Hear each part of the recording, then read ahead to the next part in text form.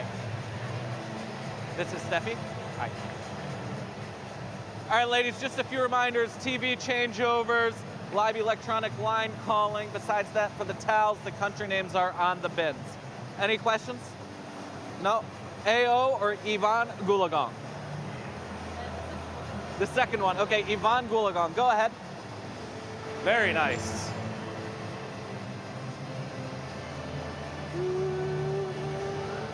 It is Ivan Gulagong. Receive. Okay, quick photos, please.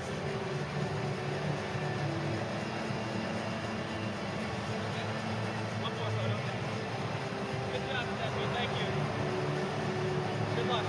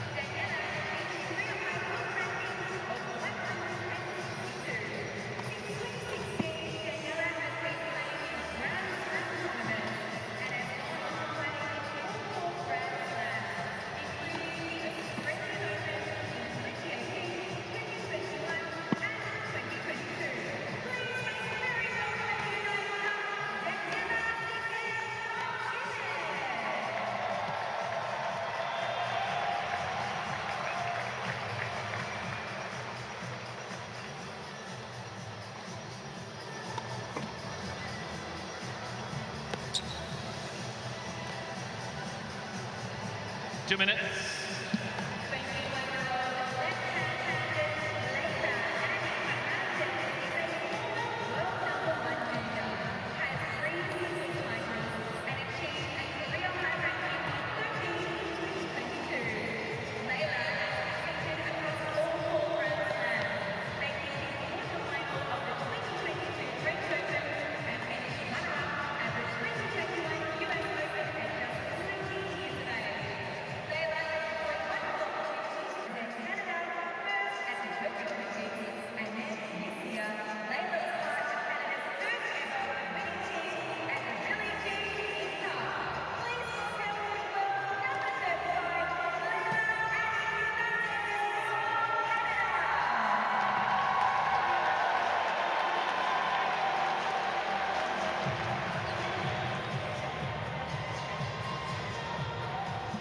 One minute.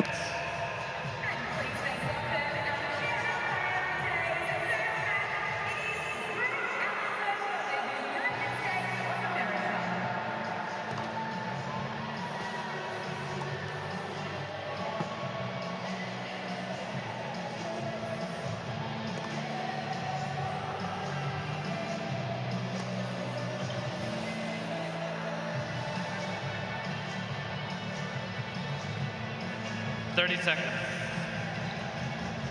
Ladies and gentlemen, this match is the best of 3 tie-break sets. Team Chile won the toss and chose to recede.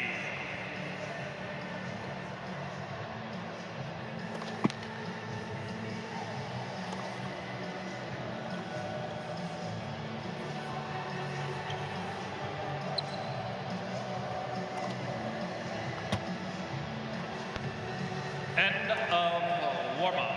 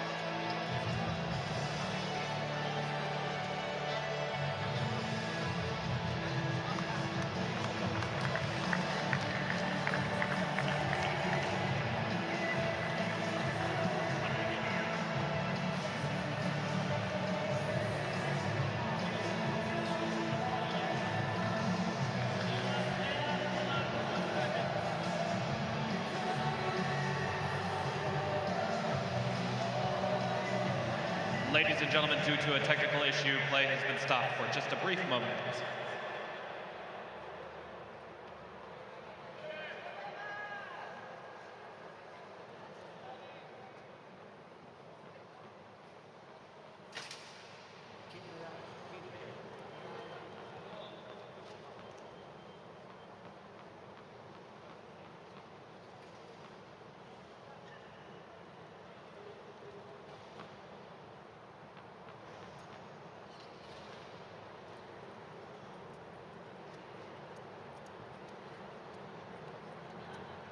Well, I've got lots of flashing lights now.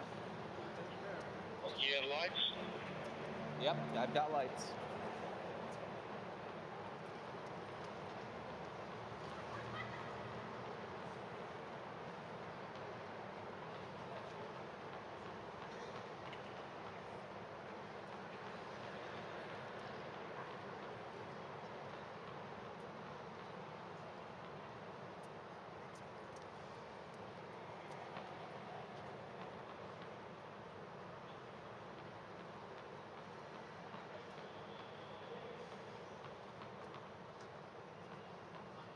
Are we still recycling the reboot, or?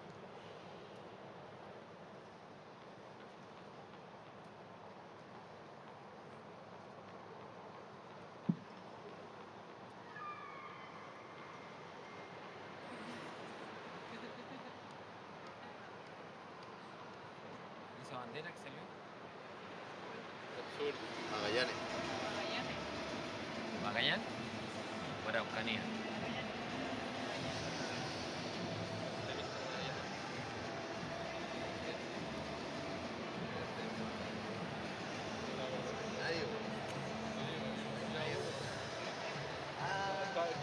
Sí, sí, Ah, sí. ¿sabes?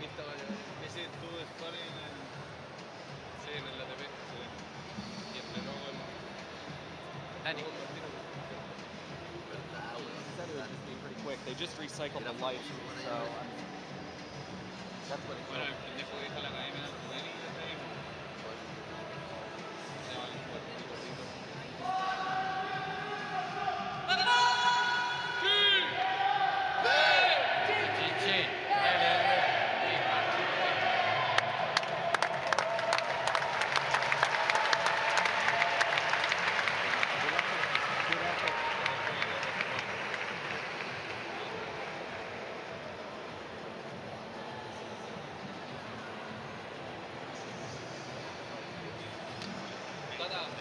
Anda a meter presión. ¿Ah? Anda a meter presión por el árbitro. ¿Un árbitro? ¿Qué pasa? Sí.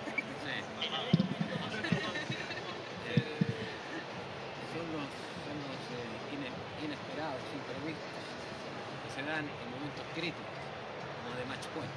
Ahí viene el reloj. 3 minutos. ¿Ah? More.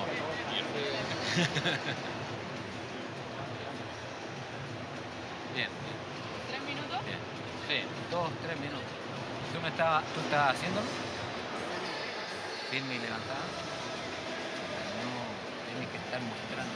O sea, te fijas que ella no te ha mirado, te ha dado la espalda. Ella te está diciendo, mira, yo no me interesa quién está allá. Entonces tú tienes que no entrar en juegos, tú en ti. Tú en ti, siempre firme y levantada, en ti. No, es que uno puede estar bien y de repente se te mete la cosa en la cabeza. Es una lucha que vas a tener que dar siempre, de aquí en adelante. Porque esta lucha no la has dado. Ahora eres tú. Yo miércoles. Yo estoy firme y levantado. Firme y levantado. Es distinto, que tengo que mejorar mi golpe. No, es eso. Ya. Ready for play. ¿Sí? Estás diciendo que vaya, pero no. Entonces, te vas para allá caminando, firme y levantado y trata de mantenerlo. Vamos.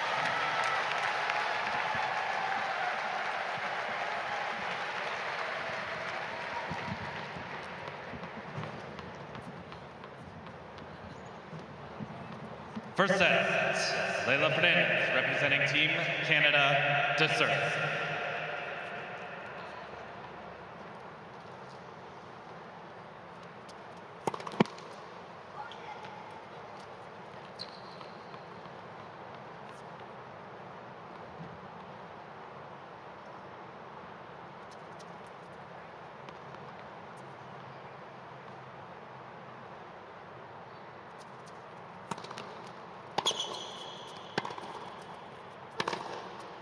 Oh.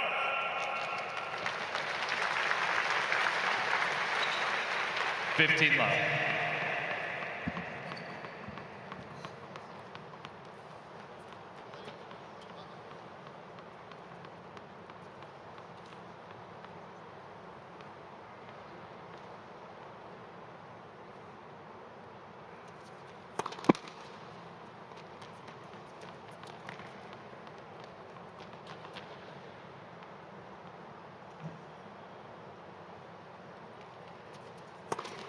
Oh. 15 all.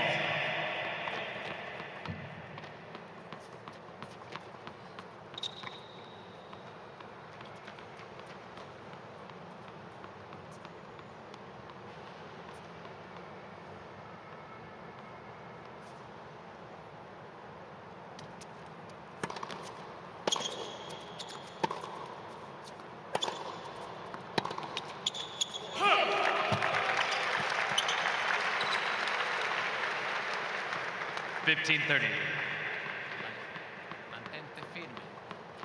Stay firm. Firm.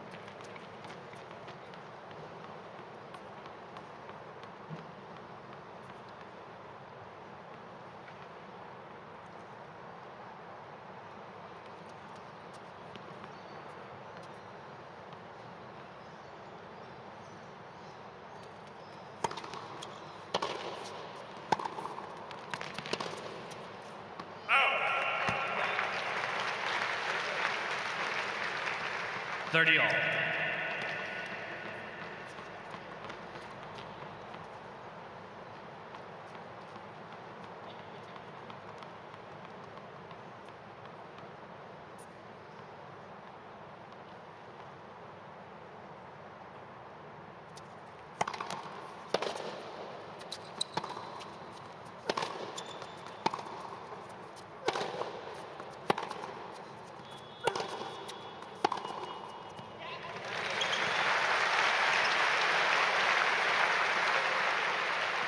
Forty, 30.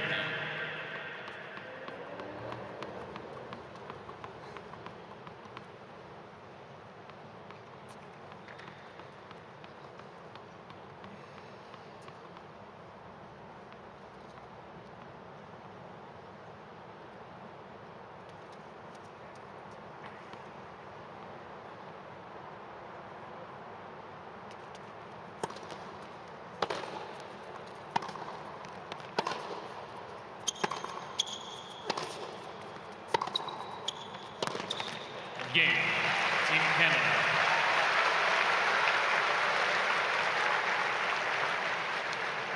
First game. Bien.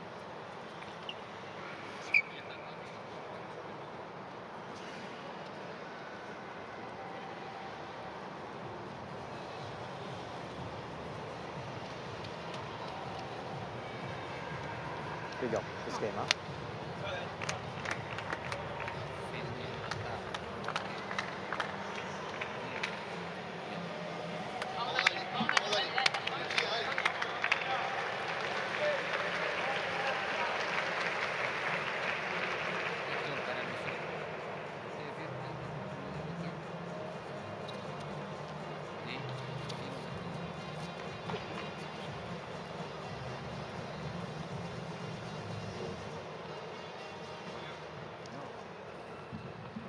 Daniela Segal, representing Team Chile, to serve.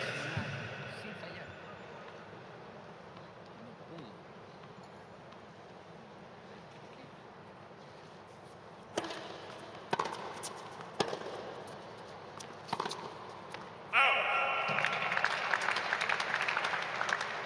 No pudo. 15 love.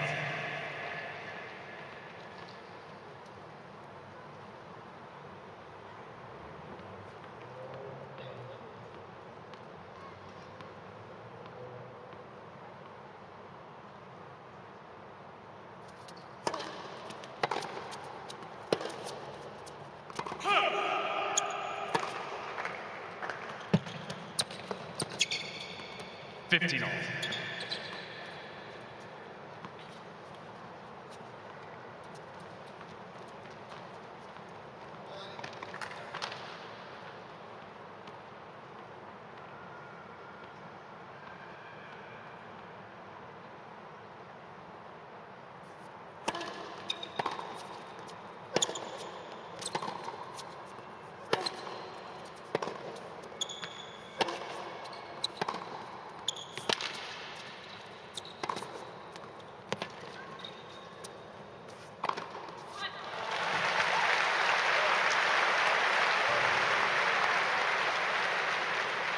$15-30.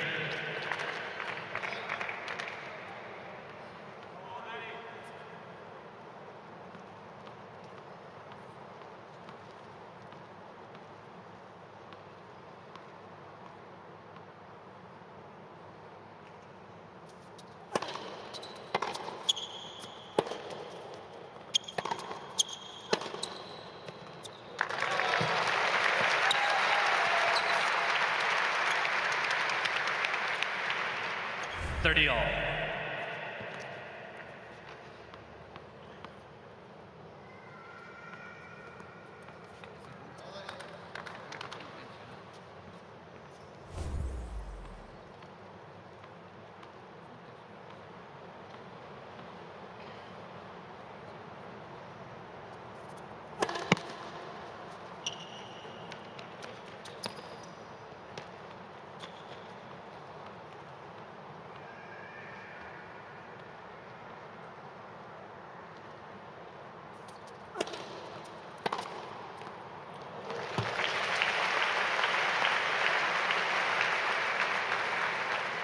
$30-40.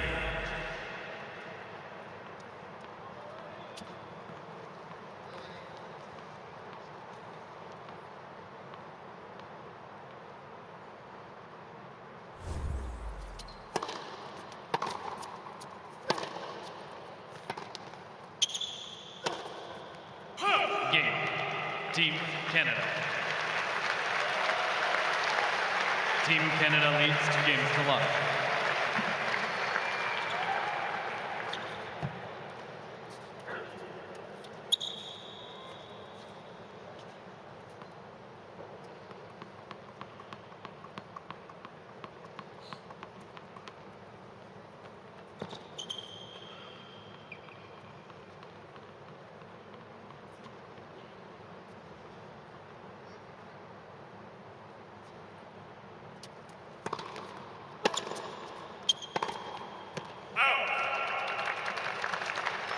Love 15.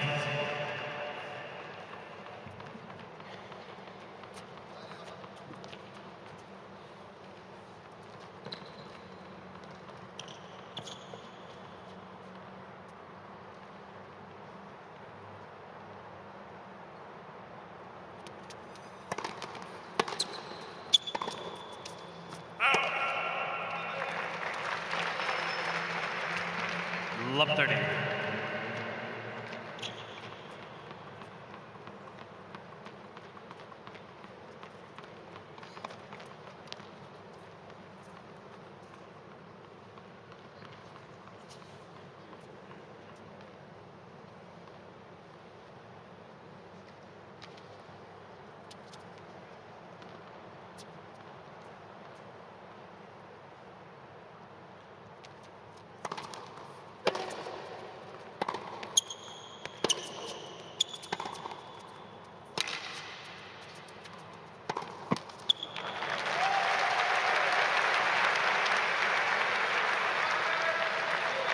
Love 40.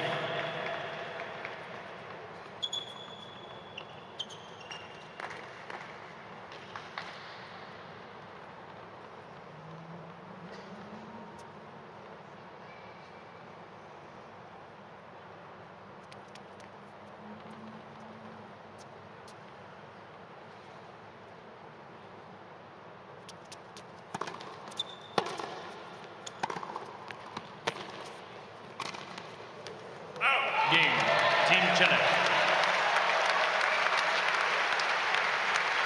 Team Canada leads 2-1.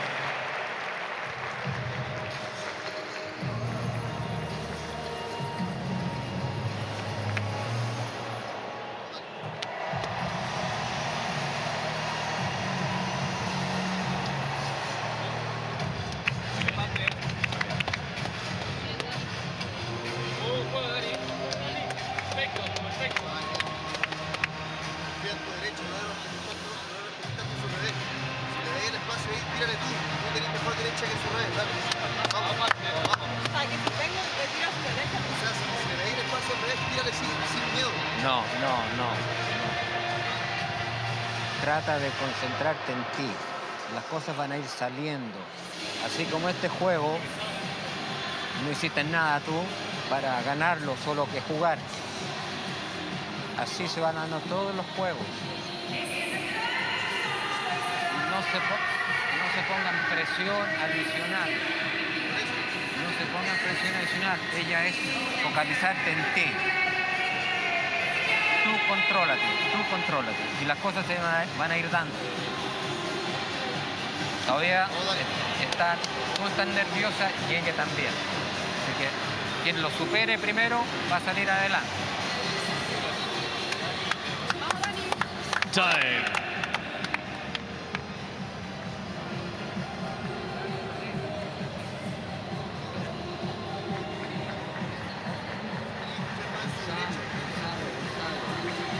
Ella está nerviosa y la otra también, por suerte.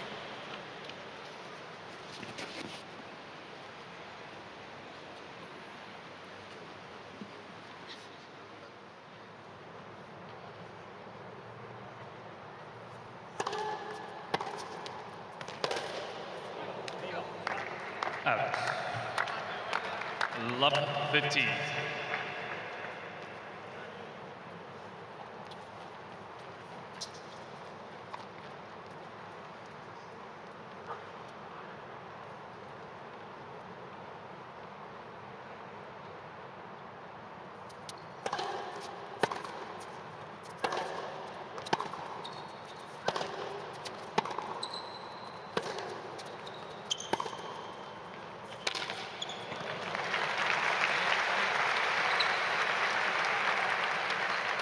Love 30.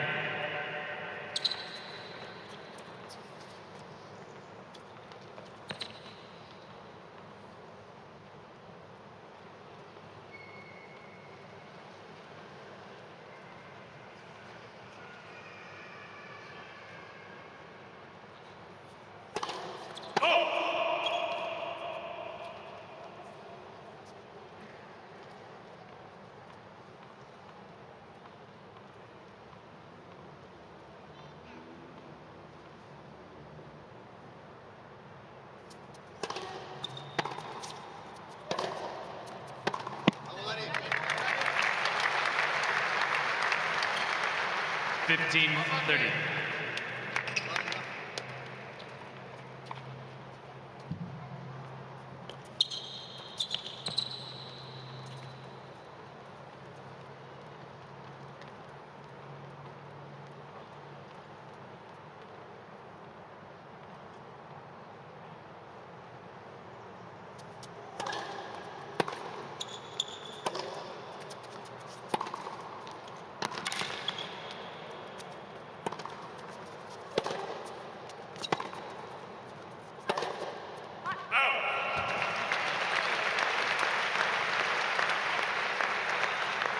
15-40.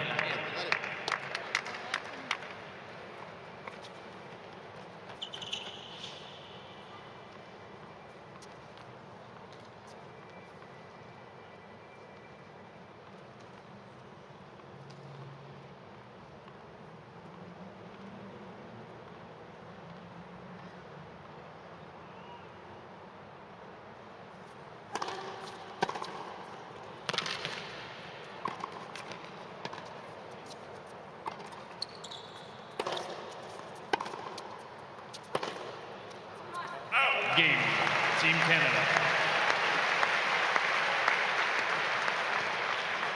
Team Canada leads 3 games to 1. Felix, you're looking extremely relaxed here. Seems like Leila has everything under control. What do you think? She has so far, so it makes our job easy on the bench, more relaxed. But yeah, it's different than being on the court. Sometimes it's also stressful on the bench. You know, you don't have control. You're just watching. For me, it's better personally to be on the court. Well, you're not going to be on the court today. How come? Are you planning? Are you putting up a New Year's Eve dinner or something? Are you busy organizing that, or what's happening? Why don't we see you on the court? Nothing that excited. I mean, I wanted to play. I came here early on the 24th, getting ready, and then in the last few days, something came up again with my knee, and started getting some pain again. So, I mean, I guess that's a good thing with the team event. The second player can come in and play, and then I can see if later in the event I can be ready to play again. Generally, how excited are you to be part of the United Cup this year? Because it's the first time. It's the first time for me. I had good memories from the past event, the ATP Cup, that we won with Team Canada. So if we can kind of mix the success that the girls had, in team events, and that we've had also on the men's side, mix it all together and win the United Cup, that'd be great for us. All right, thanks, Felix. We'll let you focus, and good luck with that knee. Thank you. Beautiful.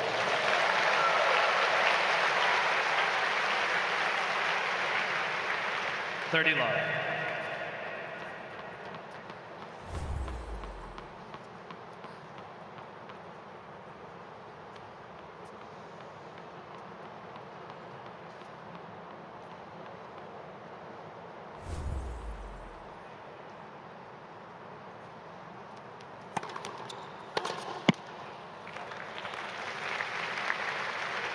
$40 love.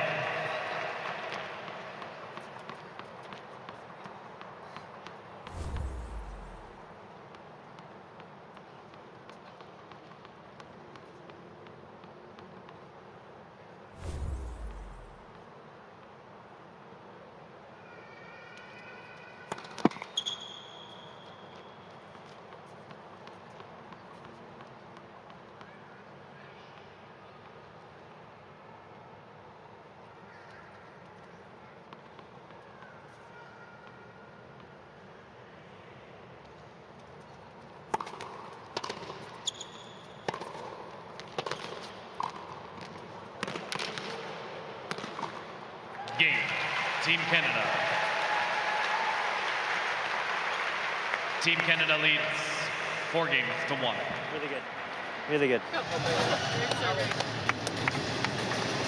Yeah, much better there.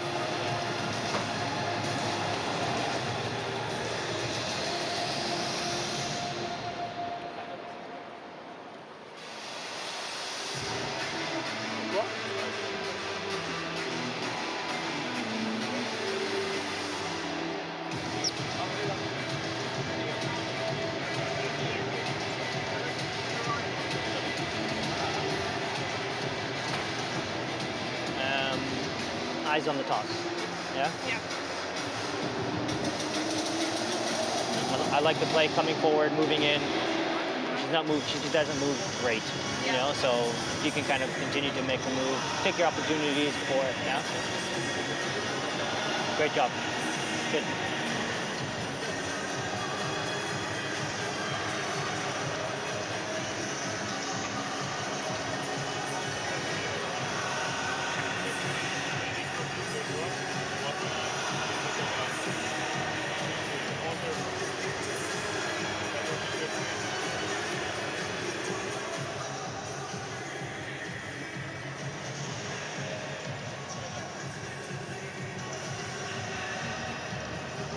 Time? we go. Get another one here, another one.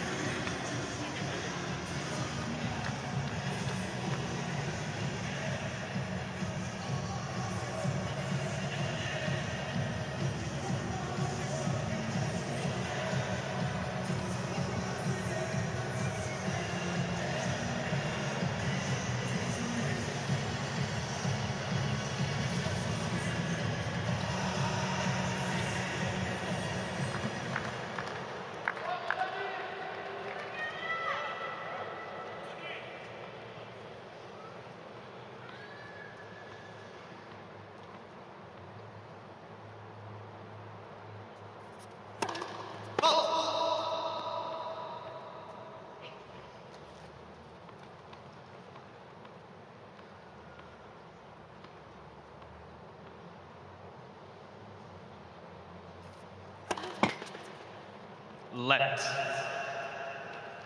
Second serve.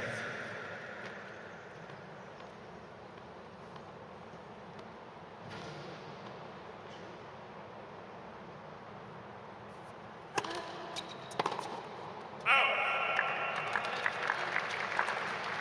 15 left.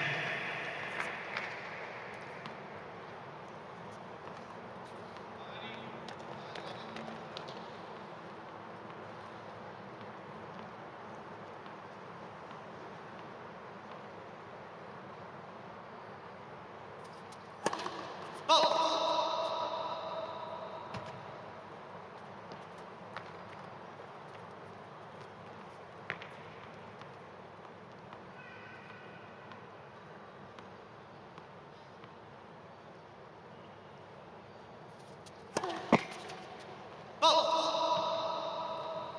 15 all.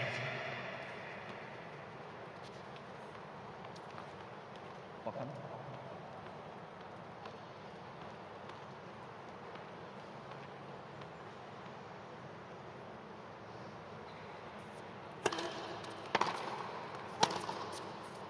Huh. 15-30.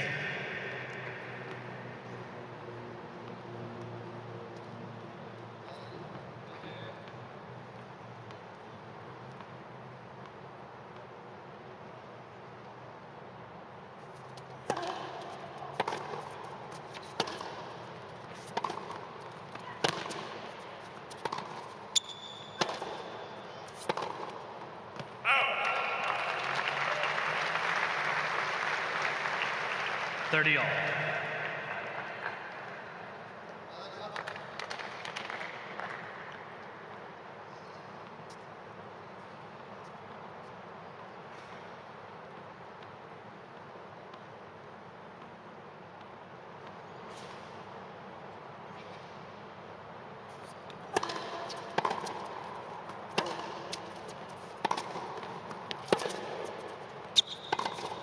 Out.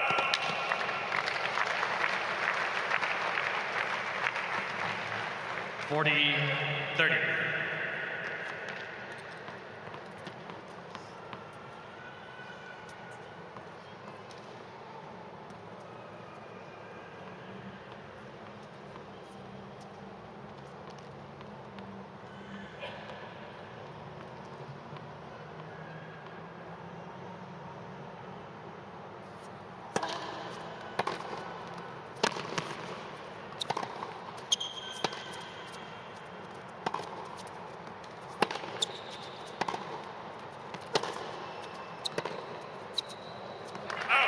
Game. Team Chile. Team Canada leads 4-2.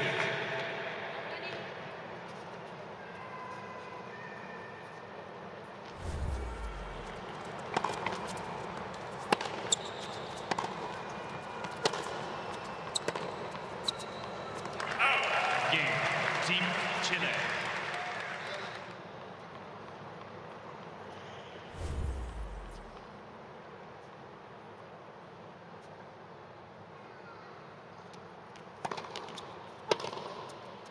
Huh. 15 left.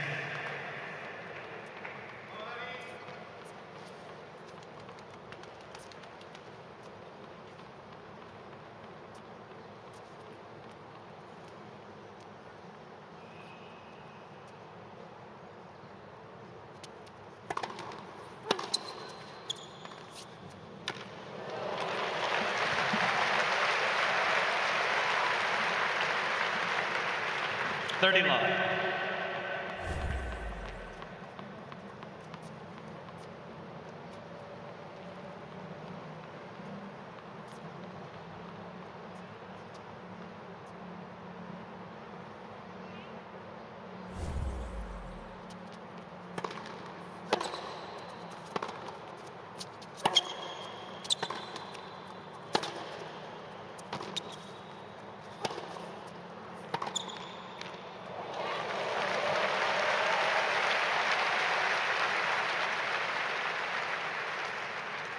Forty love.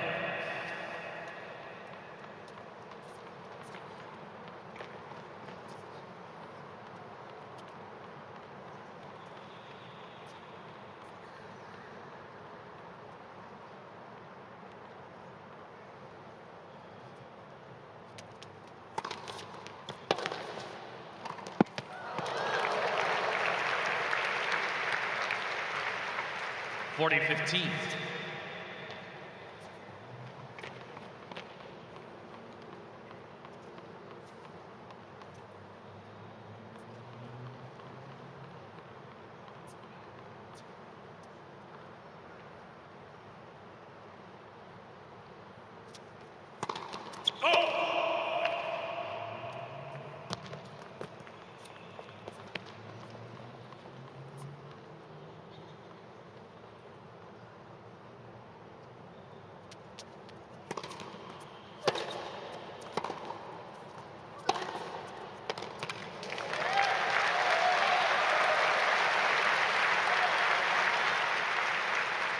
Forty 30.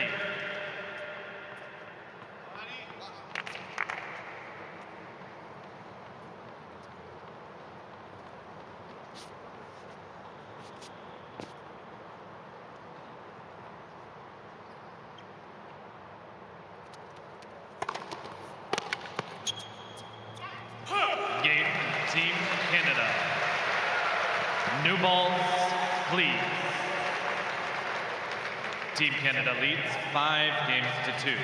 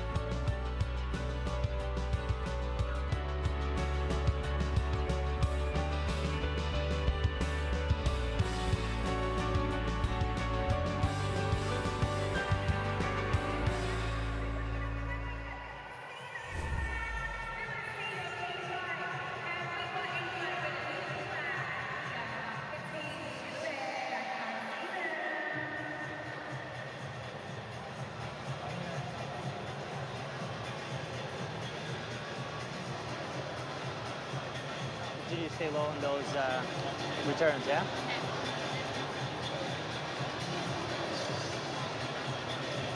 Here you go. Keep doing your thing. Time.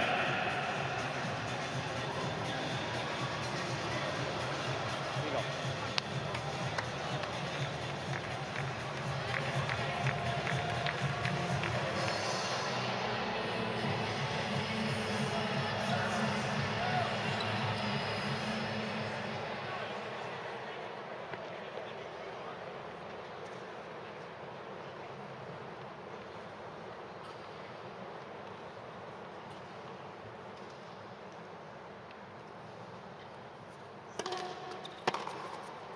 Oh.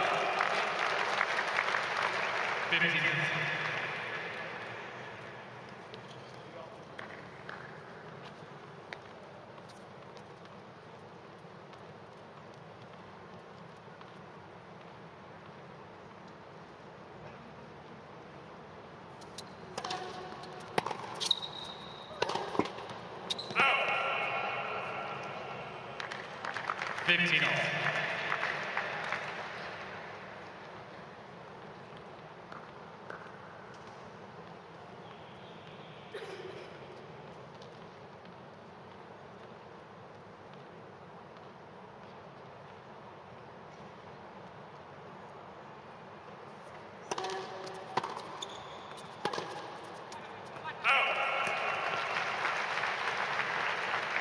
15-30.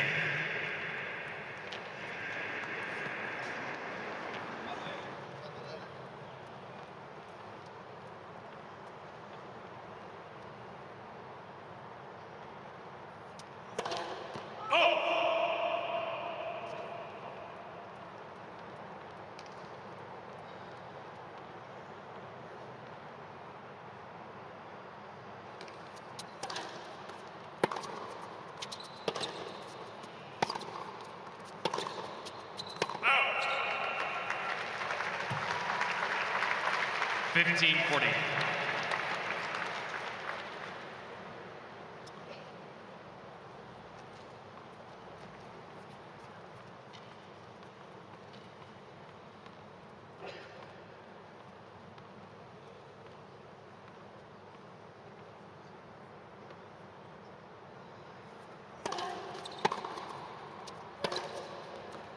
Game and first set.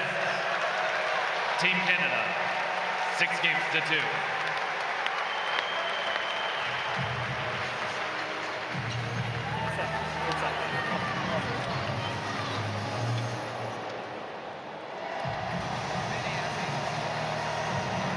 Keep that level. Yeah. Don't need to change anything.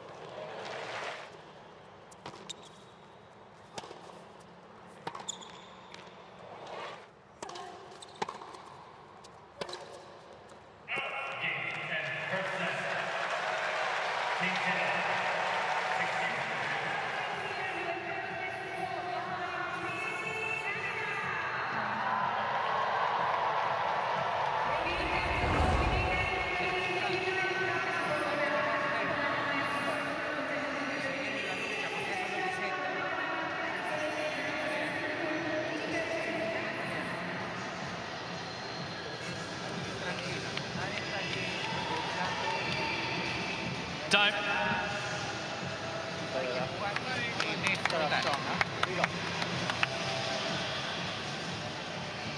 Second set. Team Canada to serve.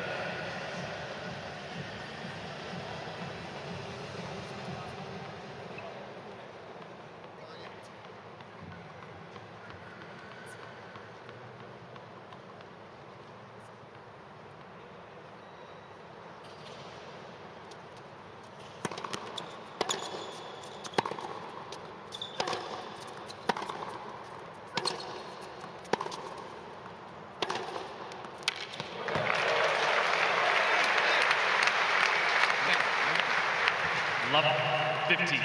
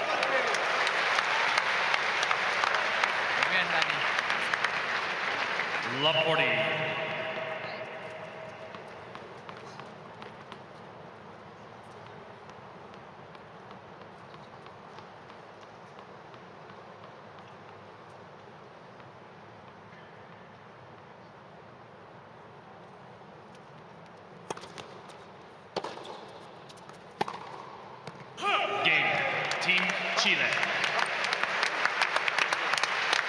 First game, second set. Muy bien. Muy bien. Eso. Sigue tranquila, punto por punto. Y Baterita. Tu body. Tu body. Anda variando. Rápido después del lo que saque. tú quieras. Rápido después del saque. Rápido después del saque. Vamos. Dale. Oh.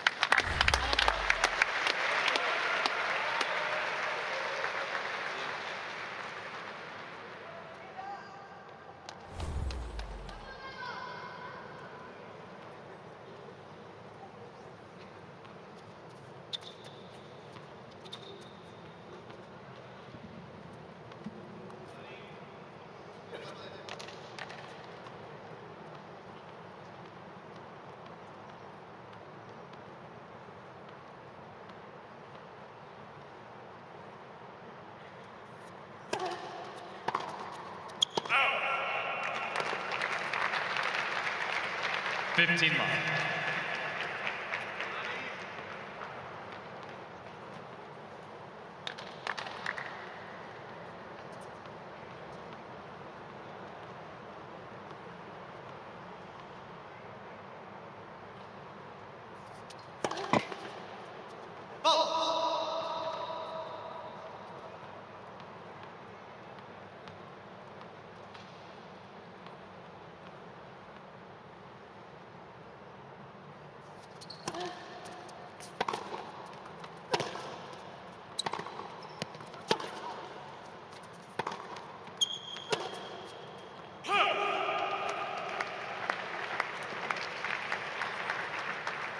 $15 all.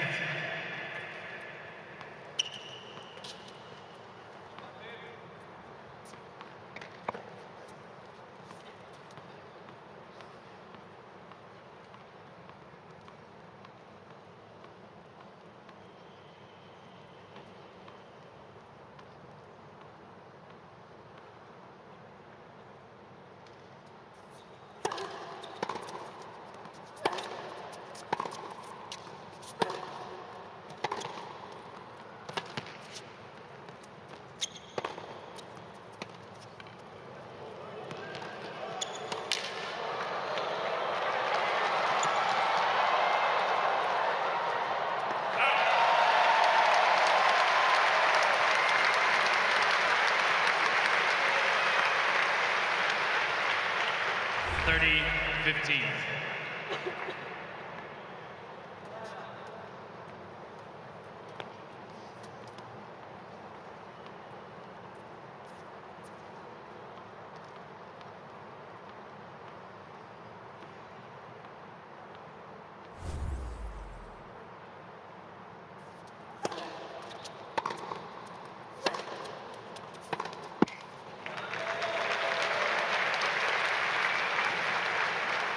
$40-15.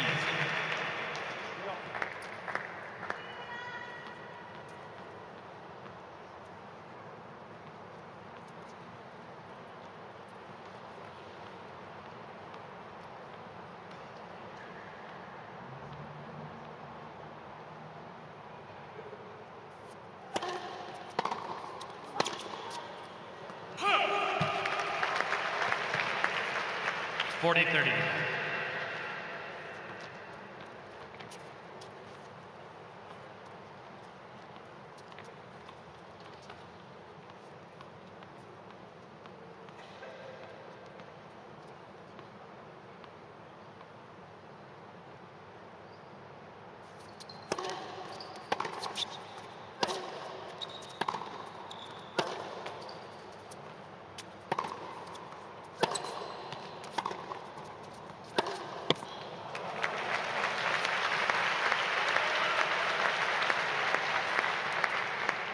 Deuce.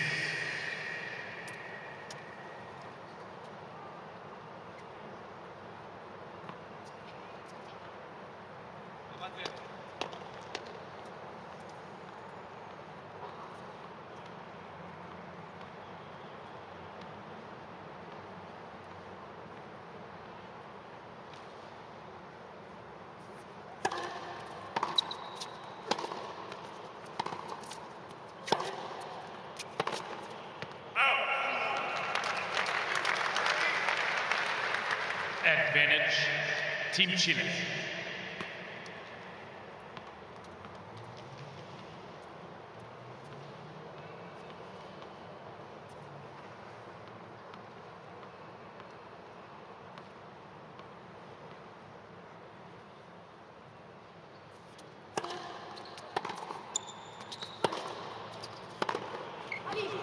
Game, Team Chile. Team Chile leads 2 games to love.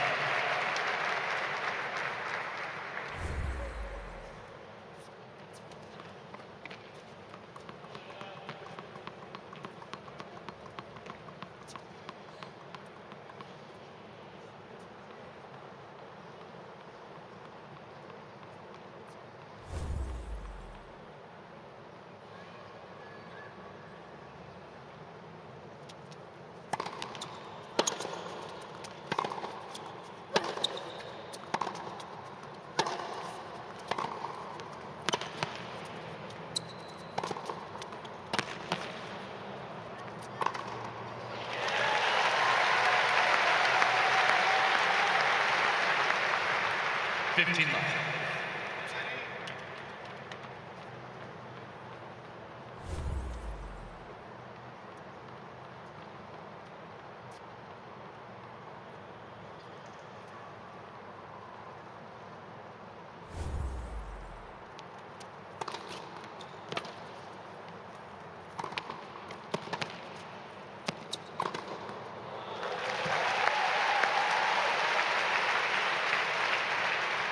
$30 left.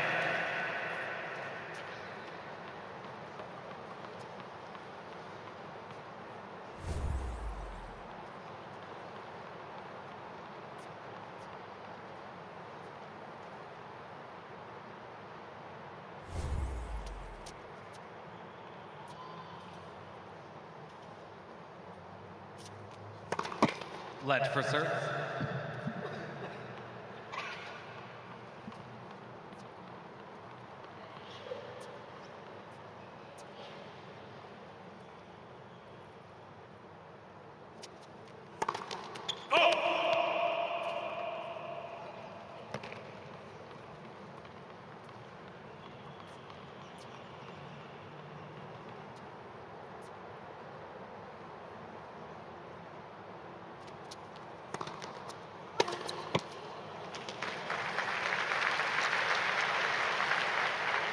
$40 left.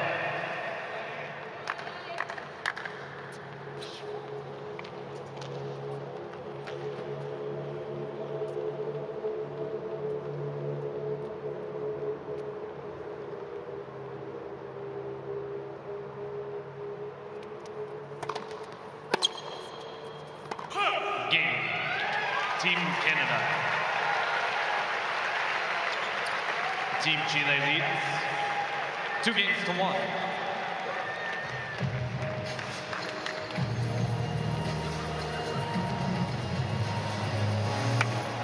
We're back to speed.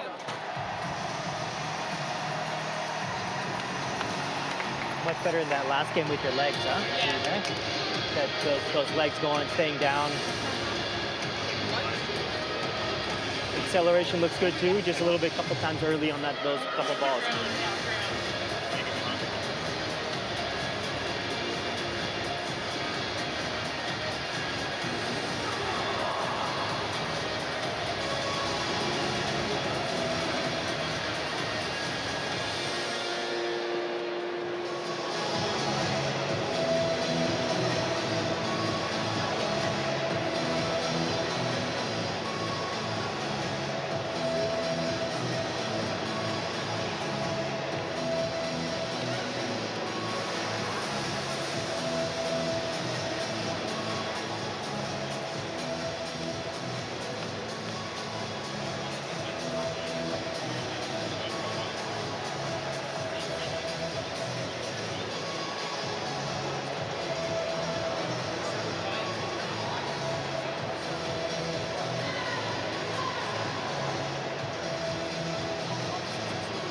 Time. Let's go.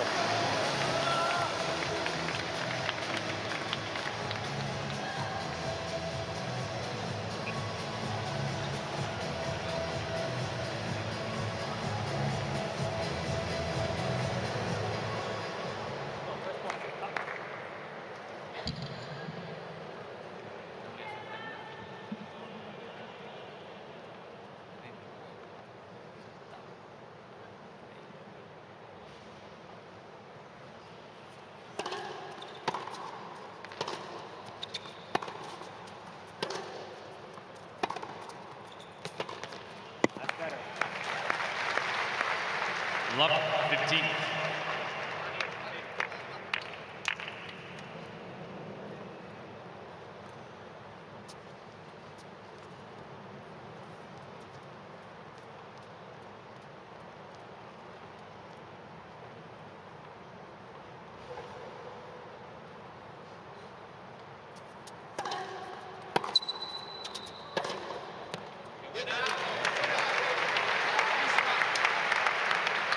All. We go.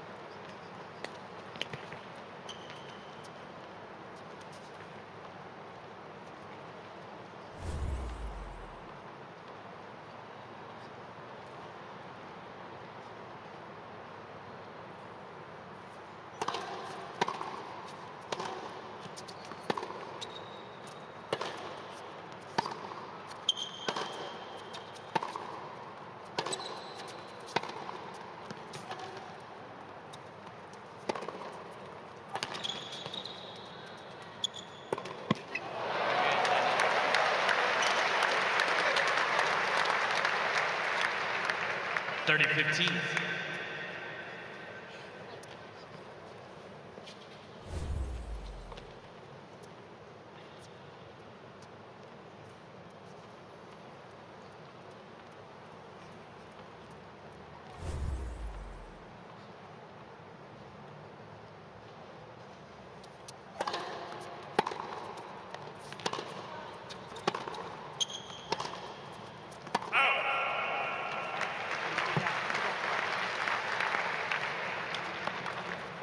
All.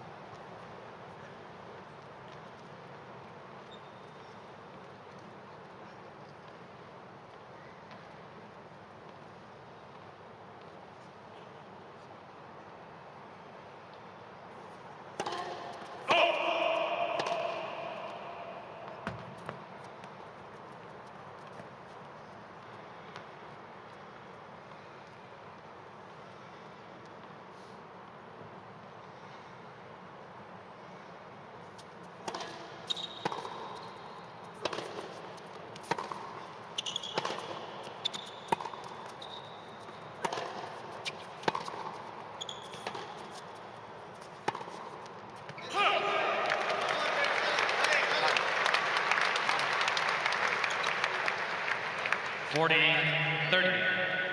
Con calma, con calma. Durísimo, dale.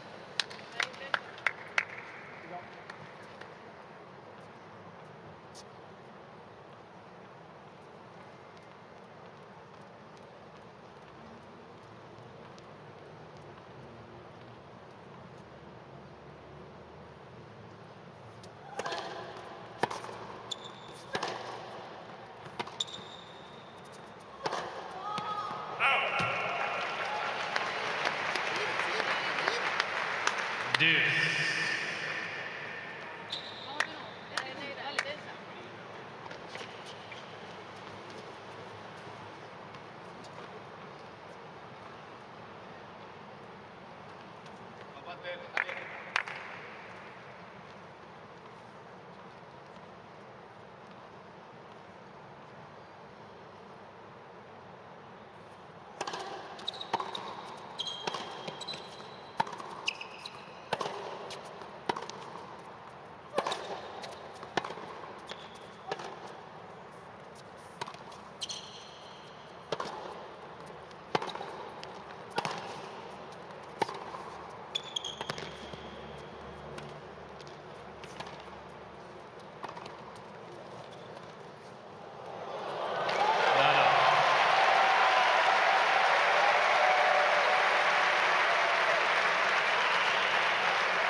Advantage, Team Chile.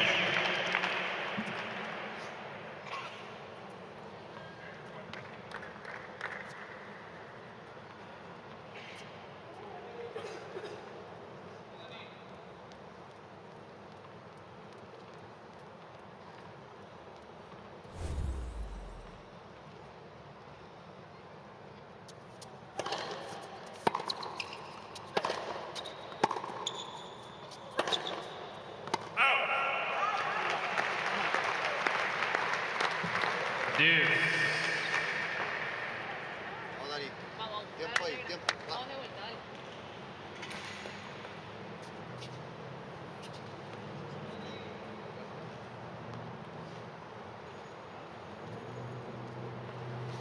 Pater.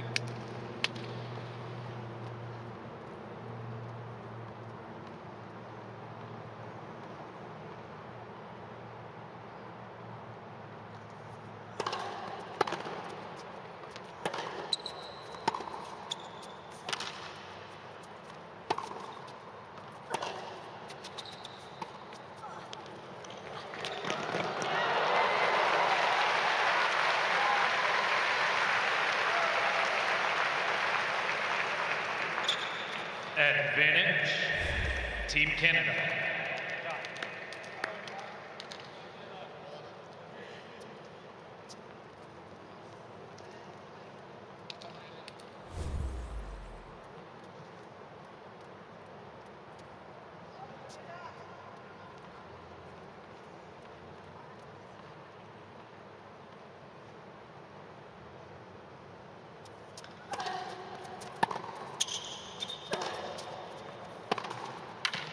Game, Team Canada. Great ball, great ball. 2 games all. Keep calling, go. Keep calling, go.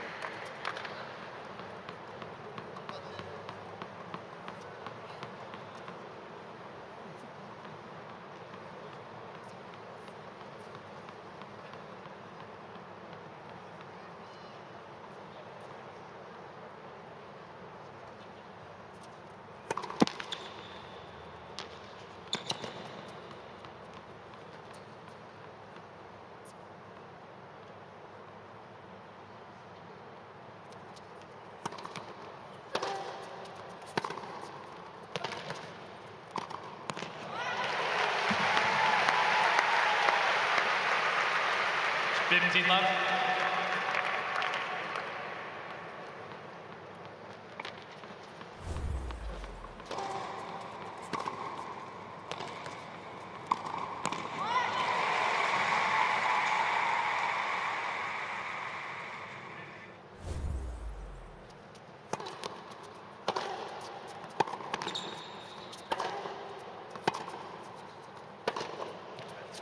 Out.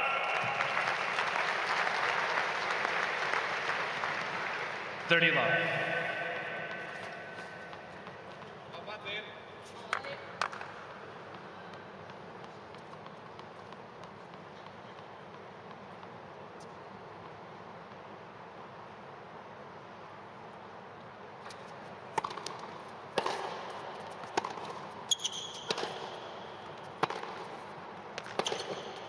Out.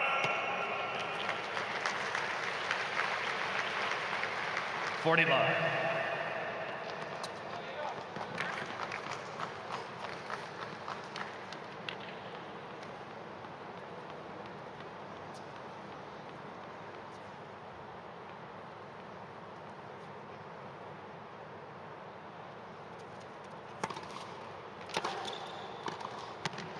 Game, Team Canada.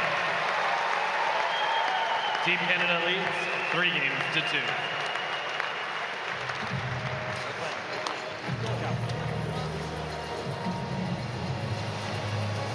Está bien, ella ha mejorado. Ha mejorado. Está exigiendo. Está respondiendo bien.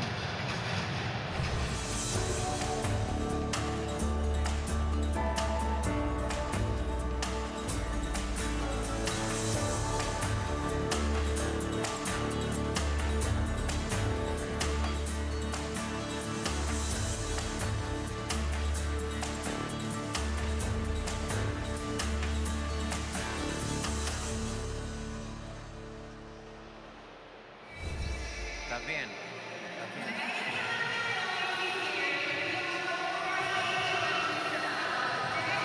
Están mostrando que puedes. Están mostrando que puedes. Así que tranquila.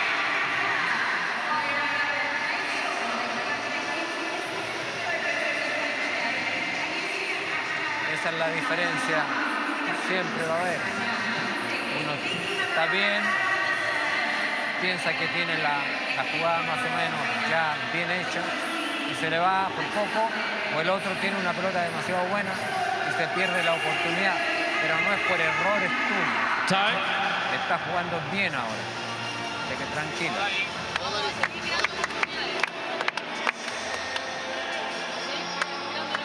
Así que, con ánimo, acuérdate que estás acá en Sydney. Vamos, Dani, vamos.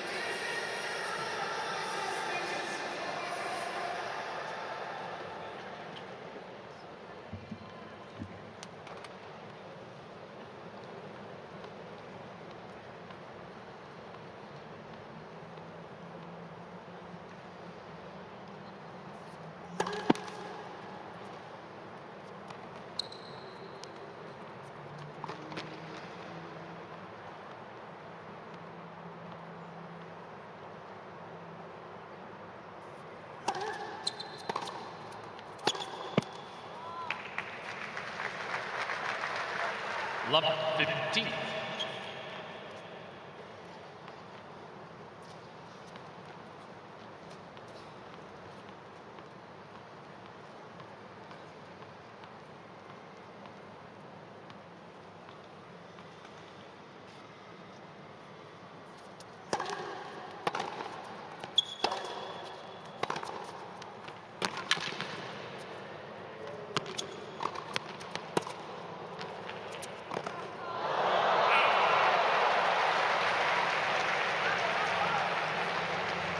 $15 all.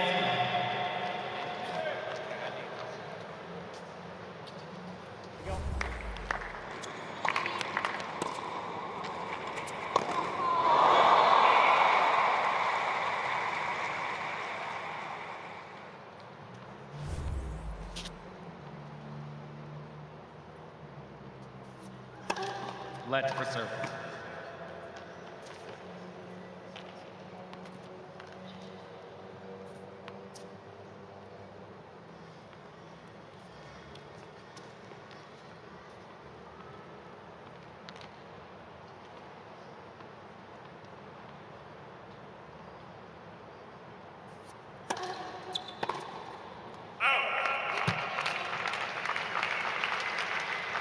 $30-15.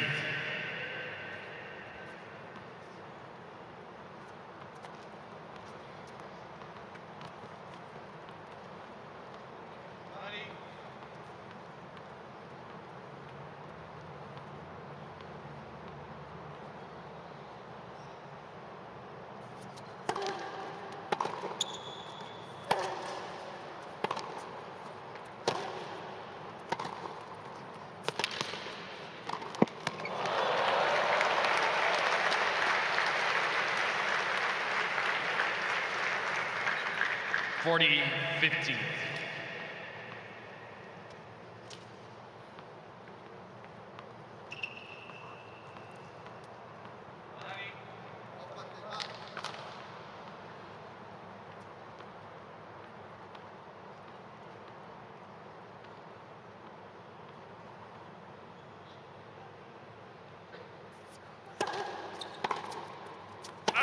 Game, Team Chile.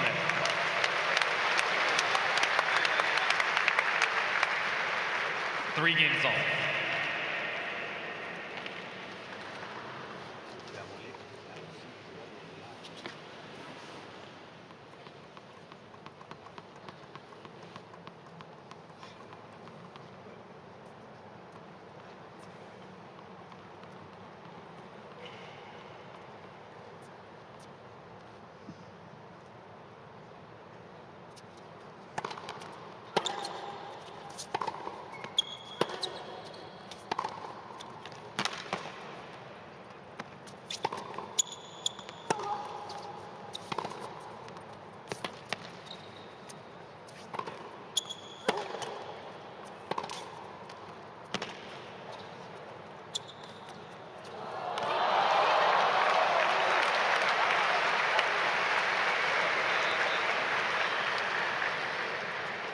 Love 15.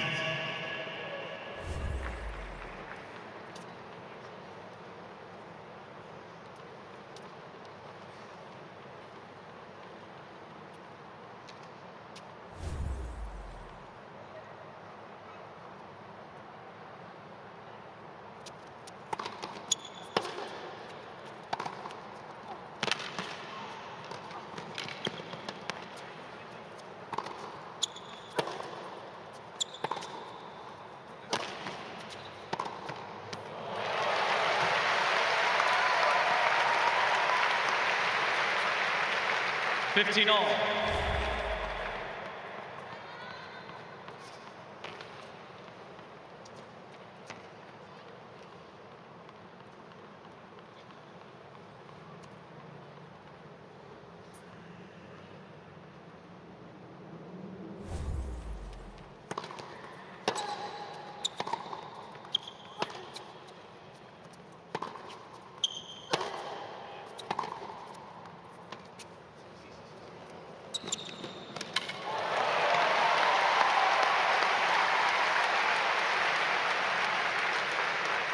$13-15.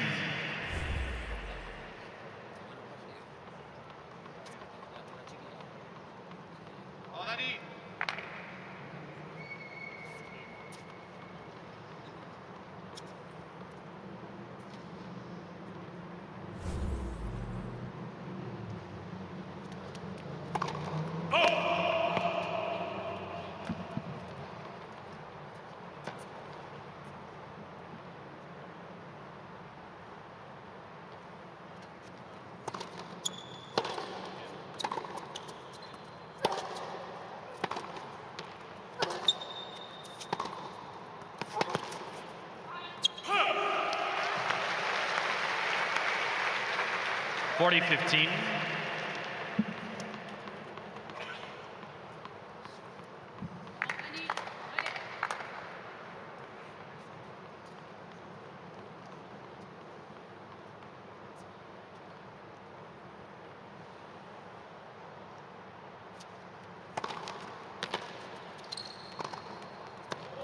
Game, Team Canada. Team Canada leads 4-3. Great job. Great job. Great job.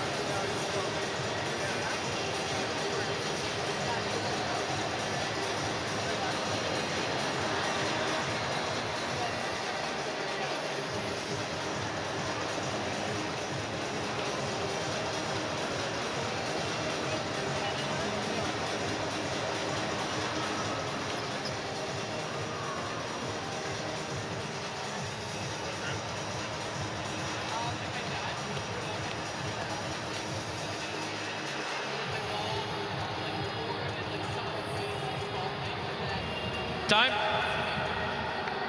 Here you go. Come on.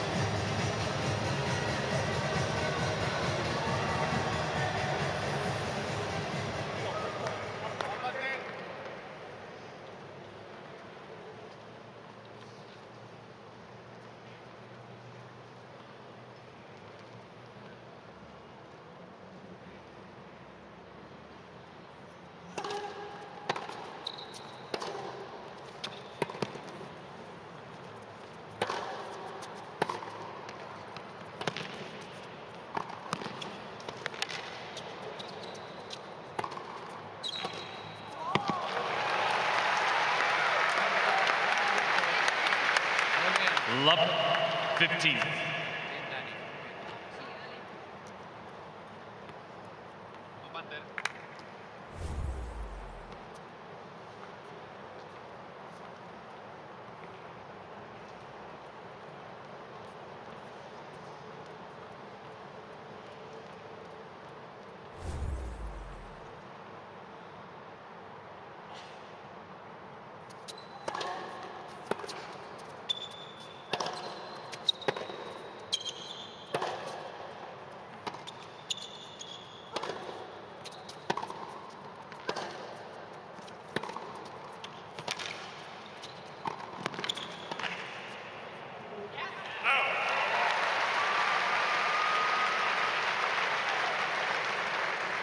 Love 30.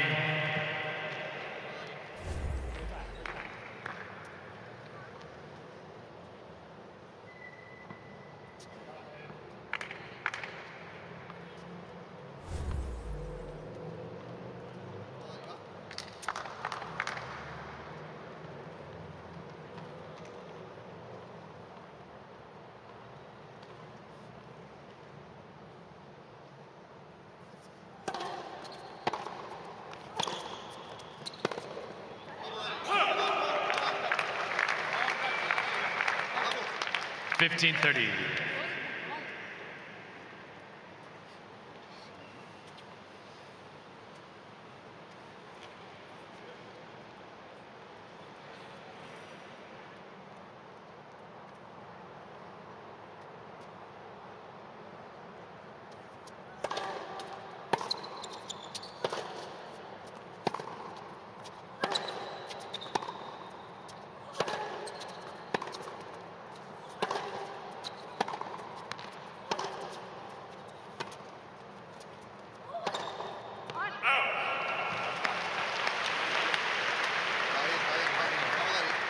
$15.40.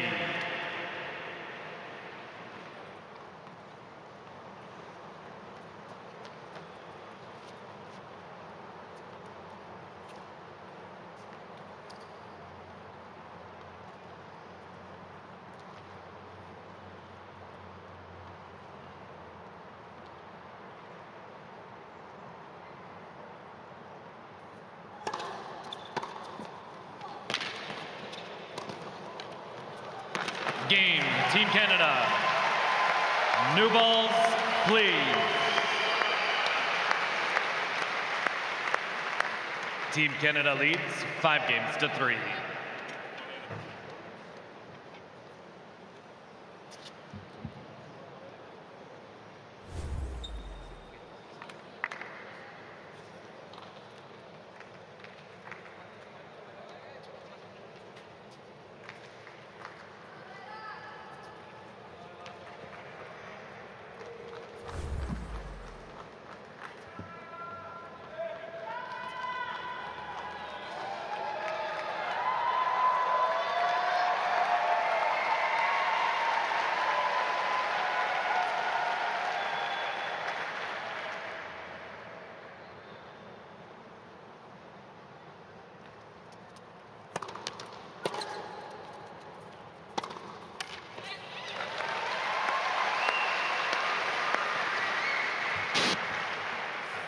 $15 love.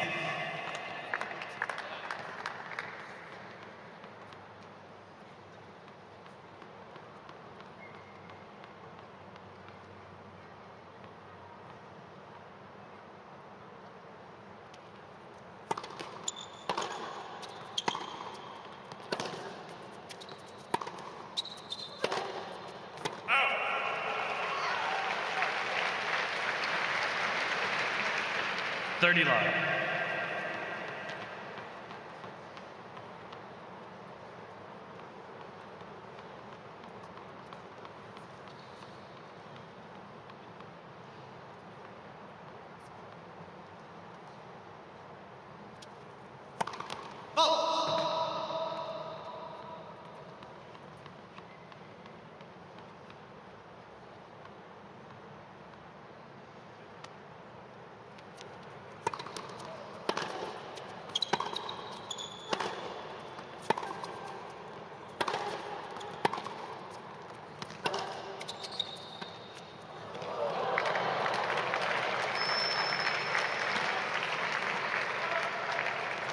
30-15.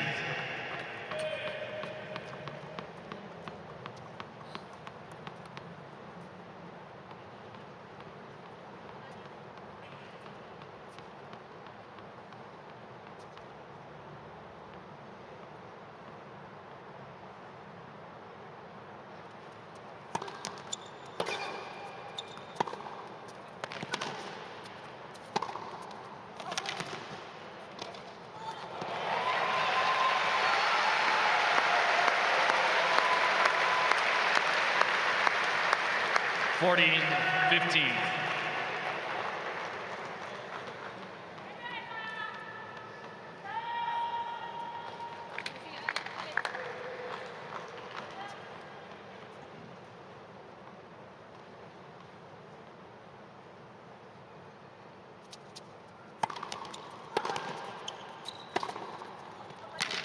Game, set, match. Team Canada. 2 sets to love. 6-2, 6-3.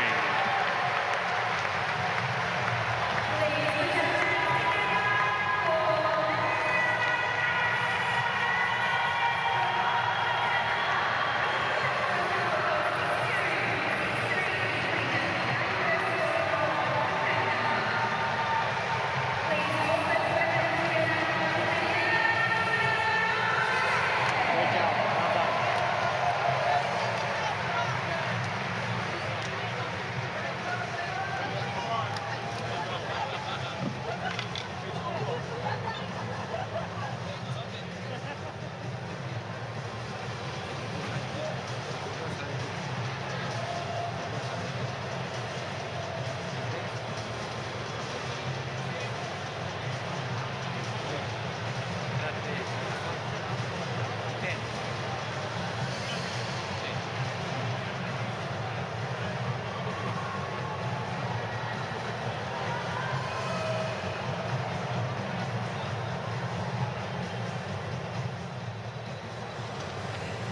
Leila, congratulations. What a great match that was. It was the last singles match of the year. It was the first one for the next season. What are your thoughts? How happy are you with your performance? Well, I'm extremely happy with the way I played. It wasn't the greatest match because it is the first match of the season, the nerves, but I'm extremely happy with the way that I was able to manage it, enjoy myself on court, and just finding solutions and playing a good match in front of an incredible crowd. I love your variety. I mean, you're coming up with always something very different. Today there were a few surf and volleys as well. Is that something you want to implement in the next season as well? And you had big smiles on your face when you did that, and you were successful as well. Yeah, I did a couple of serve and volleys. It definitely feels good. We did practice it a little bit last year, and we practiced it a lot in the preseason, and I'm glad that I was able to do it in match play. That was extremely important. And when it was going well, I just couldn't contain my happiness because I saw the hard work paying off. So it was cool, and hopefully I can do it more this year. Well, hopefully your team is going to score a win, but what's more important to me is, have you got New Year's Eve all sorted? What's your plans for tonight? Well, first of all, we're going to see about this tie. This is the most important thing at the moment, and I think afterwards we're just going to spend time together, maybe go watch the fireworks. We don't have a match in a couple of days, but like I said, first of all, this tie here, it's important. We're going to play Chile. It's going to be a tough match, and then I got the mixed doubles, so we'll have fun. Good luck for that, and thanks for the interview.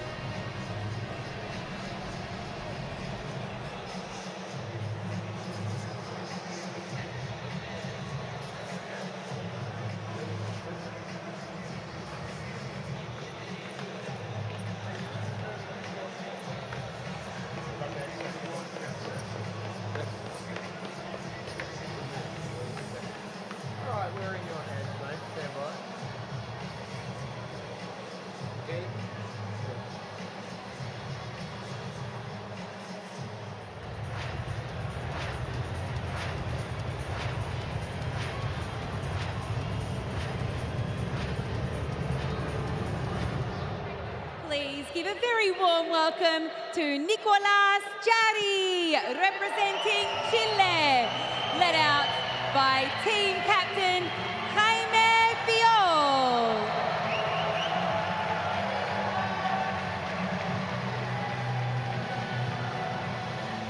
And today's opponent, representing Canada, is Stephen Diaz, led out by team captain Adil Shemazdin.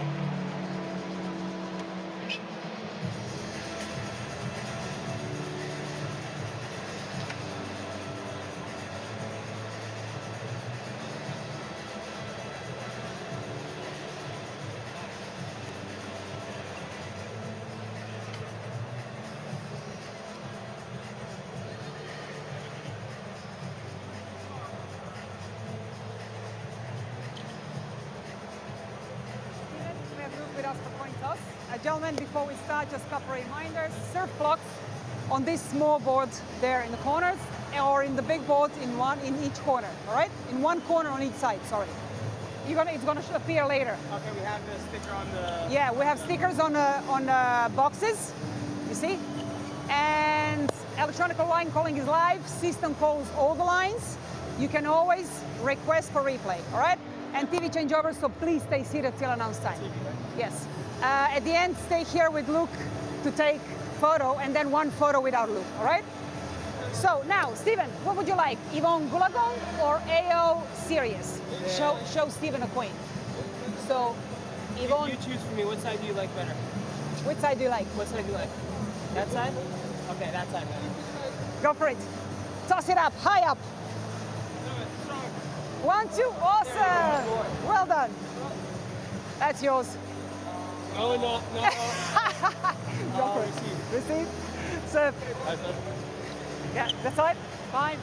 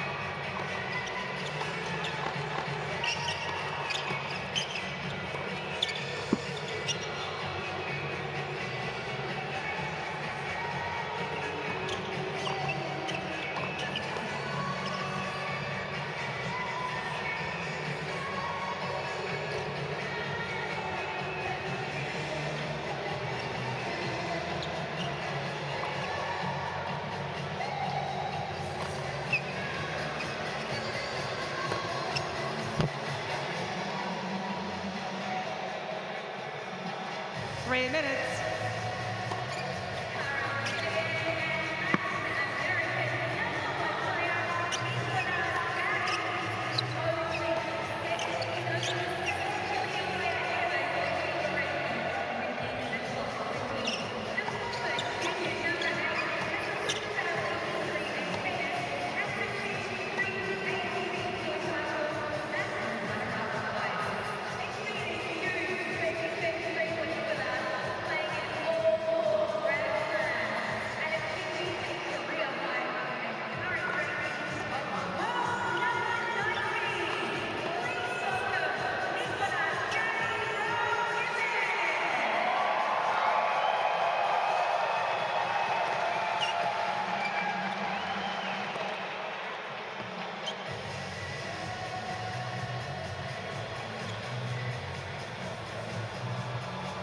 2 minutes.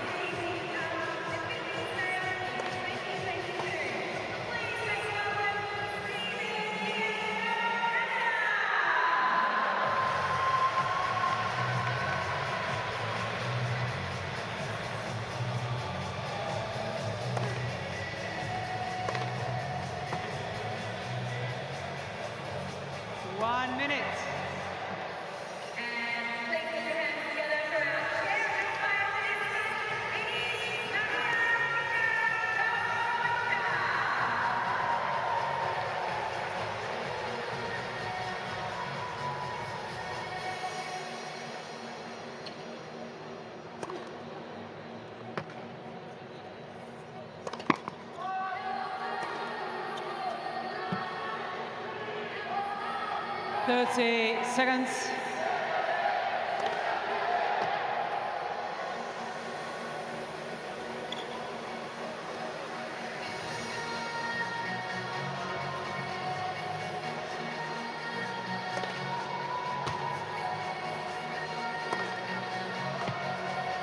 Ladies and gentlemen, Team Canada won a toss and chose to receive.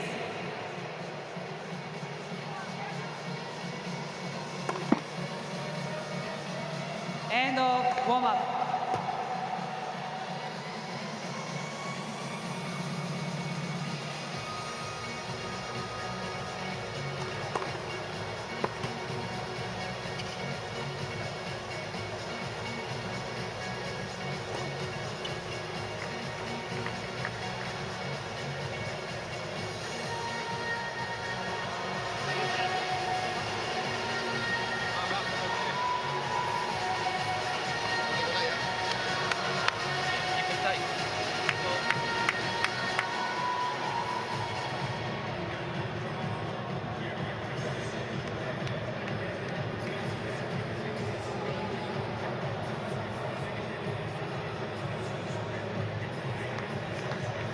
First set.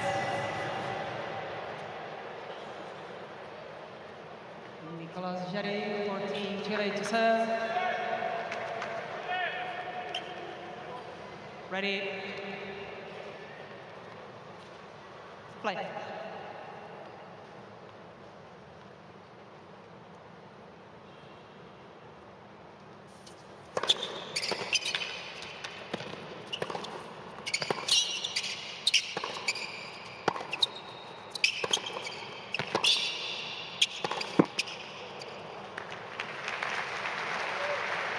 Love 50.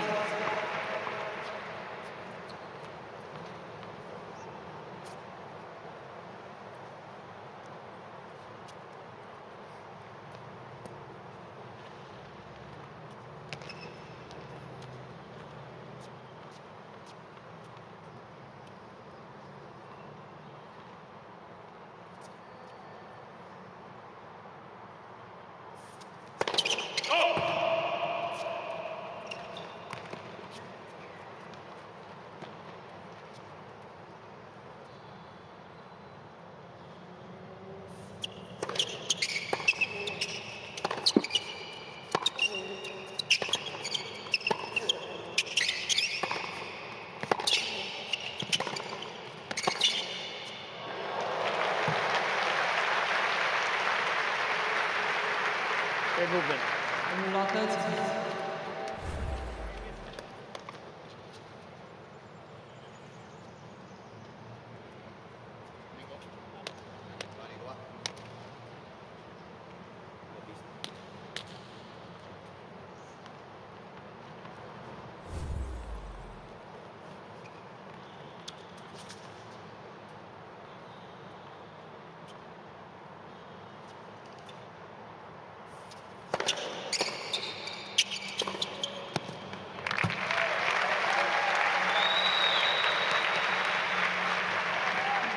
15-13.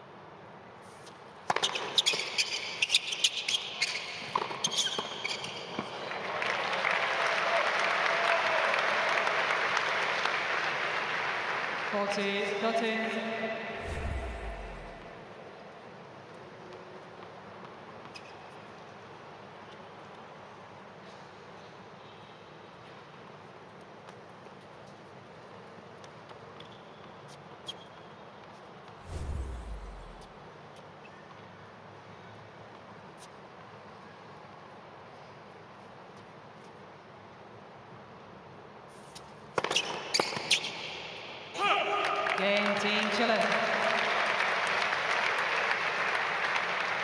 First game.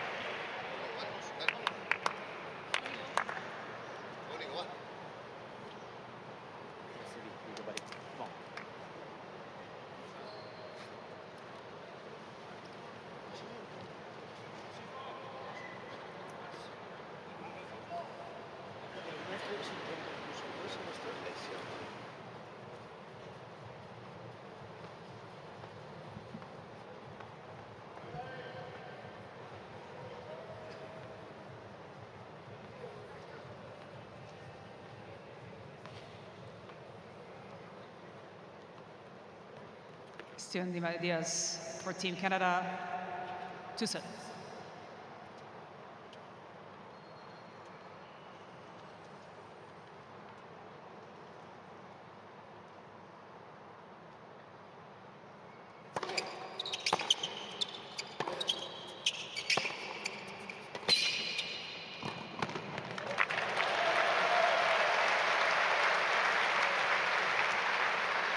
Love 15.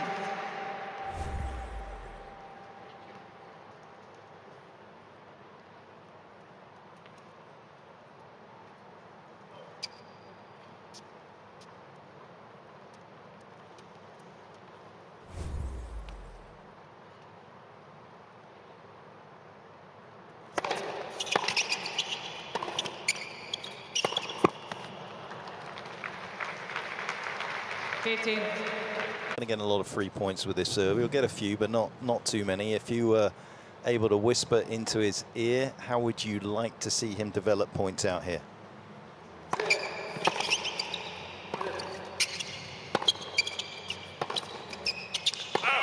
I don't think it was Jarry's best day, the third round of the US Open this year when he played Alex de Minaur, but de Minaur almost showed us the blueprint of how to play Jarry on a reasonably fast hard court. And de Minaur, of course, has a great ability to shave across the ball, doesn't hit with a lot of topspin. Everything was kind of knee height or below for Jarry, and he really didn't enjoy it. But you talk about Diaz spending some time in Spain, and that's not really the trajectory of his shots, even though he's not particularly tall. So I think it's just going to be a tough assignment. He's almost got to hope. I feel like it's a tough situation given that he doesn't have the pedigree to be playing a guy 19 in the world. It's almost like he's just got to hang on to his serve, get a bit of scoreboard pressure, you know, 1 or 2 or 3 all, and try to feel like he's in the match and hopefully catch Jarry. Maybe, I'm not saying underdone, but early in the season, be competitive.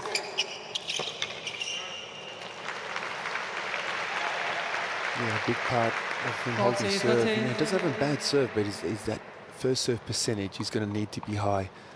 Jarry steps in on that second serve, puts a lot of pressure on his opponent. So if he can get that first serve going, as you see, he's got some nice pop, and that one having some nice slider out wide, really moving off this court.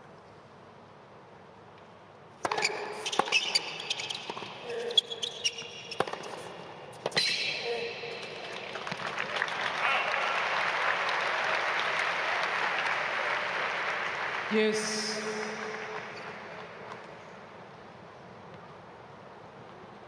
Yeah, these are the conditions that certainly suit Jarry's game.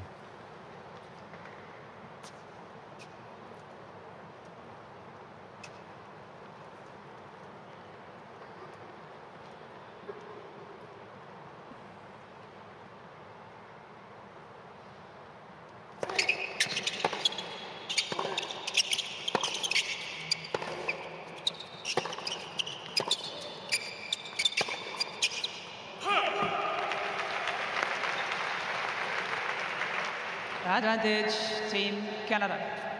And that's one thing I'd like to see Diaz do, is just mix up the play. He's got that really Western grip on his forehand. If he can just get some high ones going and Jarry's backhand side mix things up, because if he tries to stay in and hit with Jarry, he's going to be, like you said, he's going to be under a lot of pressure. A lot of power coming at him. Game, Team Canada. Yeah, he's done well to get out of that particular game and secures himself at least the first hold of his serve. As we see Felix there, who's unable to play because of that knee injury, something that has been a bit problematic for him. A little bit of illness last year as well that bothered him around the French Open. And the tour certainly desperate to have him back playing the sort of charismatic tennis that we know he's capable of. Go, Stevie. Ranking-wise for Diaz, his best win coming against Jeremy Chardy back in Cherbourg in a Challenger in 2017.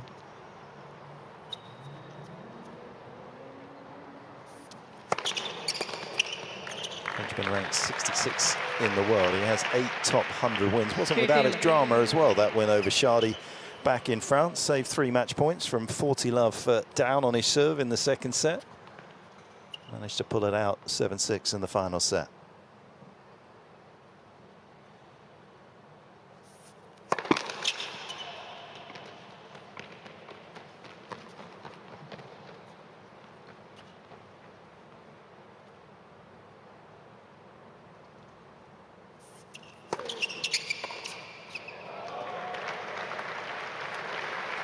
That's it. Estoy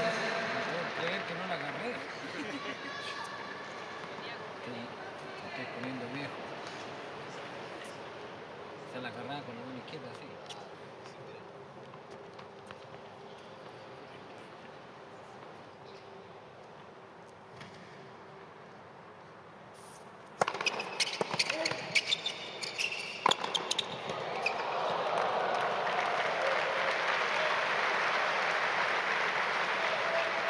Portillo.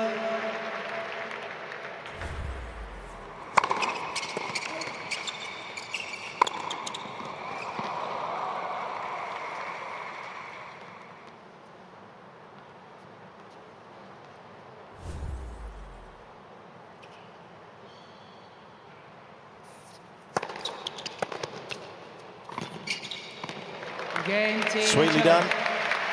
And a nice hold to love. 2-1 opening set. Team Chile leads 2 games to 1.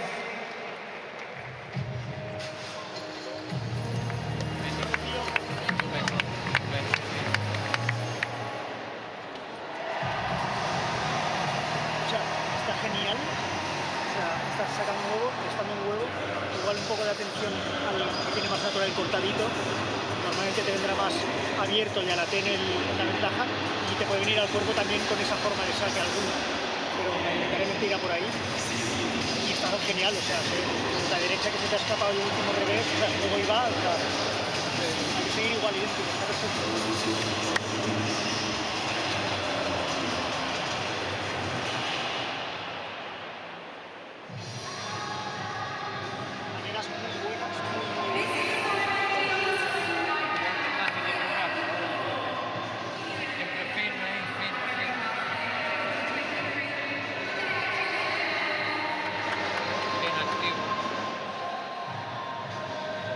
Pensando siempre en que puedes levantar el nivel.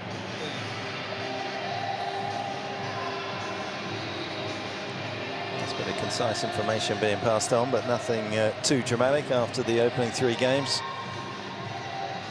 He was within touching distance already of getting a break in that opening service game of Steven Diaz's, and he'll be looking to try and push forward here.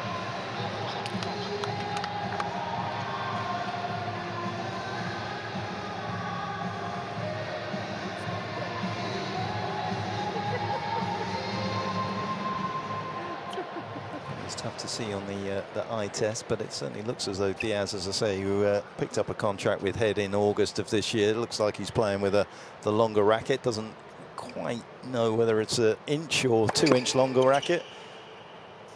And that would be one reason why he's been able to get some significant pace on his serve in the opening game.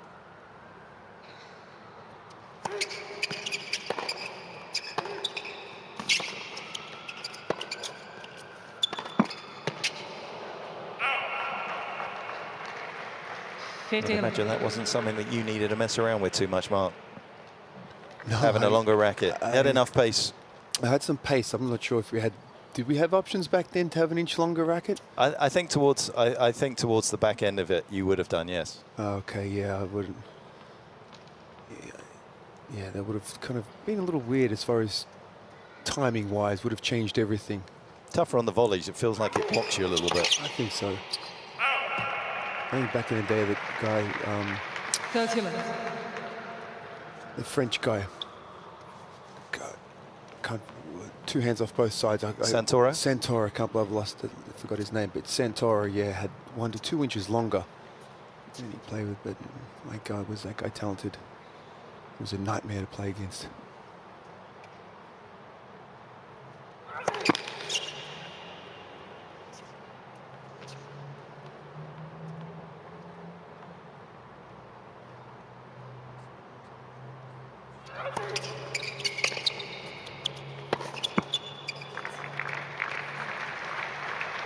Thirty, 50.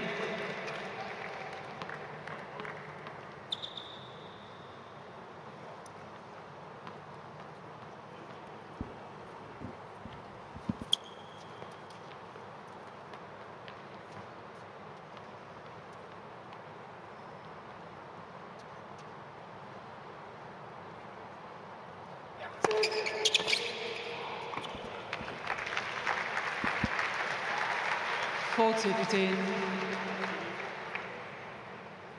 been an excellent start on serve for the Canadian in terms of first serves in, particularly at the pace that he's delivering them at.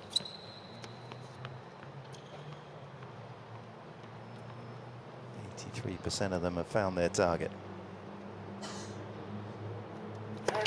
Let's first serve.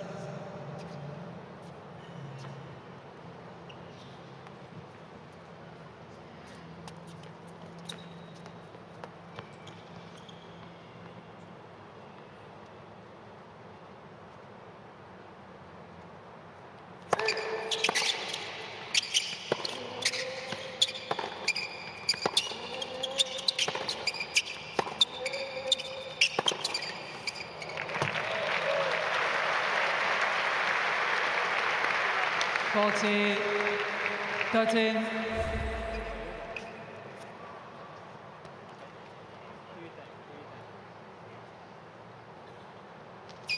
little worrying for Diaz that one has gone through the court as quickly as it has. It looked as though it was a fairly safe location through the middle of the court with Jarry that far behind the baseline.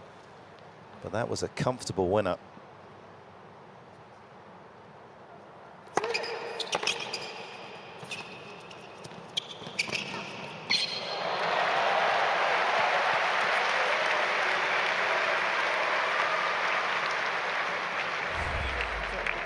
Deuce.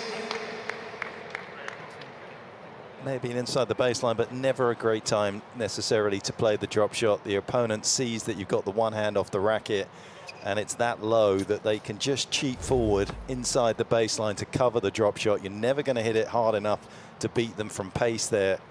Good location off the ball from Jarry.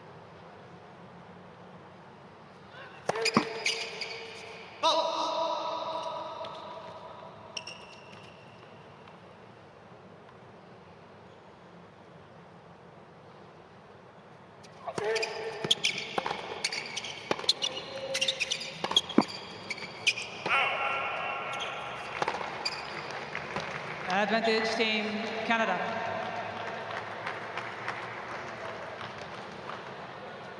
Jarry's still feeling out the ball a little bit. You know, he's missing shots he doesn't normally miss, just a little bit long or hitting a tape, but that was definitely an opportunity lost for him, and a gift for Diaz.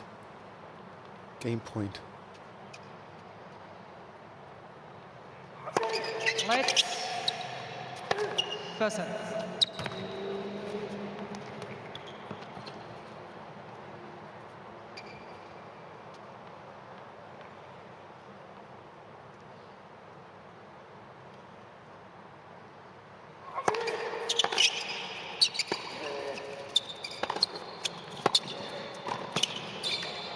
Oh, that's unlucky.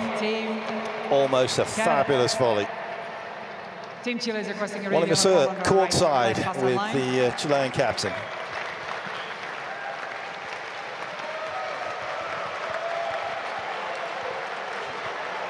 Sue, game's on.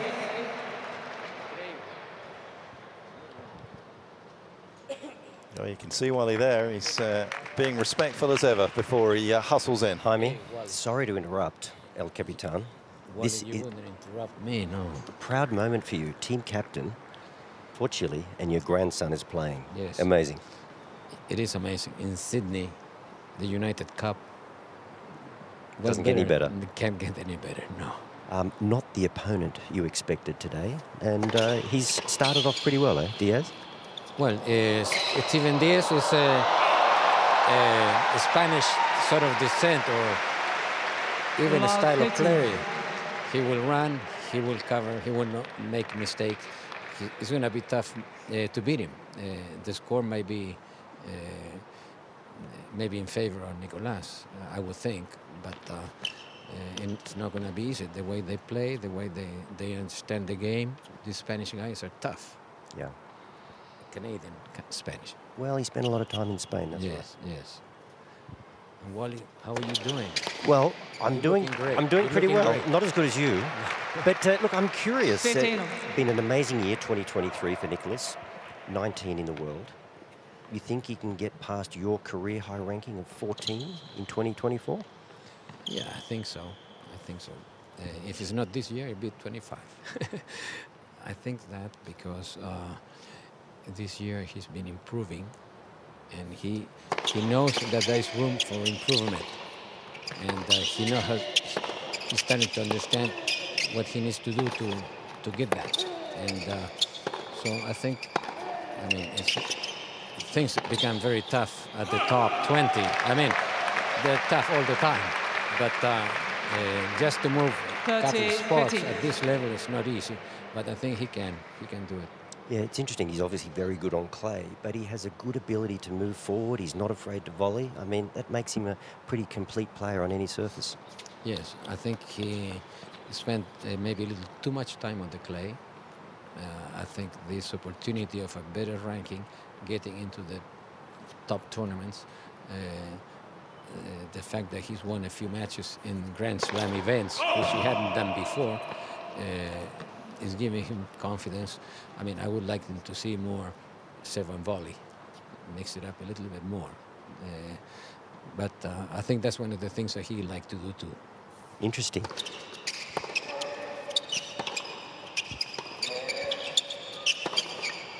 Well, Jaime, I am an admirer of Aussie tennis, so my memories are always of all you guys. Well, Jaime, we're a big admirer of you. Fantastic to have you here, and we certainly wish your Team Chile and, of course, your grandson all the best. Thank you very much, Wally. Take care. Cheers, mate. Thank you. Very nice touch, and that human touch and family touch.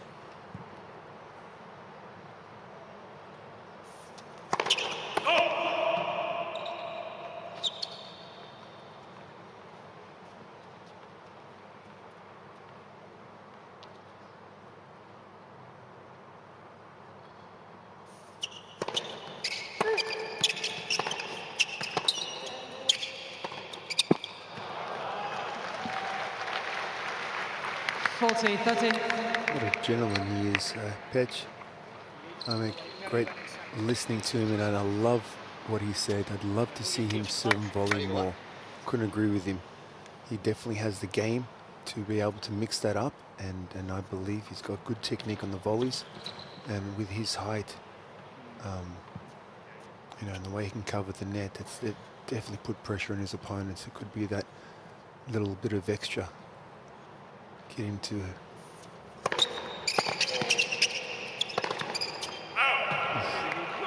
getting him towards the top 10 because he's got the game. Petch, what do you think? Yeah, I think serving and volleying with a big serve is an interesting one, and it's a good debate to have because with the way that everyone's returning these days, putting it in at 200 k's an hour plus, how easy is it to get yourself close enough to the net to have easy volleys all the time? What is the magic number for a lot of players to serve and volley behind in the modern game? Right, I hear what you're saying, but when you've got that weapon like that, and I'm not saying become a serve and volleyer. No. Sit in, add it on, and you know, maybe use it in times when you're 40 love up, 40-15 up, so you don't put that pressure on you. But as you gain that, you know, that confidence on it, then you can maybe put in a little bit more on the big points. But like you said, when you're serving that big, you don't have too much time to get in, right? Especially if they can block it back. Game Team Chile. Decent challenge on Jarry's serve from the Canadian. But so far, so good for both players. No breaks in the opening 5 games. 3 games to 2.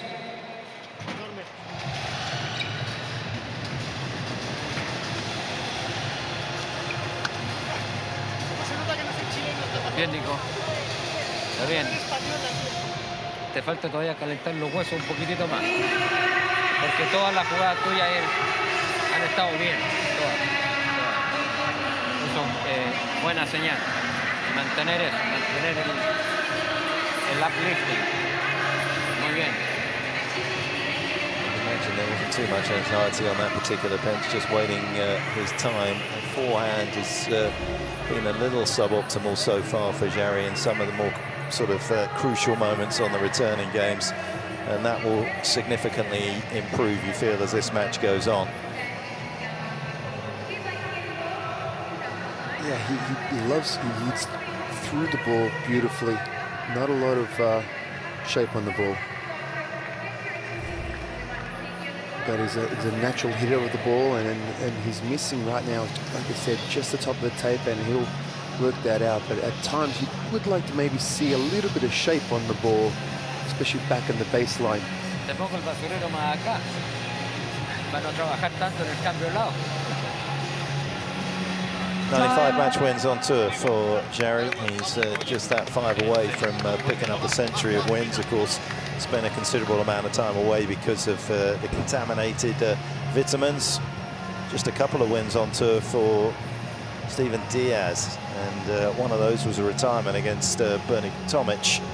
He was a set 4-1 up when the Australian pulled the ripcord on that, and the other one was against Carl Edmund in his home Masters 1000 back in 2016. 3-set win over Carl on that particular day.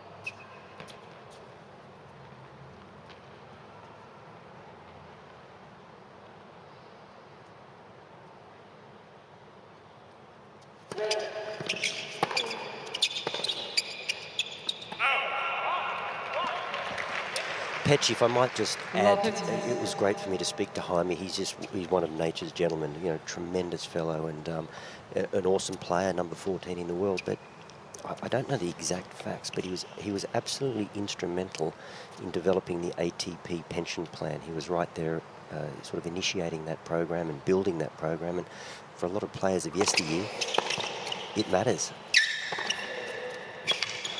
Real statesman.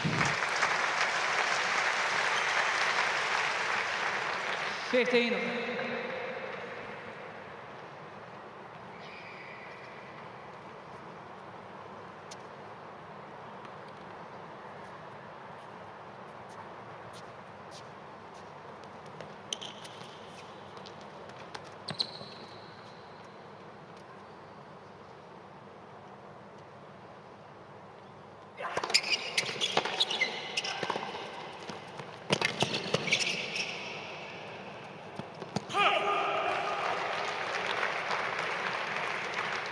Thirty, 15.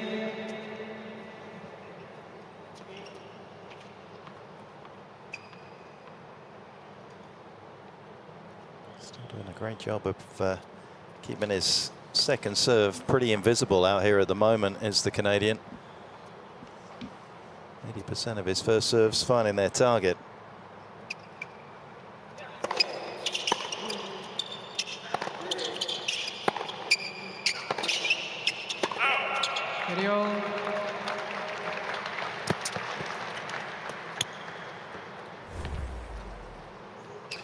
Here we go, Diaz. His service action, nice simple service action. Nothing too complicated. I like the ball toss. Using a lot of his legs to jump into that serve and finishing nicely into the court. Does a good job. Solid serve pitch. What do you think? Yep.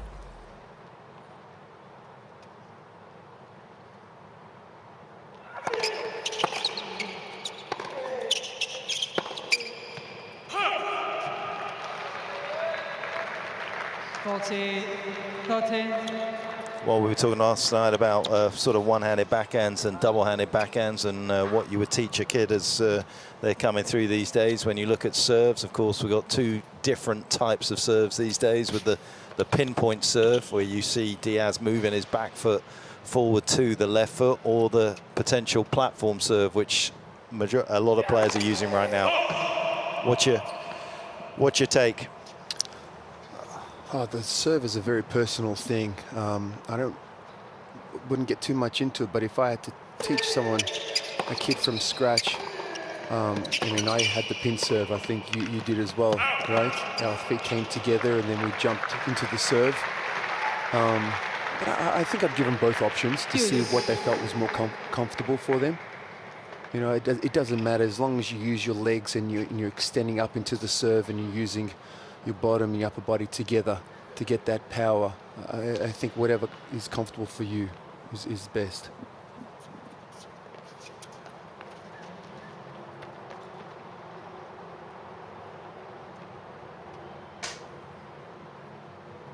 You know, I think the magic happens after that.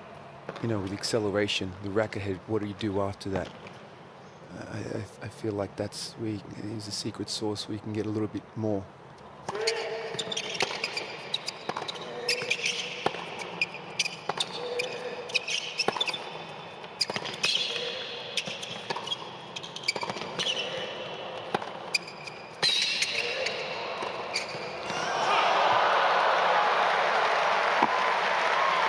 What a point that was. Jari opening up the court beautifully, but I was surprised he went for that topspin volley. That was almost, it was too low. You know, he's got good technique. All he needed to do was just punch that one down the line behind his opponent. But what a great effort from Diaz. Fantastic moving, made him play. Came up with that point.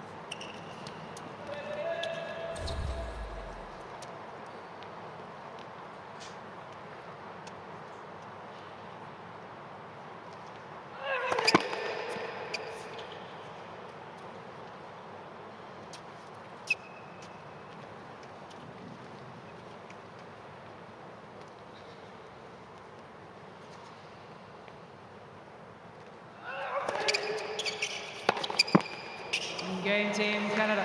Another gritty hold. Circling back to that thought about the serve, what do you think, Will? You're still coaching players out there? Yeah, I'm... you know, obviously, you know, we got Flip up there in the commentary booth who had a tremendous serve, you know, one of the best serves of the day, and he brought the back foot. But I'm almost inclined, and I do work with some younger players, I'm almost inclined to go with the platform, just less moving parts, easier for them to kind of connect the ball toss with the movement of the body and the leg drive. Yeah, I'd probably lean towards platform, but as Mark said, there's a preference to it, and maybe some players will go the other way.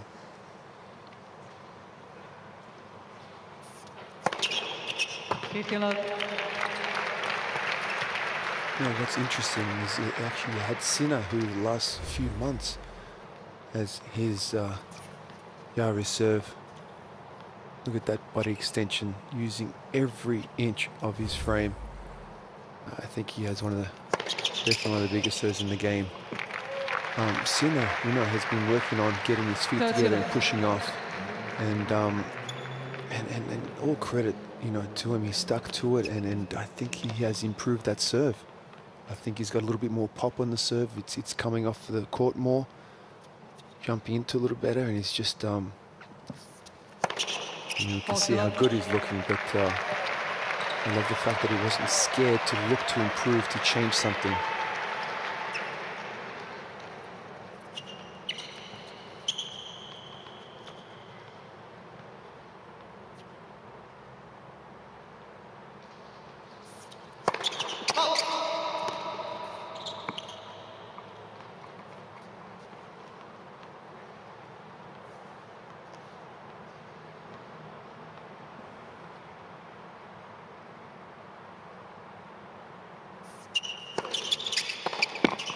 Game Team Chile. New balls, please. But all of his investment and hard work Diaz into hanging on to his own serve didn't have an awful lot left for the Chileans, and it is 4-3 to Jari in the opening set.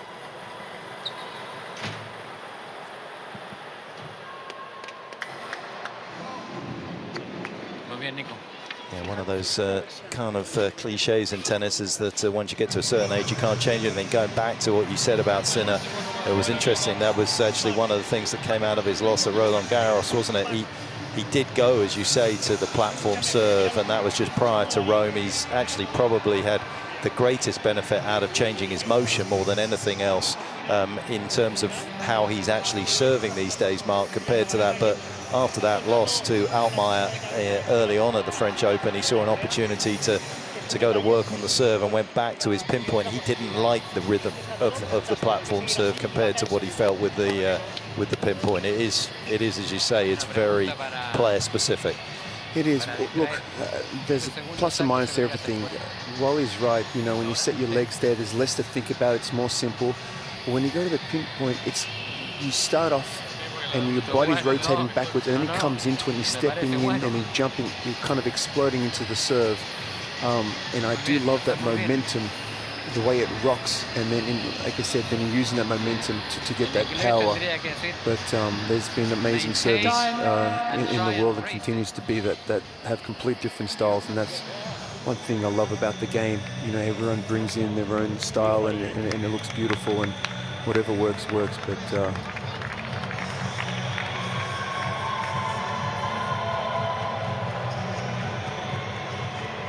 played a multitude of sports growing up. Jari played soccer, he played hockey over in the US when he was there. He was in New Hampshire, he was actually in Concord, New Hampshire, while his father was completing a master's program in intellectual property.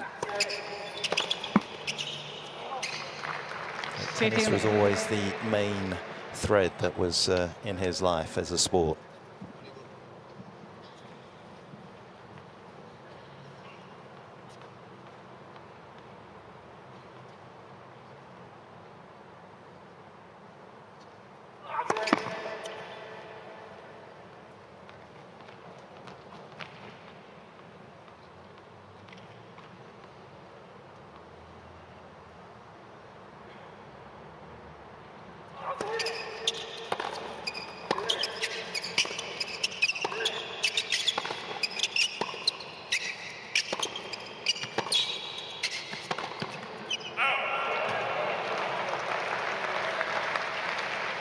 Got to take your hat off to Diaz. I mean, it's a massive step up in class for him compared to where he's been over the last year and a half. But Jaime sort of touched on it. You know, if you play a lot of tennis in Spain, you're going to compete, you're going to be physically prepared, and you're going to make a lot of balls. And he's done that so far, so credit to him.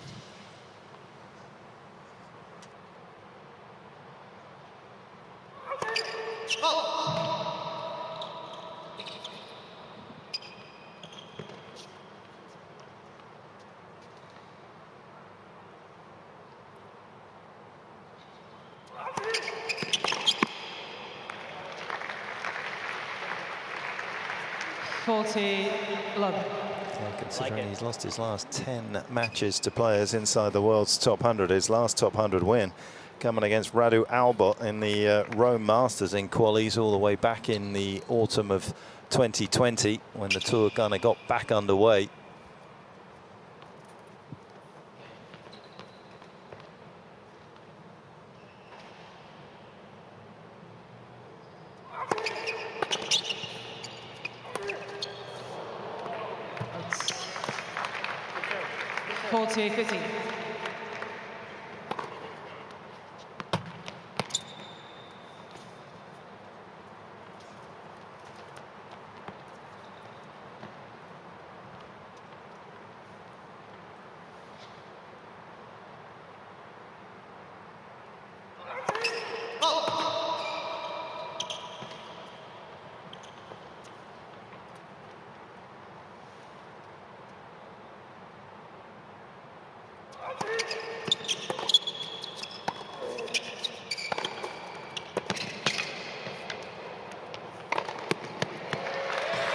I was just starting to think a couple of moments ago how nice it was for Diaz to be up 40-love and have a comfortable hold, because he's really struggling, and now it's that pressure's back on at 40-30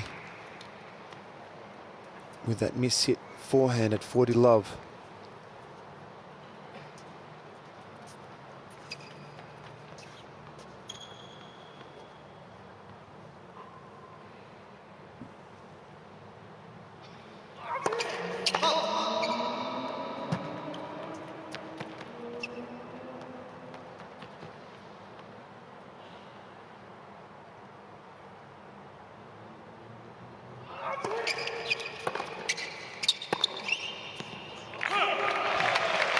Just like that, back to deuce. Isn't that just the way, though? At 40-love, he probably breathed a sigh of relief, as you said. Well, finally, an easy service game. Come on. Shank forehand, overcooked that particular backhand, and here he is now under pressure.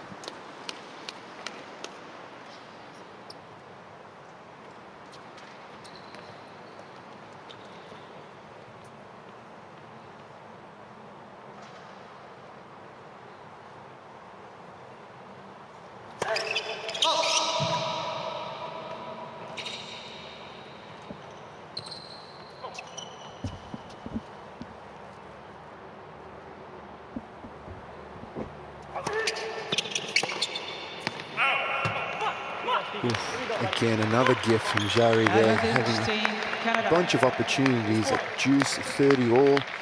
Second serves that he runs around that he normally hit with his eyes closed. He overcooked that one. Doesn't need to be that good, does it, Pitch? Like, doesn't need. He's so strong. He doesn't need to be next to the lines.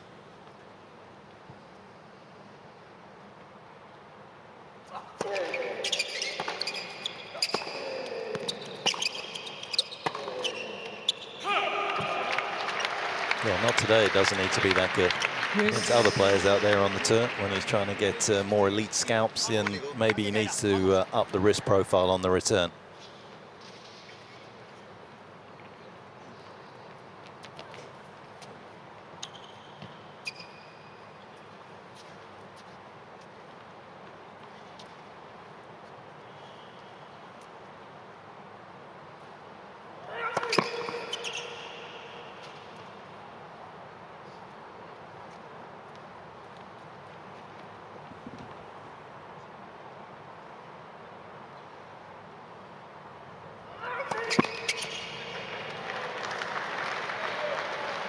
First double and self-inflicted pressure on Team Canada in this game.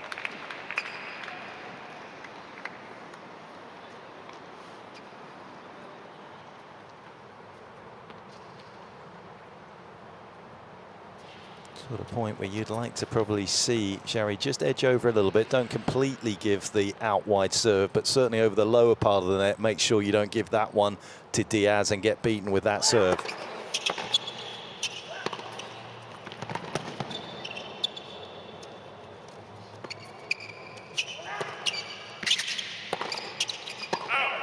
Yes. Oh, what a shame. Did the hard work. Great defensive lob to get himself back in the point. It's funny with his forehand from Jarry. I mean, everything's coming out of the middle. I mean, he's hitting it sweetly, but as you say, maybe just a little too adventurous. I mean, that missing by an inch just doesn't need to be that good.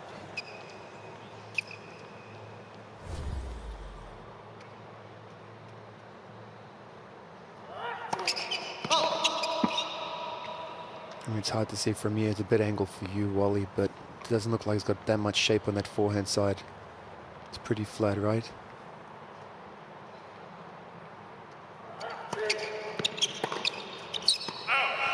Well, there it is again. Yeah, I mean, it's just taking off on him. And as you said, it's a humid day. We are playing under a roof. There are some gaps, obviously, but it's humid.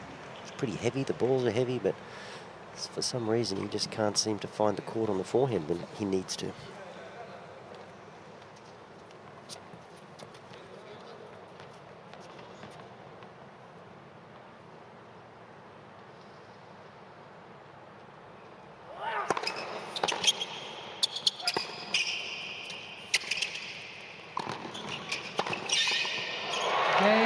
Great play from Diaz. Having sight to know that his opponent is off court a little bit, sneaking in. Nice forehand volley, nice punch, good technique. And a great effort to hold serve again. Keep himself in this match.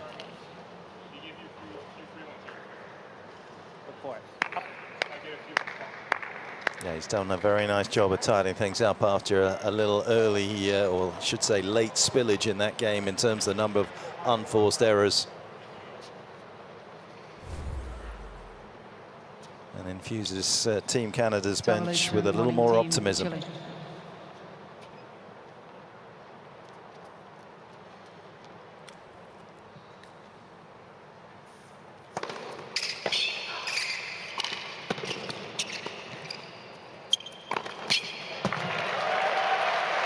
That was a time violation, right? I think it was. Yeah, yes. it was.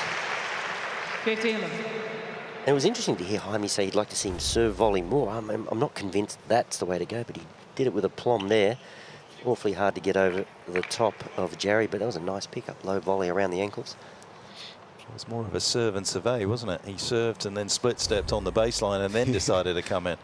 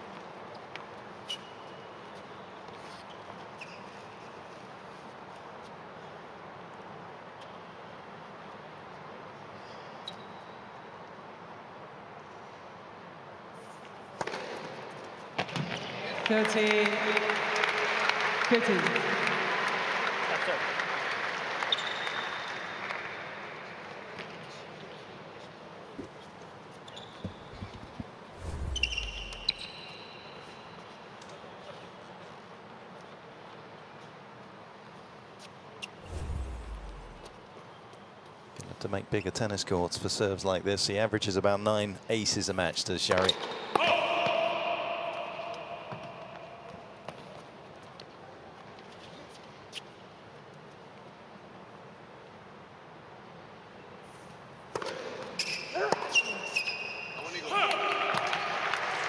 He's definitely got the clay court returning position, Diaz. And interestingly, in that previous point, the wide serve to the forehand, his first step was backwards. So a long way back, first step backwards. Very hard to cut off an angle. And you wonder, for a guy with short limbs, short in stature, could he not return a little closer to the baseline?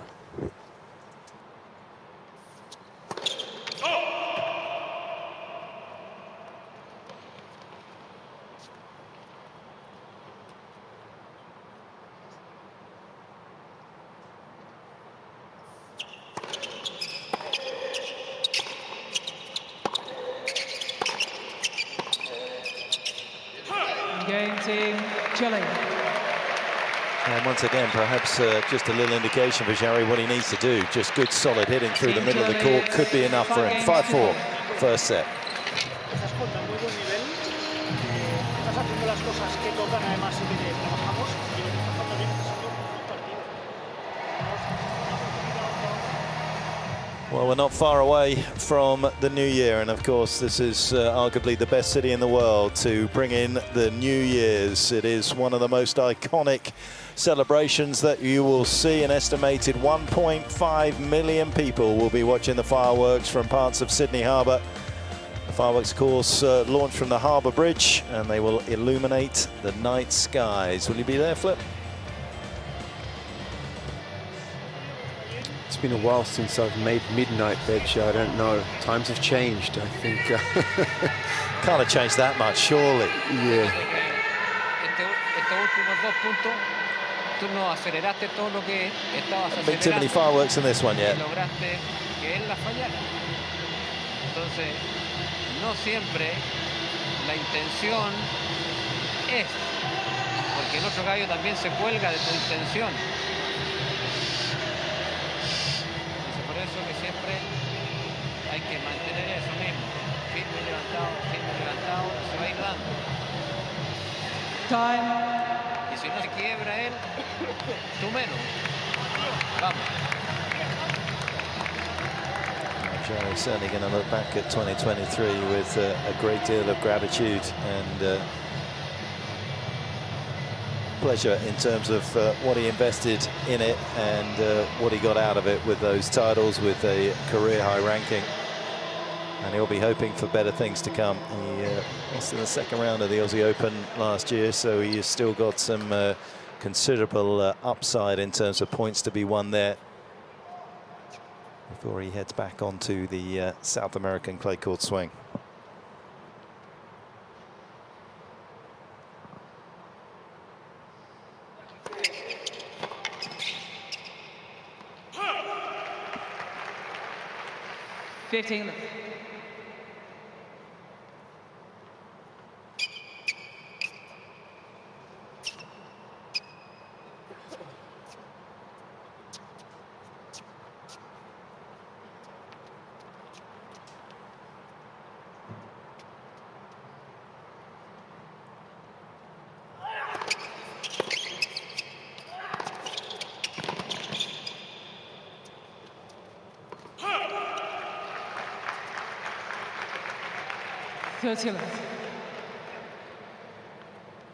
Swing where he saw him start off impressively, particularly in Rio as a qualifier, made it through to the semi-finals, lost to Alcaraz in Brazil.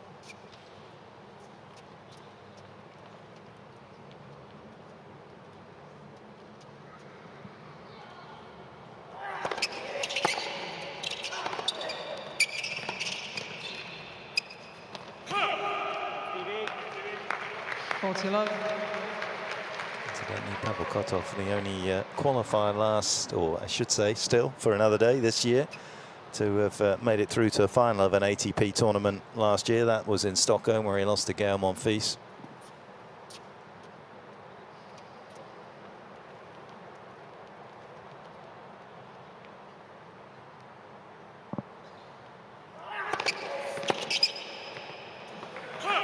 Game, Team Canada.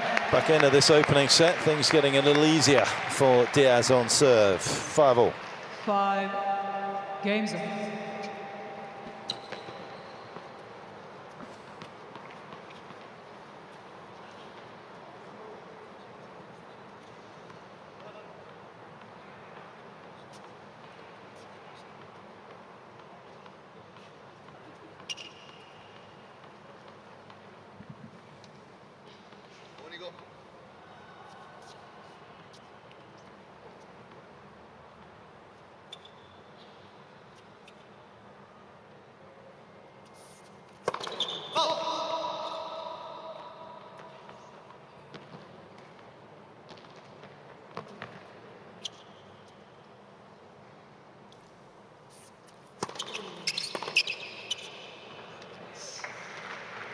15.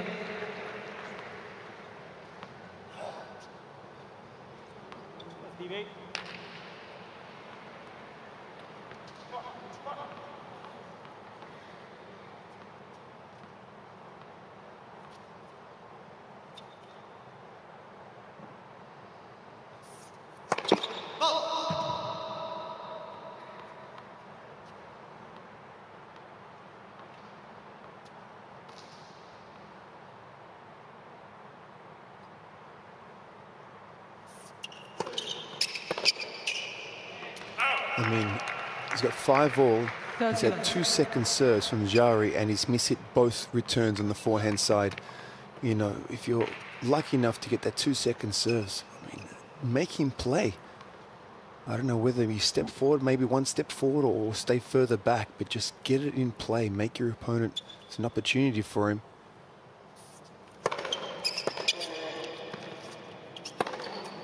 Because when that first serve goes in, and the backup that Jari has on both sides, you're going to be in trouble. That's a big opportunity to miss those first 2 points.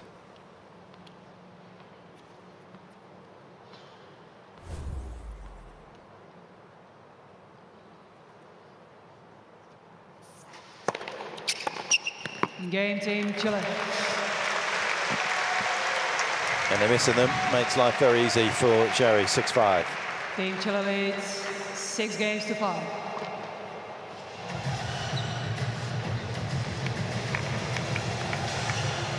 I think just on those 2 returns, those 2-second serve returns, it goes back a bit to what we were talking about last night. Now, the ability just to block the ball. He stood up, he took 2 big cuts, mistimed it. He has a pretty severe Western grip when he returns, so the idea that he might just play a forehand block or a forehand chip is probably not on with that grip. So once again, just the versatility for some of these players in big moments, just to have a few different options, not always there. Right, or even maybe stay back a couple of feet and take a, you know, hit a normal forehand, take a cut at it and get some shape and start off the point. But like you said, it kind of sat in a spot where you're not in early, where you can just chip it back, and you kind of, I don't want to say no man's land, but he didn't really have a plan on those returns.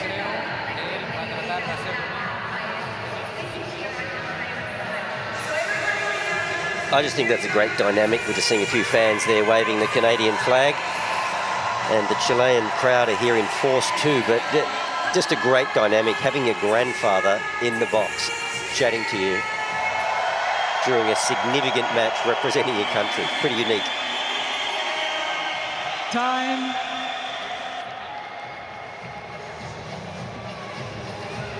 Definitely a very proud day for the family.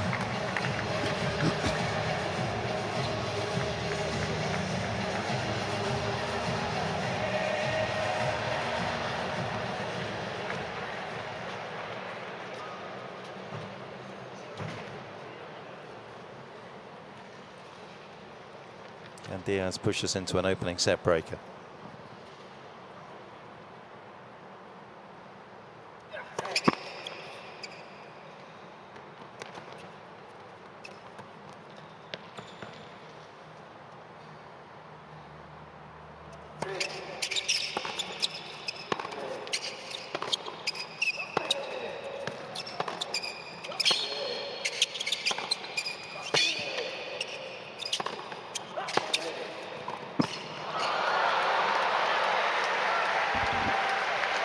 Great effort from Diaz to stay in that point. There was all kind of firepower coming at him, but he held his ground. And on this one, just getting him to volley up. Jari not getting down as well as he needed to on that one. A little upright, a little stiff on that volley.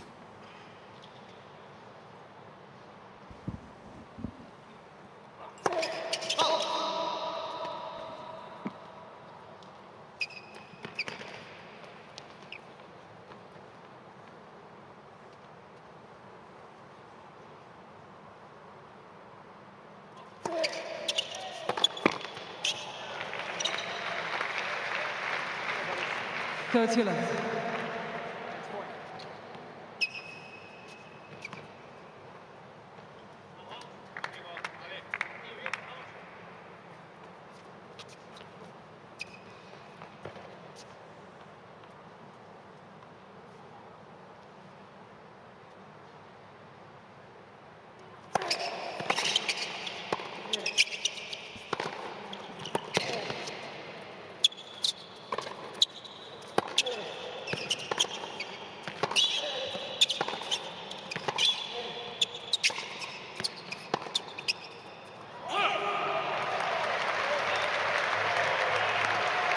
Perhaps just losing the ball in the rafters up there and amongst the poles and the speakers and everything else, was very conservative with the overhead.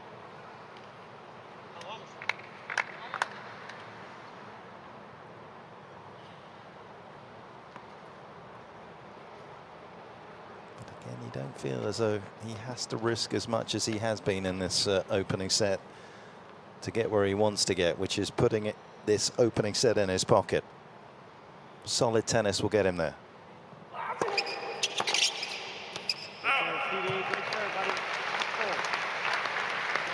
Yeah, Joe's 20th unforced error in this set. A lot of unforced errors, considering he's 6-5 up.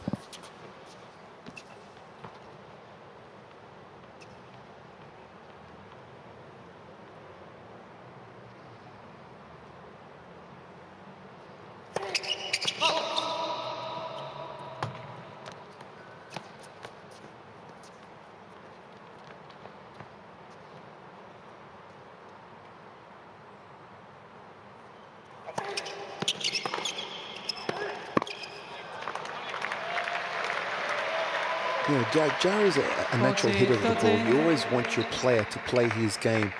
But one thing you'd say to him is, you know, just use 85% of that power you have, which is plenty, and let's go a meter inside on the lines, whichever way you choose to hit. Still continue to be aggressive and accelerate and hit the ball.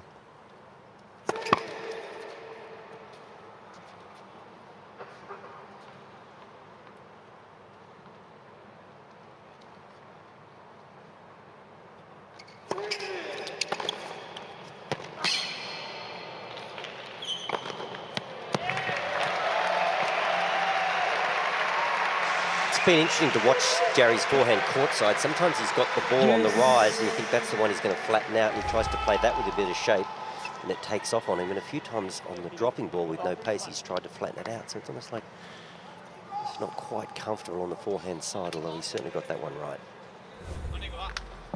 Sort of get the feeling, don't you, at 19 in the world with the pedigree that he's got, that this might be the time to strike.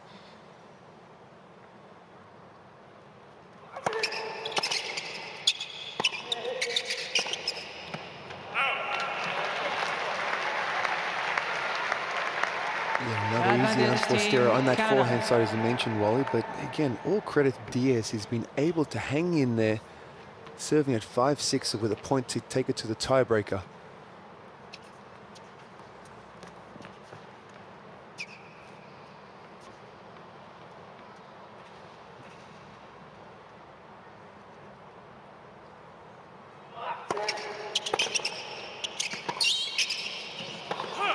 Yes.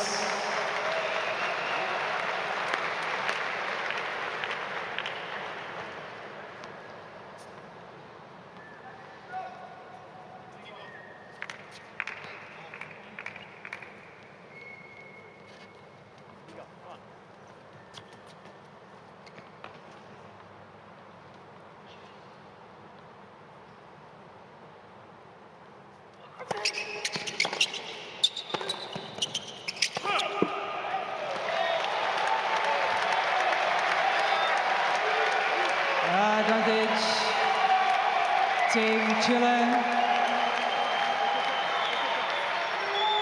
And Wally's prediction may well come true here.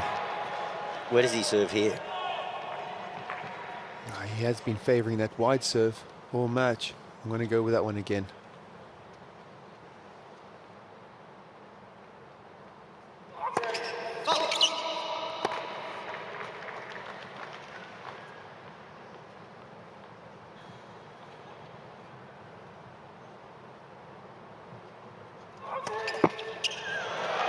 What a shame. Just a second double of the match, but a very important one and an inopportune moment for Team Canada to deliver it. But Jarry delivers on the promise eventually that he was showing in a hard-fought opening set. They take it 7-5. Era lo que César había anunciado. Muy bien.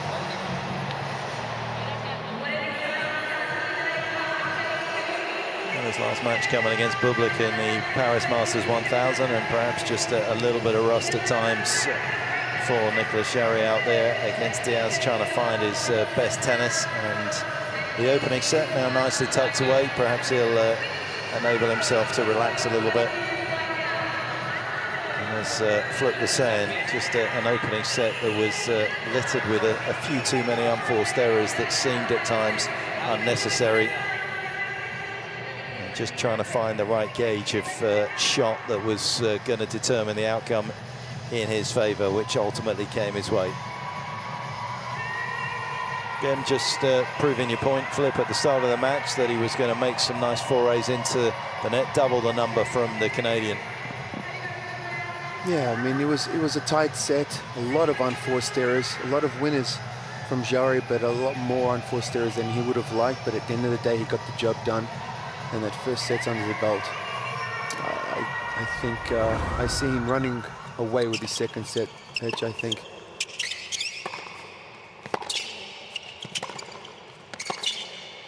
Diaz doing a good job in this set. I mean, moving well. You know, he was solid when he needed to from the baseline. He held on to his serve, but put himself in a position to get to the tiebreak. And unfortunately, just, you know, giving out a couple of his own unforced errors in that last service game, and then finishing with a double fault. As you said, second one for the match. It costed him that first set. Nice sigh of relief there from Team Chile. Second set, Team Chile to serve.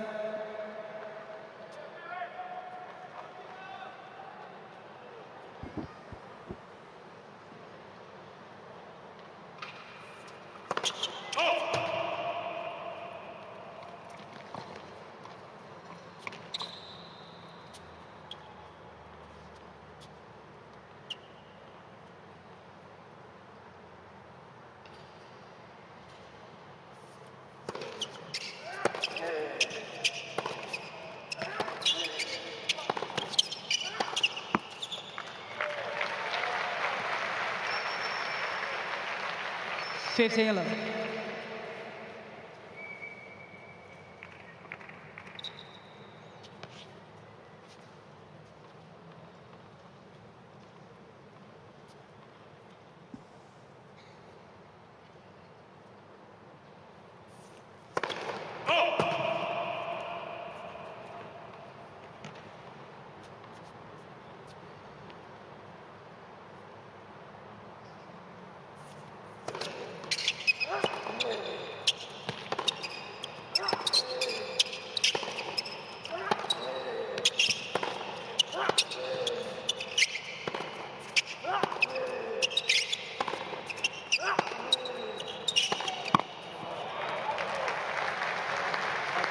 Great job.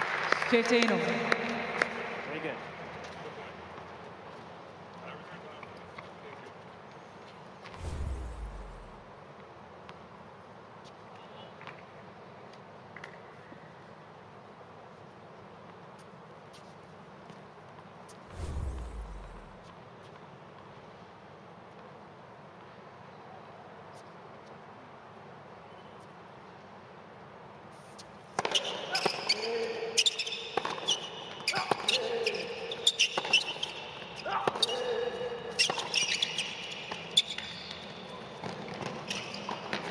Oh, that is superb.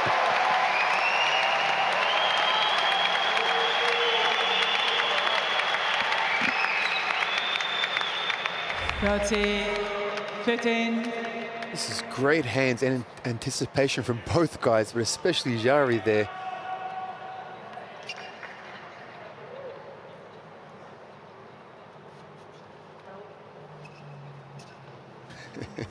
Looking at his opponent, goes, did you see that?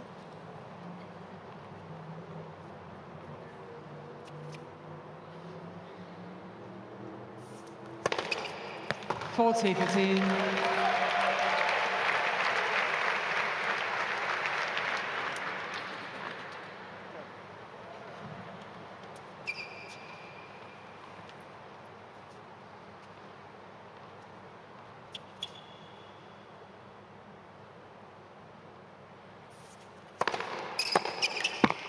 Game team Chile. And that's the real luxury that Jerry has as well over his opponent today, is that he can just reel through service games as swiftly as that and not have to invest too much mental energy into it. La mente bien despejada, así como estuviste ahí. Buenísimo. El tipo va a seguir así, ¿eh? Es duro de matar.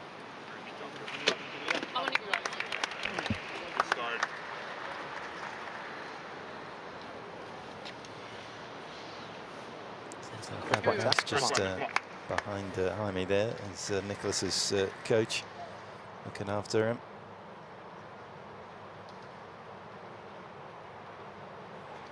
For somebody like Diaz here, this is one of those awkward situations in tennis where there isn't really a plan B for the Canadian out here. He's got to hope that there's going to be a potential drop-off on the other side of the court.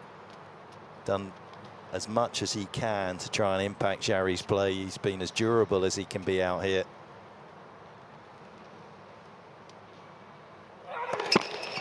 If I'm being critical, you know, it's try and cut those unforced series down as much as possible. He doesn't have the firepower, so let's make sure you don't at least give out free points.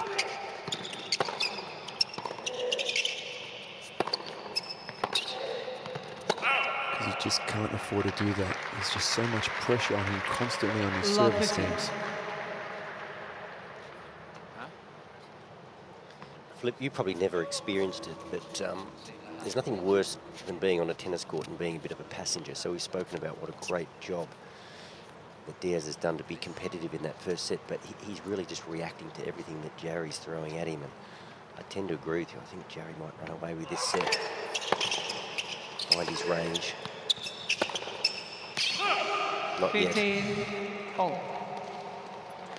Being a passenger in a match is my particular expertise here, Will. Yeah, but you know that feeling where the other guy's I know it well. He's dictating and you're just reacting to everything that he's doing, whether it be the return of serve or in general rallies. But, you know, Diaz did he did a great job of hanging onto his serve and being competitive, but I just can't see that continuing.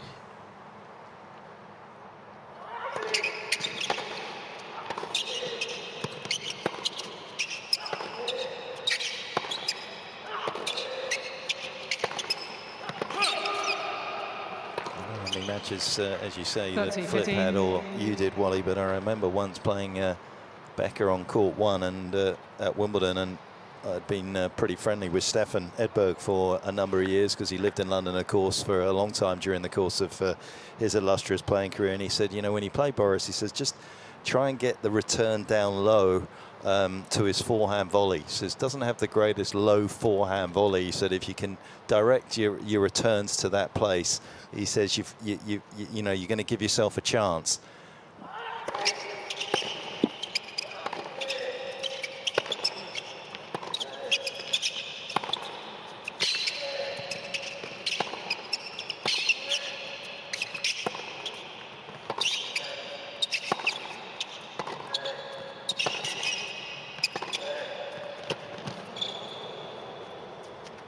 If Diaz keeps playing rallies like that, he's going to give himself a chance in this contest as well. That'd feel good. He was on the front foot there, taking the ball on the rise, dictating. It's been few and far between. But, Petch, that sounds like a very definite place to return against a guy the quality of Becker's serve. Well, that was what I was going to say. So 2 games in, I realised that Stefan played a completely different game than I did, because I was like, connecting with the return is is the priority here. Directing it has got absolutely nothing to do with me. Making contact. Yeah. Ball, string, yeah, thumbs up.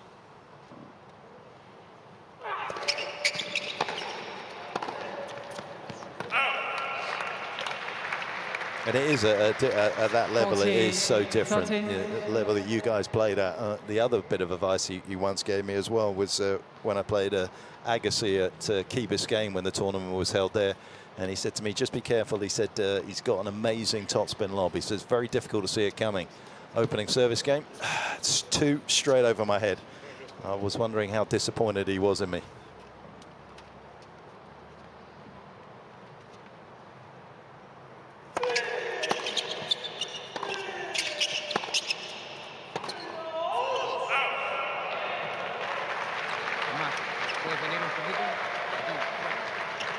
Yes.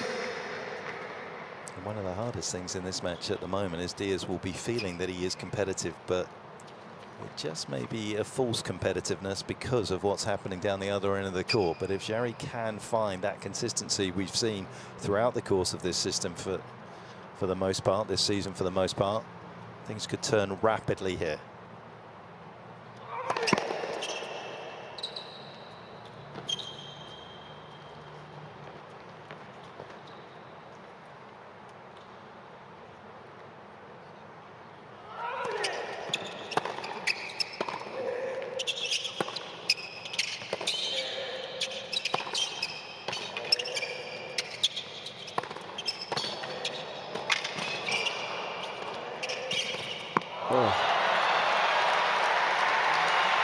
Jarry having the open court and that forehand down the line, guessing nicely. Diaz, and again, hanging in, giving himself another opportunity to hold serve. I mean, he had no right to win that point, but came up with a win. Great scrappy play there.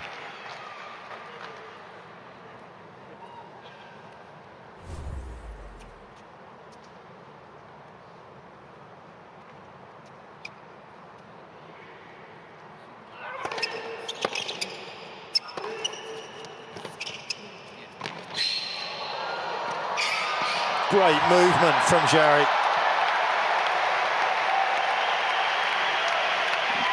And what a slice for a big man to be pushed out wide and still having that racket head work to just chip it back low.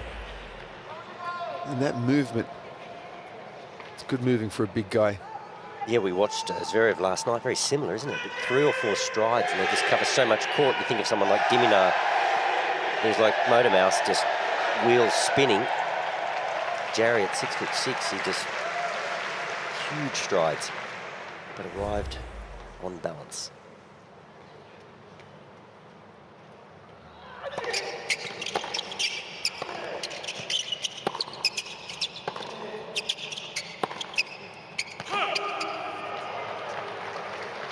Advantage, Team Canada.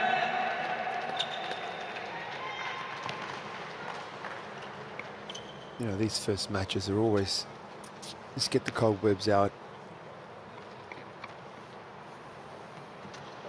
Still finding his rhythm out there. I'm not sure whether he could take the ball a touch early. Or he's just going too much for the lines right now, but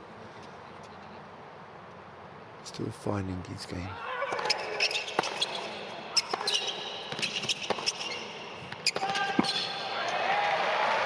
And then there's a point like that.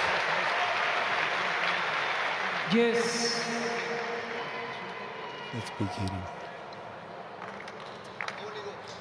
Just watching Jarry here, as you said, Flip, it's a case of, yeah, do you just, hit aggressively, but hit, aggressively to safe parts of the court, or is he more of a mind, there's the United Cup, I'm going to play bigger matches upcoming, I've got the Australian Open just a few weeks away.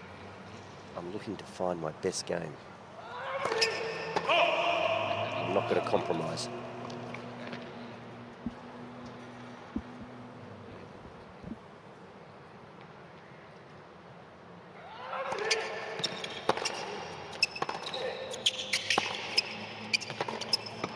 That's one thing. I've watched quite a few matches of him this year, and one thing that I do love and respect about the way he plays, he'll miss some shots, but he'll continue to be aggressive.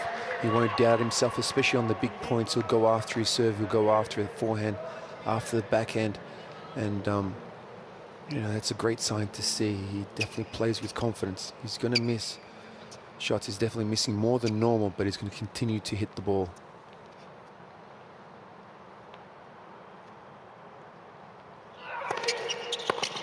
Yes.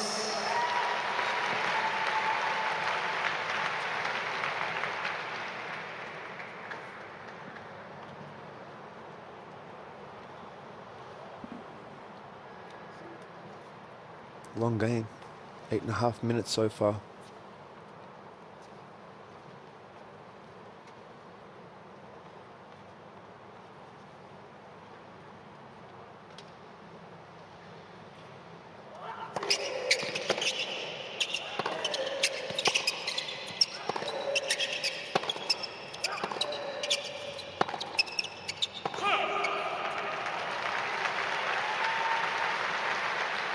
Advantage Team Canada.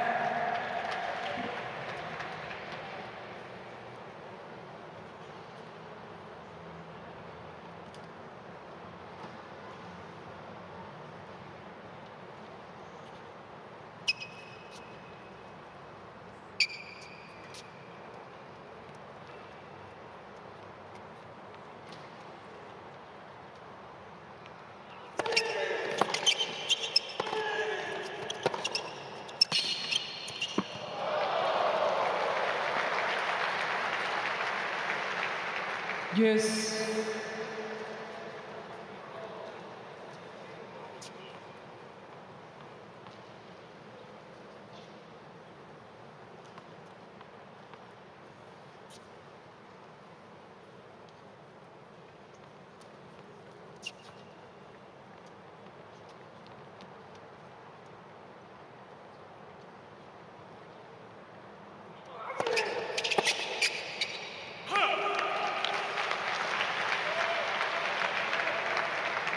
Advantage Team Canada.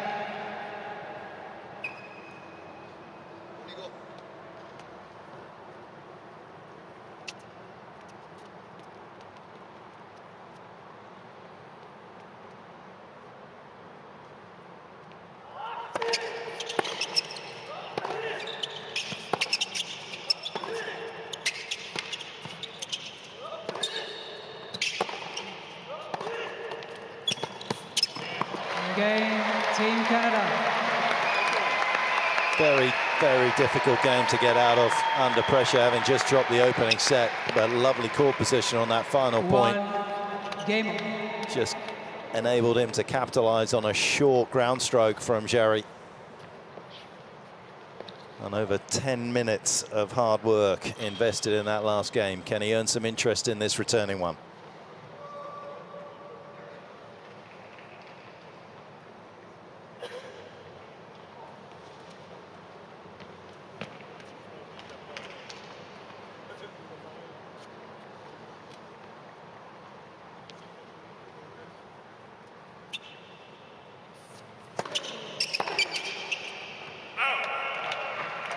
Fitting.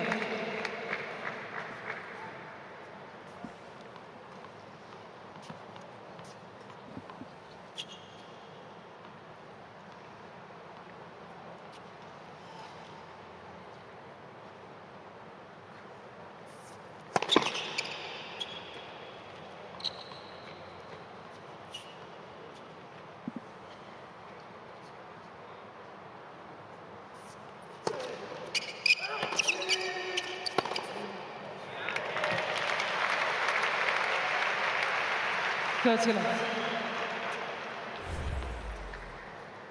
amazing the difference between service games and energy spent and how comfortably Jari's holding serve.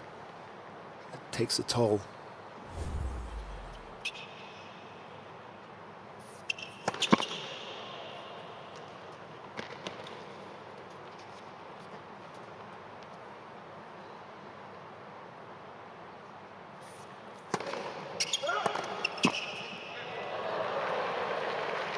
When you're holding serve so comfortably, you can afford to take risks when you return a serve, I guess.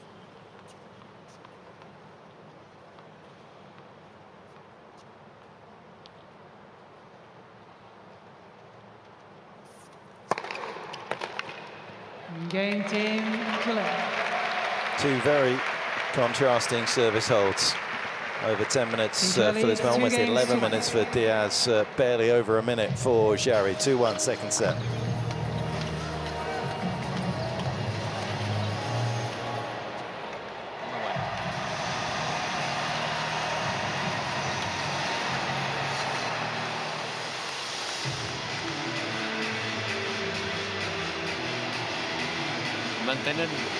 Mantener en alto el espíritu, la cosa es así,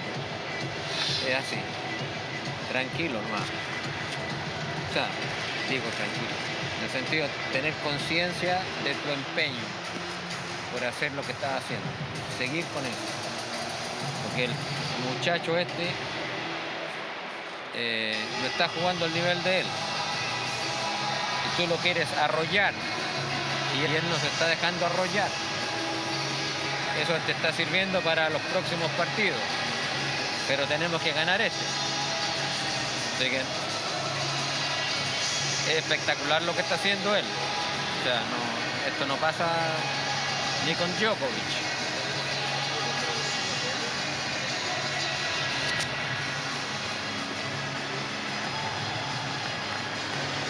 Dice tu abuelo que tú estés jugando bajo buenas posiciones y dominando y yo estoy jugando también que no te haga quitarte la visión del mérito tuyo, ¿sabes? Guys, I speak a bit of Spanish. Do you want me to translate? Yes, please. Yes. He just said, listen, if you don't lift your returning game, your grandmother's going to be bloody upset and you'll get the sharp edge of a tongue.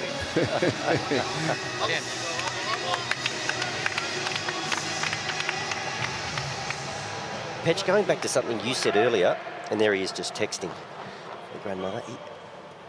I think Jarry could just pummel the central corridor of the court. I think that'll get the job done. And then just settle into going for the wings once you've got a bit of your head on the scoreboard. Yeah, I'm with you. Well, I think that's exactly where he can get a lot of work done.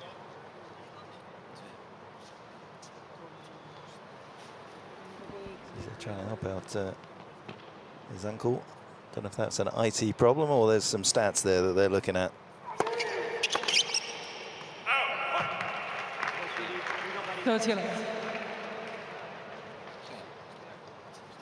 Son cosas que hay que trabajar en el entrenamiento.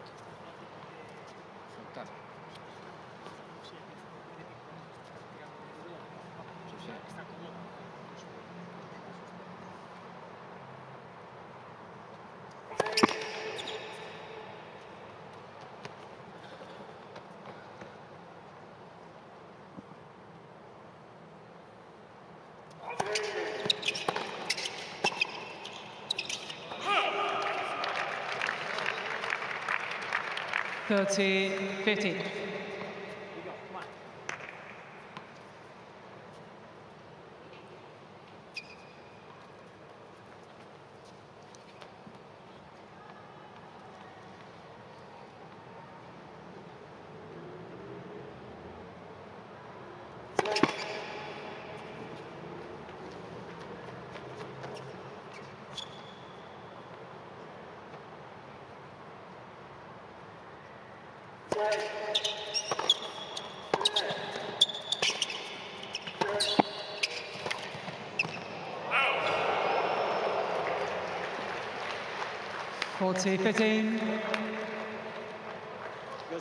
That one just missing, but I really like Diaz, what he did. Took the ball early on that downline forehand, moving in.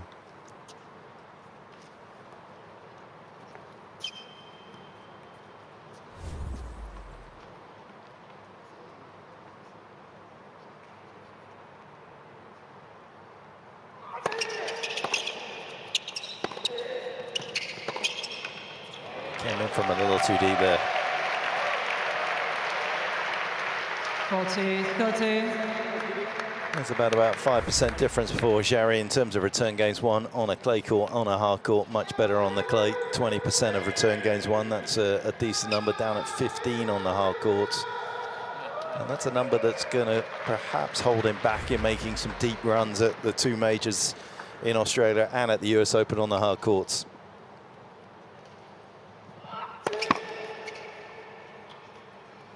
Best run he's made so far was at the French this year. 4th round, lost to Casper Ruud.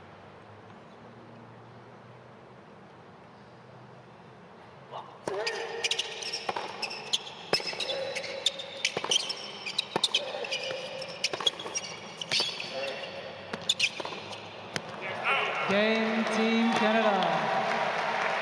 New balls, But another please. leaked error off the forehand side from Jarry. And Diaz will be very grateful to be at 2 apiece in this second set. No están mal. Estás bien. Hay que seguir nomás. Que no te entre confusión en la cabeza.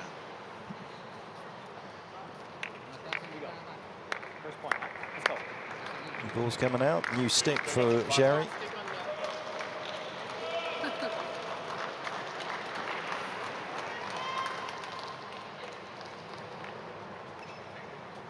Very generous shot clock there.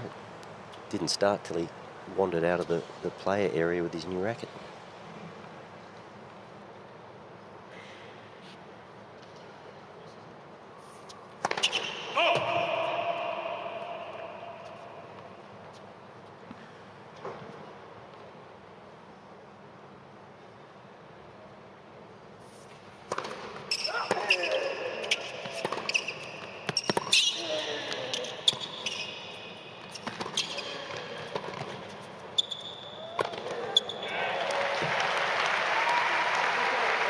Great first aggressive point. Love 15.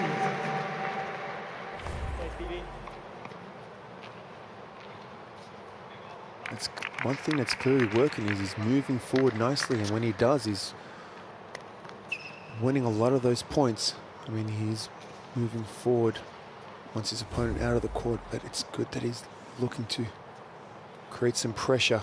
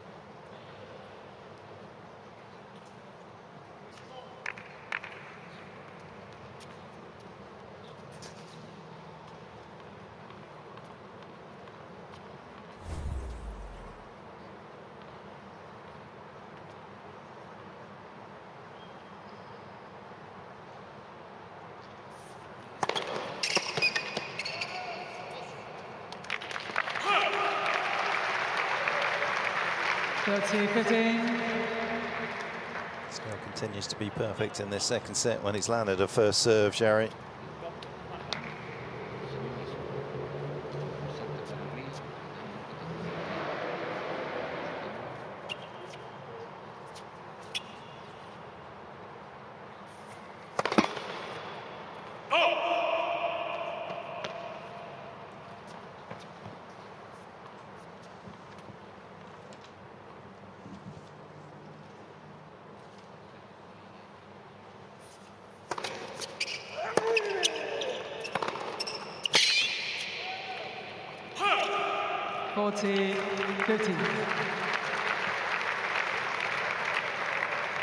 Diaz is going to have to push his risk profile a little bit rather than allow Jarry the opportunity to wail away on that kind of return.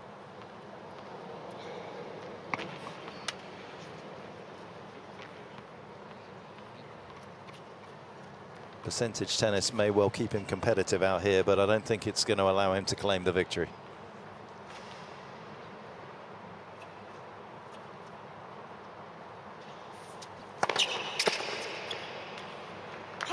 He's going to have to figure out a way to try and just chisel out a couple of points against the first serve, which has been immaculate so far in this second set for Jarry. 3-2.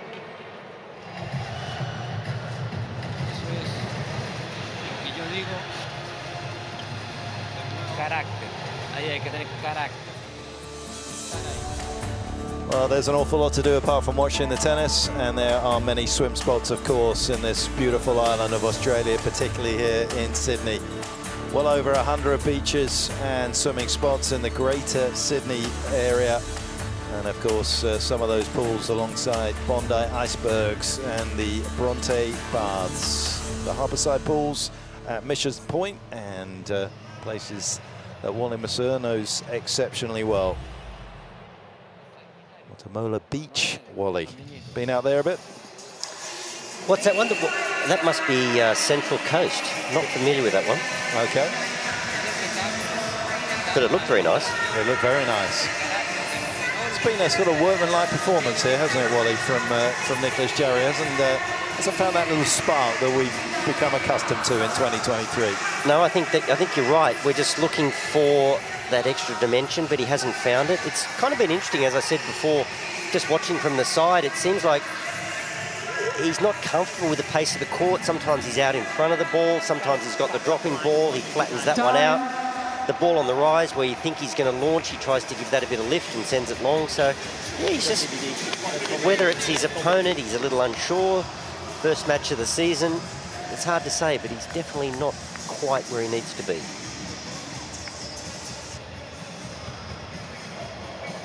Felix signing a few autographs. Unfortunately, he's unable to put the racket in his hand and play competitively. Not a significant knee problem, as we're led to believe, but one that has kept him off, and there are still doubts surrounding whether he will actually take part in this year's United Cup. Good.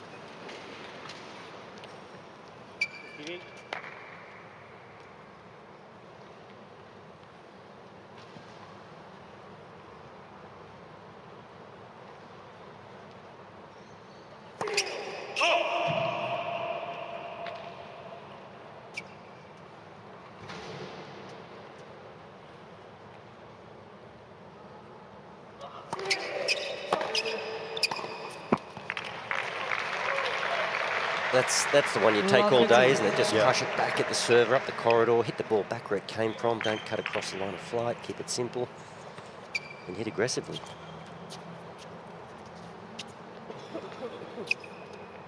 It's of course part of the very successful Canadian team of 2022, picking up the ATP Cup back then and Davis Cup.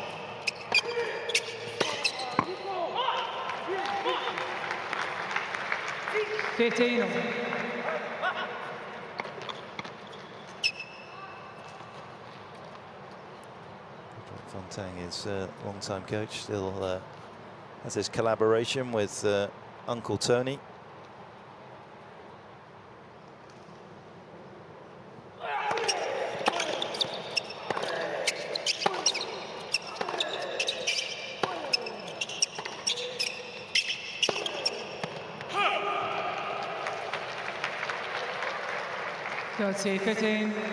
And that's the one I'm talking about. It was a slow ball. It's almost like either he's got to move a little more forward to it, or wait for it to come to him. He gets out in front of it, hooks it wide again.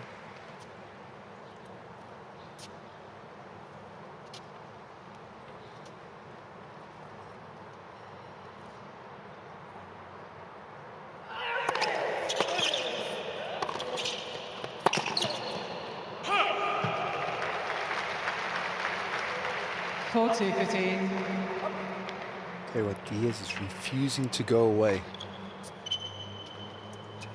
Hanging in there. Giving himself another opportunity. 3-all.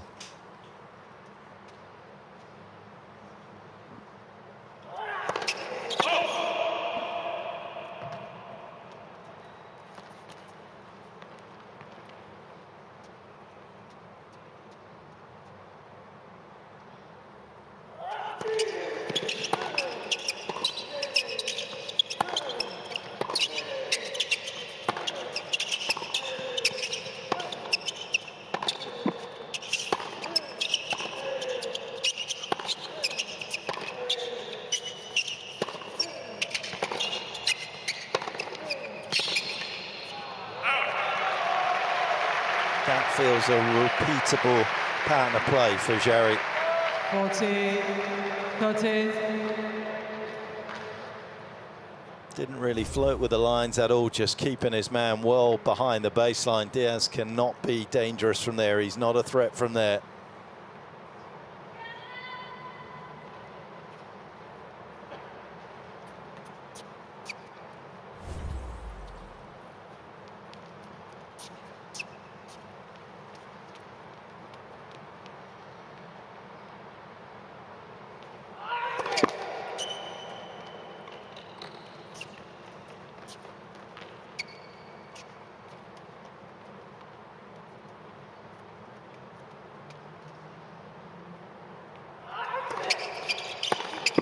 Game, Team Canada.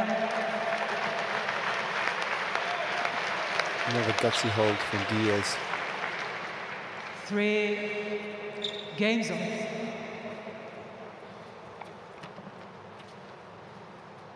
I know there's not much you can do when you're playing someone who's 6'6" and he's got that serve, he's got that rhythm, and he's hitting his lines, and that first serve is going in, then he's got that ground strokes to back it up. But what would you guys like to see him, Diaz, here try? Would it be standing somewhere different, further closer to the baseline, further back? I mean, in the perfect world, you know, for him to do something a little bit different, to try and get close to a breakpoint opportunity where he can put some pressure on Jarry.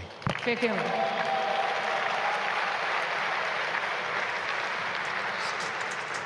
It's probably two ways to approach a returning game or philosophy, if you like, and that is to catch fire in one game, you know, play high risk, or to build pressure over time. Hasn't been able to build pressure over time.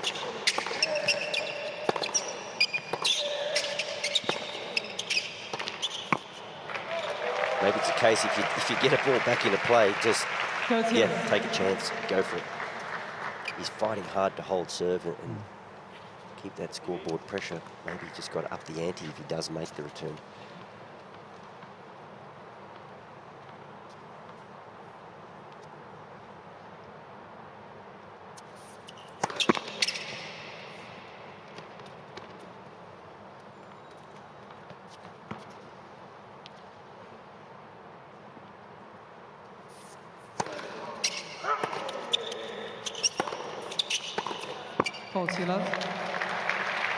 That's the area that I think he needs to do something a little bit different on. What is he now? 14 out of 19 points, 1 on his second serve for Jarry. So just 5 nicked off him by Diaz. I mean, there's a great example of maybe in the modern game where, you know, we obviously back in the day there was chip charge, but these days maybe more crush and rush.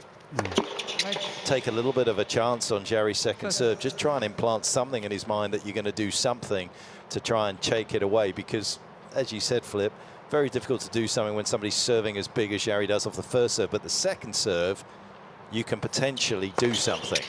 And if you do something on the second serve, that has a consequence of potentially upsetting the rhythm on the first, because you suddenly feel a little bit more pressure to make sure of the first serve. So that's an area that perhaps Canada can build on. But Jarry, a set and 4-3 to the good.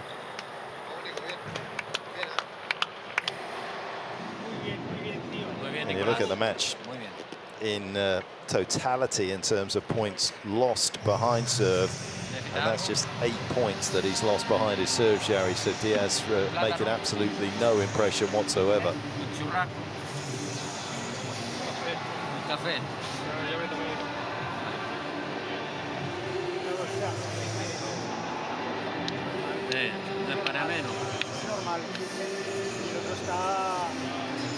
Ya no es sorpresa que el otro está. Que ya no es sorpresa que el otro está muy bien. No, está. Es sorpresa. Es todo de punto honor y de seguir luchando y con esa actitud y buscando, insistir.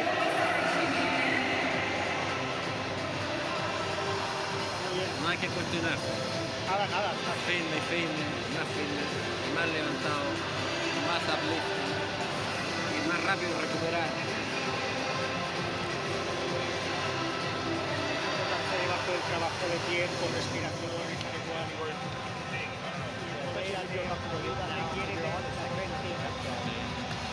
Time.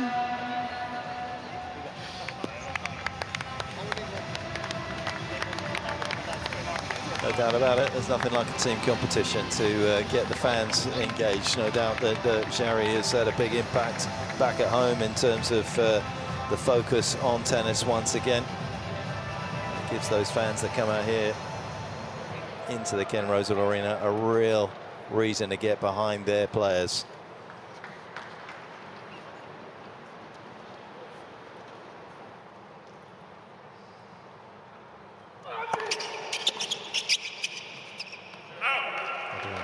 Shamastin, who went to Brown University, just in front of Felix Auger-Aliassime, the Canadian team captain for this week. Picked up 3 doubles titles in his career on the tour.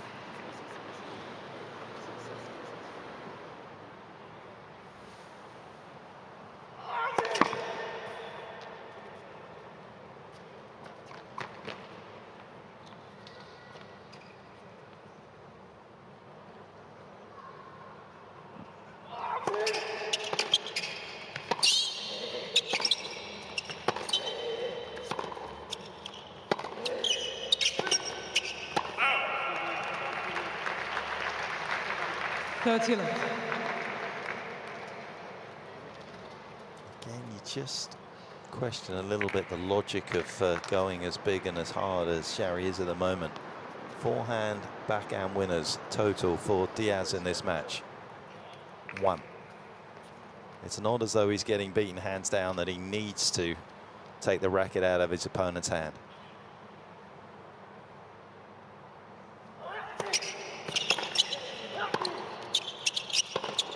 Fortillo.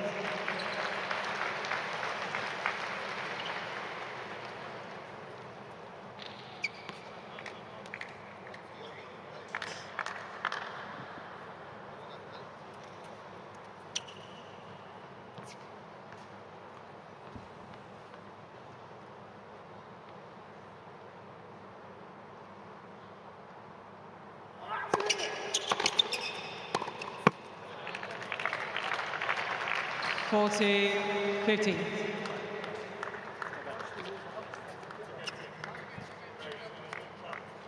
The other thing I'd like to see Jarry do is a little bit of the crush and rush himself. He's also going to be somebody that's going to be facing the likes of Djokovic, and he's going to have to try and find a way to insert himself in the return games. He's going to do nicely on his own serve, but he's got to put a bit of threat into those top players.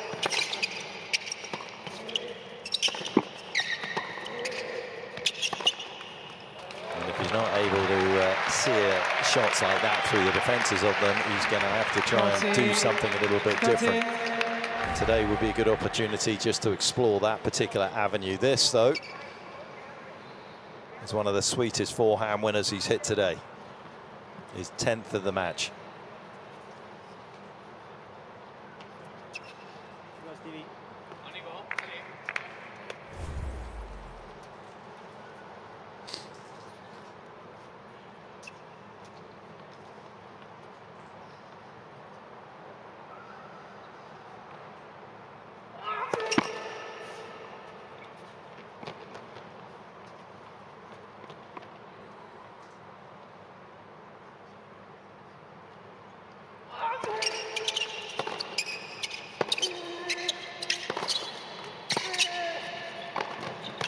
Yes.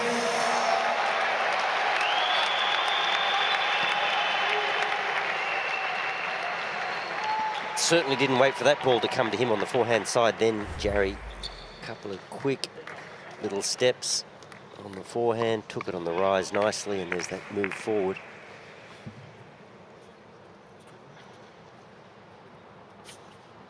Maybe he's used to a little more pace coming onto his racket, Jarry, to create his own.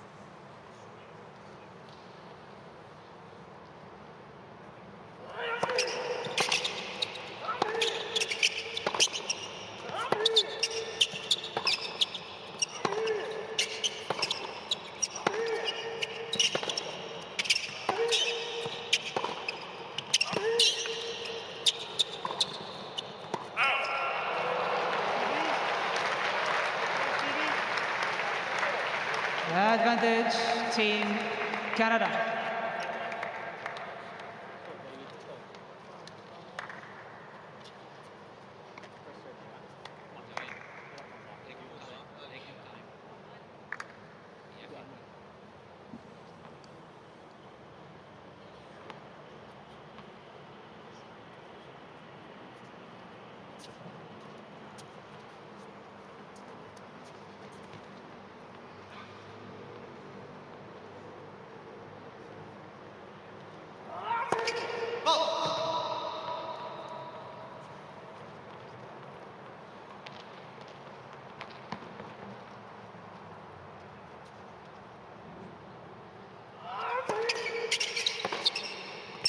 Game, Team Canada.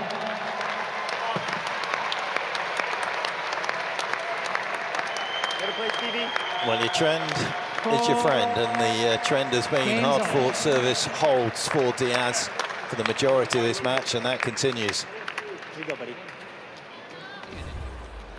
This game, huh? Aggressive with control, man. Every chance you get, try to go at him. Come on, man. Play to win. Just gotta go get it, man. Come on.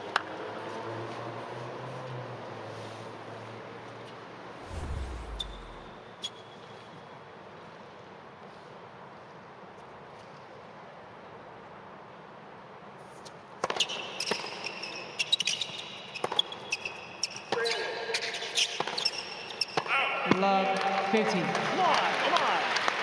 Actually interesting to hear Felix say that, isn't it? There's such an overriding feeling in tennis that you've got to get after somebody, you've got to be aggressive, you've got to take their time away. Constantly we hear that kind of narrative in it, but actually if you look at the way that Diaz has been staying in this match is because he's been outlasting Jarry and actually waiting for errors from him. I'm not entirely sure I agree with Felix that he wants to get after him. Hit the ball solidly to big targets, yes, but don't make errors.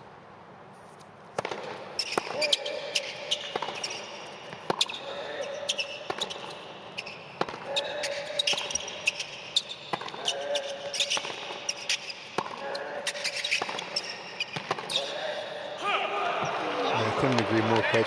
That's not where his game lies, to be aggressive. You know, it's movement, getting the ball back in play, being solid, and if he has an opportunity, look to move forward and get it to the net. But that one, like I said, pulled the trigger too early, and there was an opportunity for him at love 15. Absolutely. Scoreboard pressure 4-all late in a set. That goes back through the middle of the court. Jarry doesn't want to play too many ground strokes.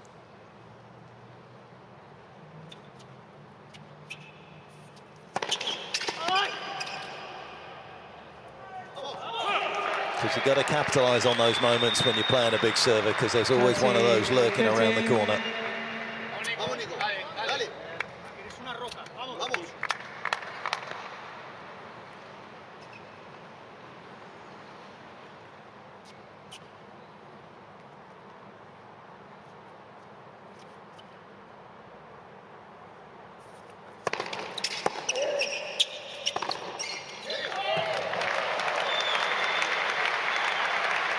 And there it is, you blink and it's 40-15. It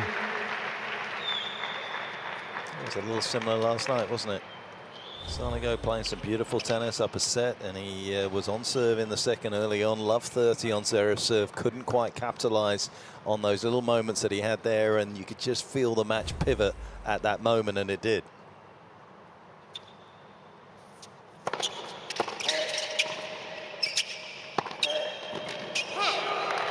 Pinpoint accuracy on the pass.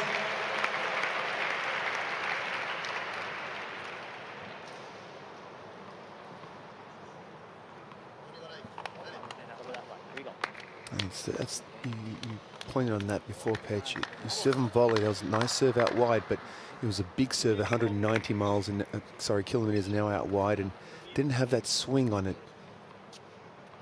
Diaz doing good to block that back and giving himself a chance, and a beautiful passing shot down the line.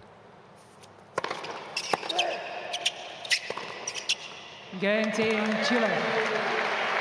Sends his opponent the wrong way, does Jarry, but the scoreboard absolutely the right way as far as he's concerned. 5-4, second set, Team Chile. Se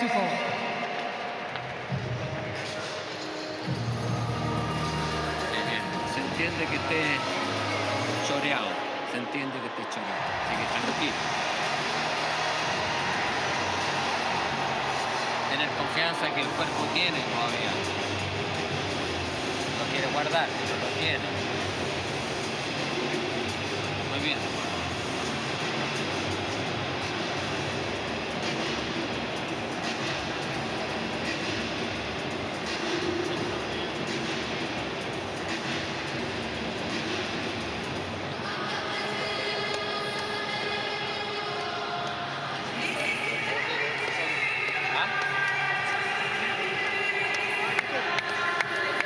Tranquilo, guys, dale.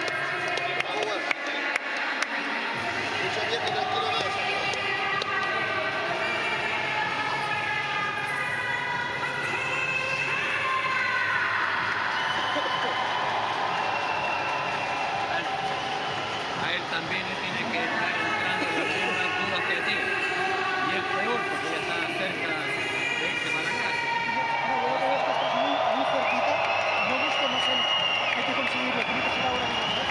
Time.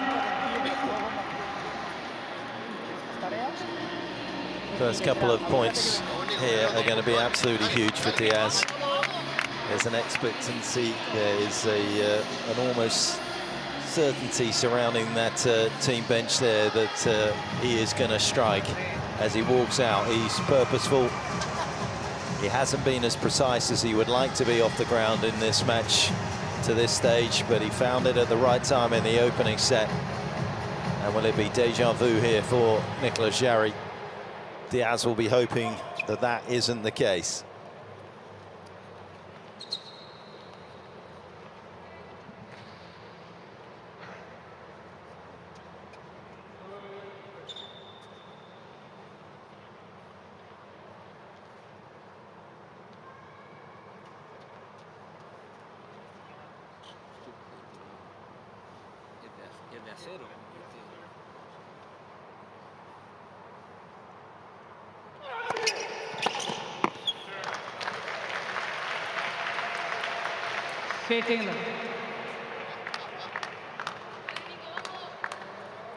It's a nice pop in that serve, 213 kilometers an hour down the tee.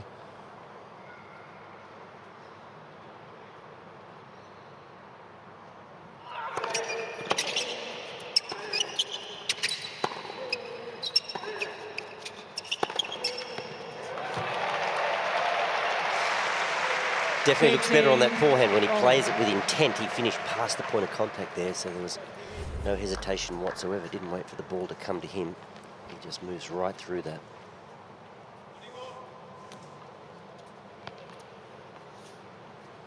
I'm not sure I believe that was 213, that previous one. Jarry served a few bombs at 200, and that was 213. You're just jealous. Yeah.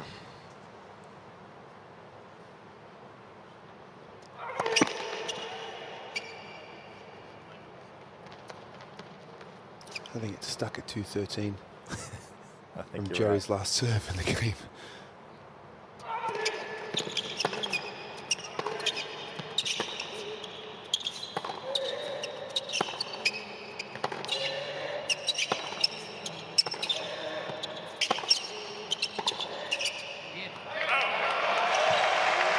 Well, Petch have been talking about it, just a little bit more measured there from Jarry. Didn't take anything on necessarily, just drew the error with weight of shot.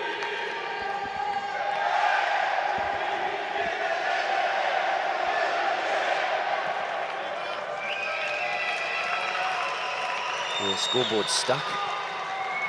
Speed gunner's stuck. I'm stuck. You're never stuck.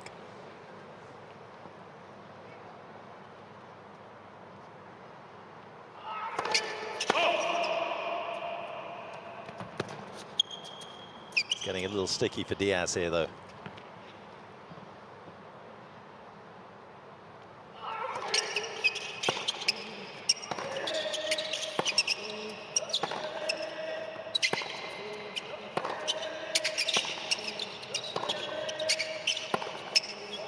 Simple and efficient, irresistible combination.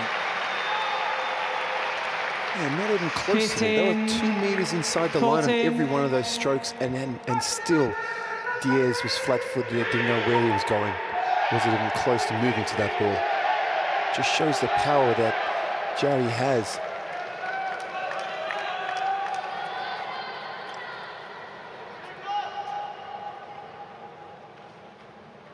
Couple of match points.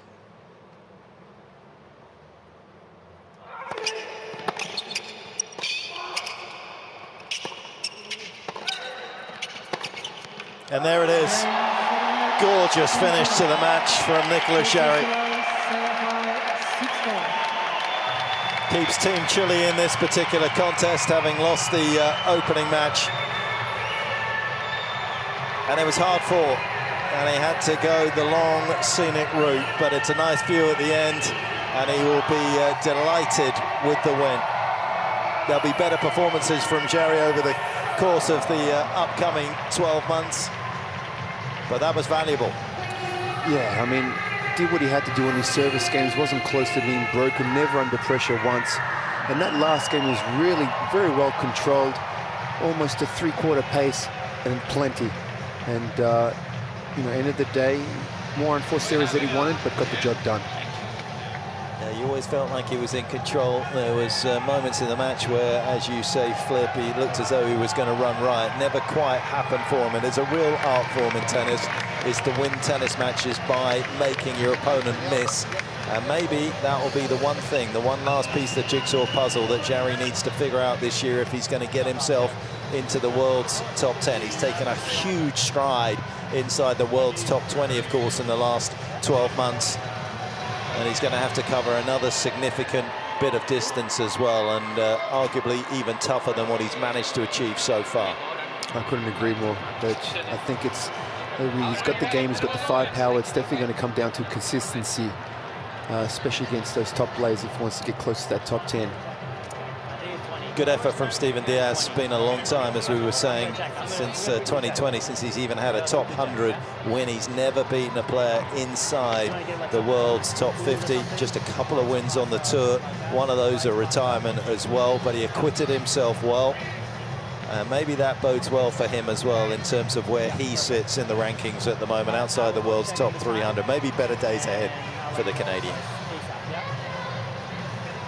Better days potentially ahead for Team Chile, and as they turn to try and recover the scoreline here, and Wally is with Nicholas. Well, Nicholas, congratulations. Maybe not the opponent you expected, but a very, very tough match. Yeah, for sure. Steven is a grinder, very tough opponent to kill, and it's the first match of the year, so it was tough, and I'm happy to be able to be here competing and getting some real matches, real points in this great atmosphere and this great tournament. Helps a lot, since it's not the typical tournament to start a tournament. It's a team, so it's a little bit less stressful, so very happy to be here. Yeah, and obviously you've made it 1-1 now, so that's a big effort. But it seemed like, you talk about the first match of the season, it seemed like you were just trying to find the balance between power and control. You certainly got it right in the final game, but still striving to find your best form. Yeah, for sure.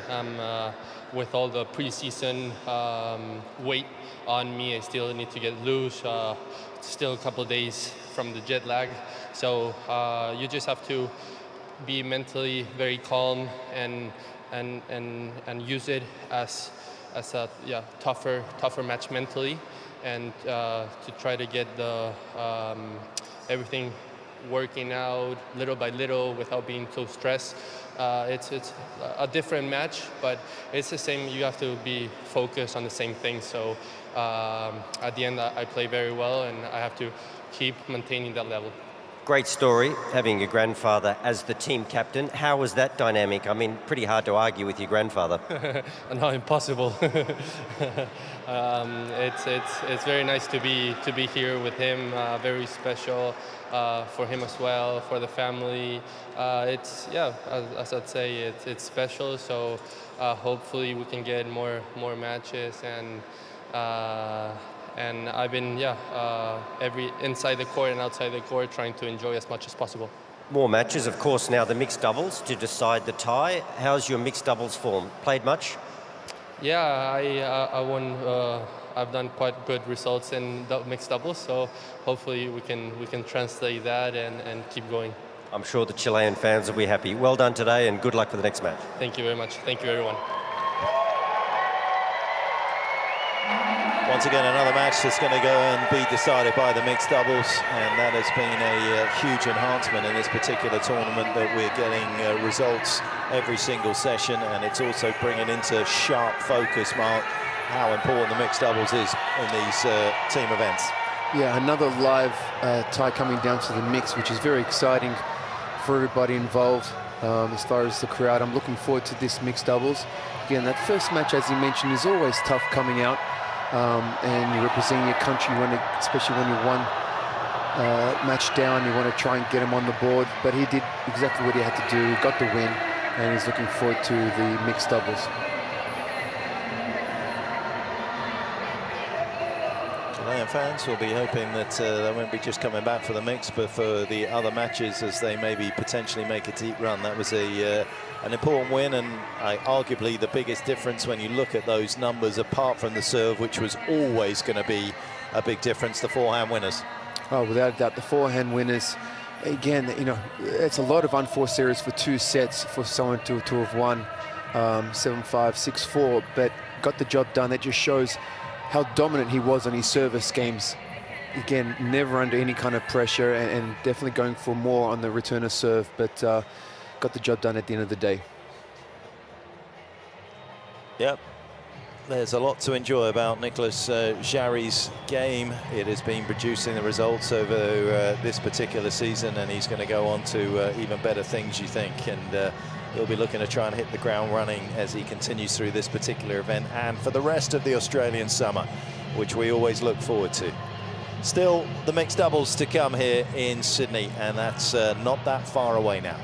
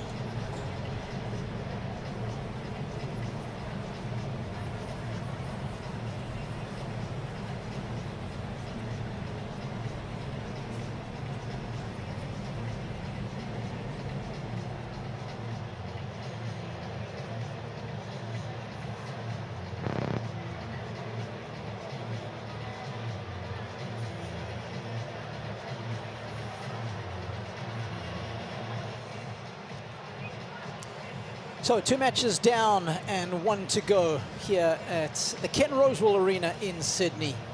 Honours even. Leila Fernandez getting the first win for Team Canada over Daniela Segal. And it's Nico Jerry who evened up proceedings with a straight set win over Steven Diaz of Canada. It's time for the decider. It's the mixed troubles. Please give a very warm welcome to Tomás Berrios Vera and Daniela Seguel, representing Chile. Led out by team captain Jaime Fiol.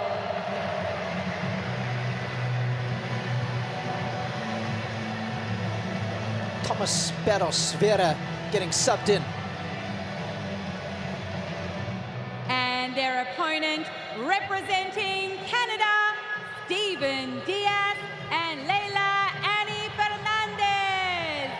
Led out by team captain Adil Shemazdin.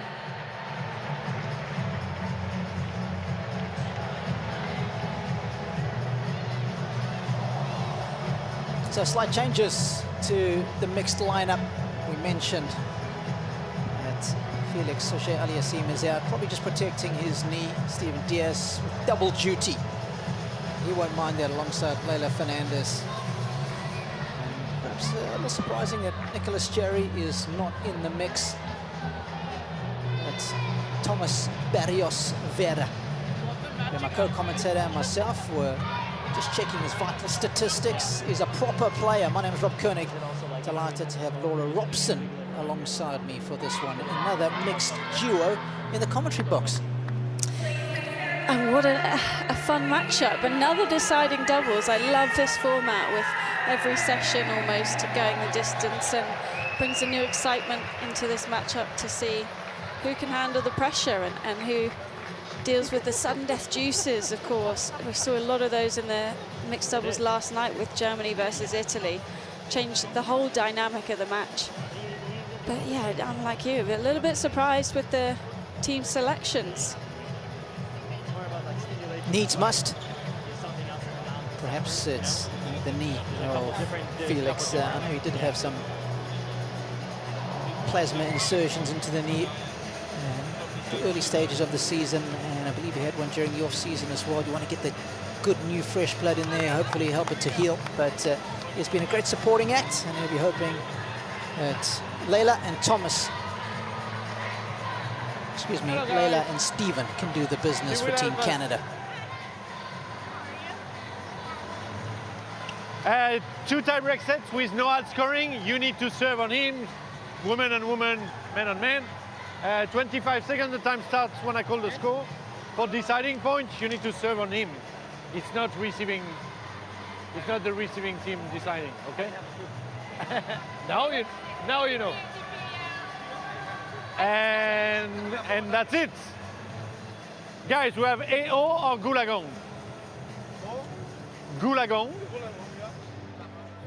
And then a picture with her, please. Let's go. Go. Perfect. Goulagong, you won the toss. Receive. Okay. This side. Can you do a picture, please? With and without her.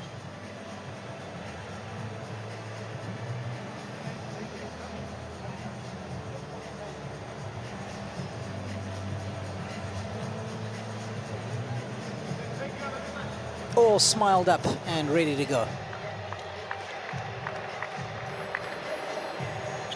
She's happy with her coin toss.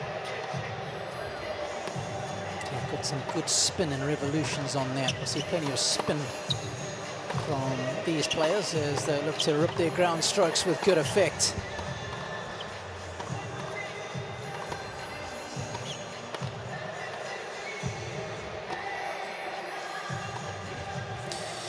Well, I'm delighted to say that we have got Jaime Fiol, the Chilean team captain, mic'd up. Jaime, it's Robbie Koenig here in the commentary box. I was just looking at your mixed doubles record, of course, a finalist at the French Open back in 1975. So we want to know, Jaime, what was your message in the break to your team? Well, yes.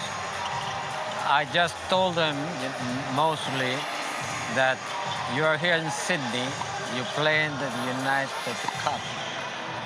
Have a good time. Enjoy the scenery, enjoy the organization, enjoy playing against such top players, and have a good time. It's a game, it's a sport. So try and do your best. That was what I said. No Lovely. strategy. Jaime, I know that your daughter Catalina spent a number of years here in Sydney. Is it a place that you are very familiar with? Have you ever spent a New Year's watching the fireworks at the Sydney Harbour Bridge? Oh, I've heard, of course. I mean, everybody in the world hears about the Sydney night celebration, the evening celebration of tonight, and everybody's looking at it. My daughter, yes, and her family, they lived here 5 years. I came here, my wife also, and we have much appreciation for their time in Australia, in Sydney. I'm so happy to be back, and I expect to celebrate as a team member. We can't go on for very long tonight, but we're going to have a good time, and I appreciate the hospitality. 2 minutes. I appreciate the hospitality here. Well, thank you very much for chatting with us. I hope it is successful for you and that you can add to the celebrations of the new year if your team is successful, Jaime. Yes, I appreciate it. Thank you so much for this this chat. Thank you so much. What a bloke. Yeah, what a legend. Of course, one of the co-founders of the ATP, served as one of the early presidents, and he has been around for many years. You can see him being the wise old sage at the family Christmas dinner, can't you? I can definitely see that. I'm sure there's a good speech at the end of the night in every family celebration that they have. Yeah, of course, his daughter was very much involved, Catalina, with the tournament in Santiago, where Nico played and won this year. And his nephew is Martin Rodriguez, who actually used to coach Nico Jarry for a number of years before they parted ways.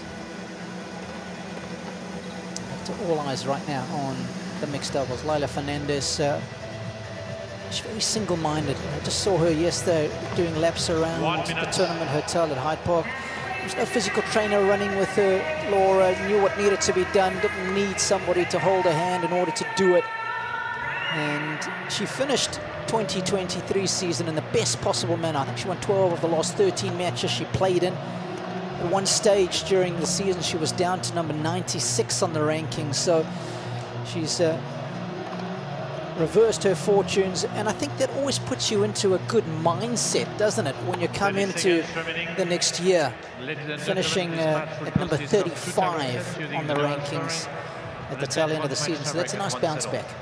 It is, and you look at her doubles results throughout the year. She played a lot with Taylor Townsend. It was a really successful partnership every time they competed together, but of course they had the success at the Billie Jean King Cup as well, where she was playing with Gabby Dabrowski. So she's really crafty on the doubles court. We know she's got the feel underneath the ball. She's able to construct the point and to try and use as many angles as possible. But I think a lot of the time, the mixed doubles in particular, it's just about as many serve and returns in play as possible. So if she can get a first serve percentage high, help her partner out, which she'll know from playing with Taylor Townsend. But yeah, they made final of Roland Garros back in May, and a bunch of finals throughout the year at various Masters events. So they did well. I would expect them to partner up a few times, unless Taylor's thinking about Olympics already and a different partnership, maybe something more long term, but they're really fun to watch. I'll be hoping that this one is going to be very easy on the eye. Team Chile against Team Canada. Opposite ends of the planets, but it's the sport of tennis that unites us today at the second edition of the United Cup. It's one of the great cities of the world, Sydney, Australia, and of course, on a night like tonight, all eyes will be on the famous harbour area. But right now, our attention is fully focused on this deciding match. It's 1-1 between Chile and Canada, the mixed doubles, to determine the outcome.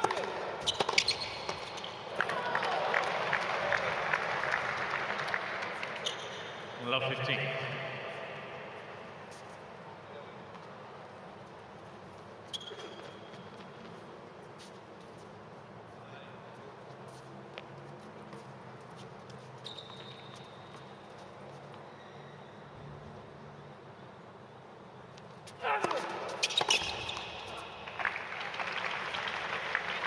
Did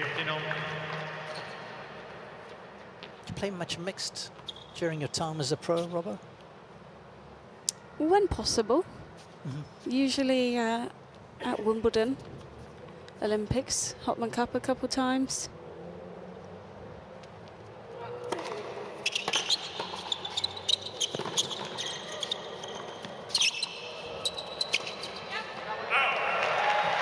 I think sometimes the players out on court can think, oh, it's just like normal doubles, I'm going to play the same, but you really have to have a bit more of an awareness where to go, at what times, how active to be as the guy on the court, because you don't want to do too much. I think we saw that a few times yesterday with Casper Ruud and Zverev in the first few games, trying to get everything, and then realizing you can't be everywhere all at once.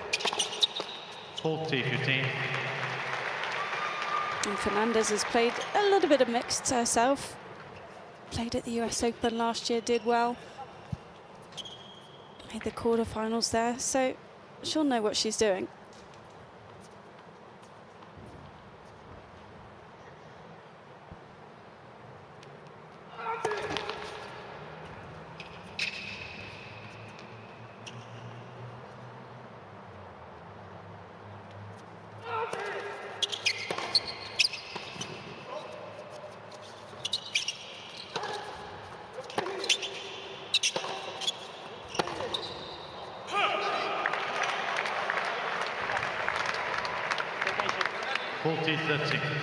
A bit like that point, really. Diaz maybe could have just stayed in that rally, waited for Leylah to get an opportunity at the net. It's that feeling of wanting to go big all the time.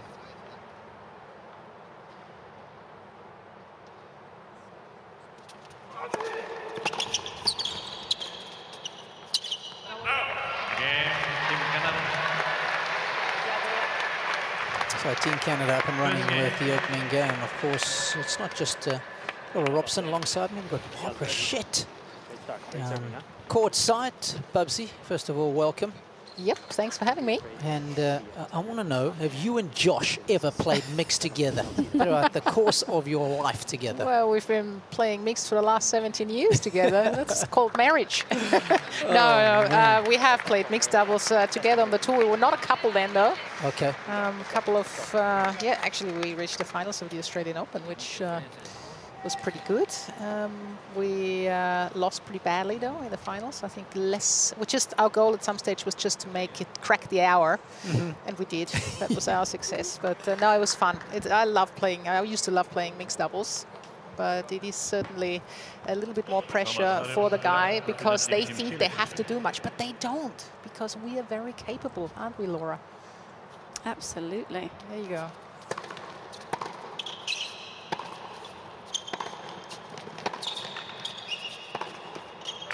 Tell you what, it's a very different story that I heard from Josh, but that's for another day. Oh, can't wait to hear that one. He was broken first, by the way, as well. Not that you remember. I remember everything.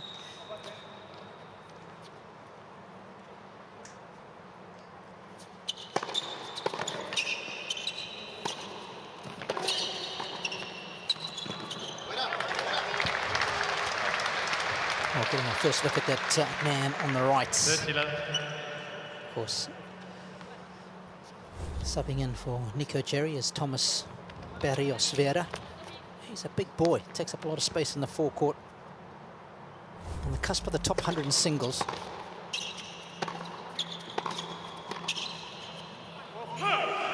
They make them tall in Chile. 30-15. It's a big moment to come out here. Maybe didn't know if he was going to play or not. Probably depended on how Jarry felt after the singles physically, whether he wanted to get out on court.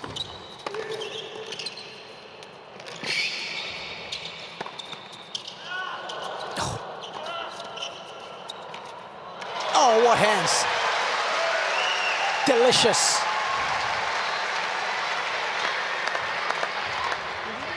If that doesn't get you excited, tell you what, you're pretty hard to please. Steven Diaz has excelled here. That get off the net court. And he's so close to the net, we can't even pick him up on camera.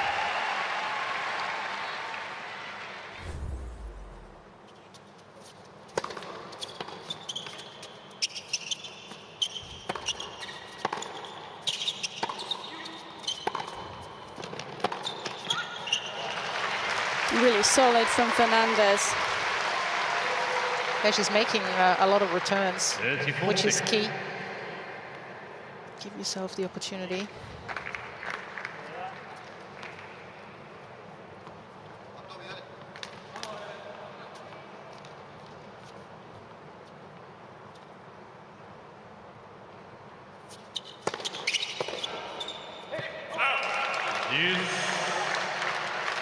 So what's in the mixed doubles? Deciding point. The deciding point is guy to guy, woman to woman. What we've seen so far from Diaz is a very compact backhand return of serve. It'll be interesting if Thomas decides to go there or not. I would stay away from it. Oh, he's done very well. Yes, excuse me, Laura. He heard you, but it didn't work. Canada leads 2 games to love. Went for the forehand. It was a nice forehand block return. Deep enough. And that's the third ball that you kind of just want to roll back in, because Fernandez, from where she was in the court, wasn't able to get forward or do too much or think about crossing. So patience, I think, in mixed is key.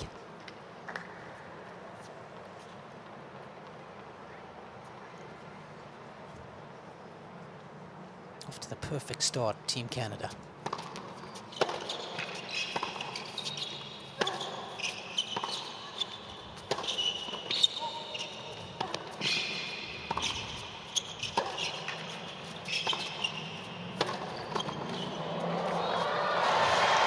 Wow, he's moving so well. Quick reflexes.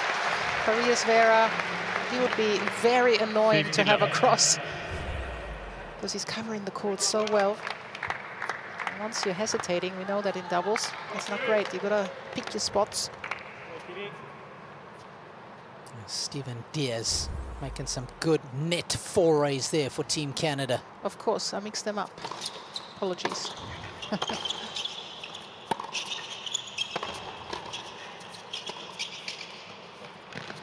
Oh, right idea.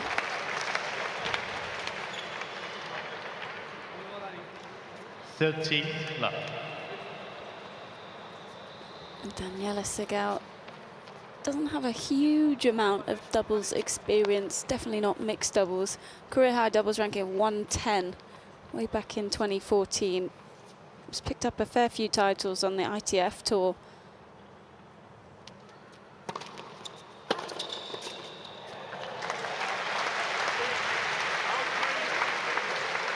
I think if Steven Diaz was a dog, he'd be a little Jack Russell.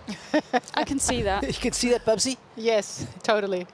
He's everywhere. Oh, he's all over the place in a good way. Yep, snapping at your heels. Good energy. Like it. Can relate.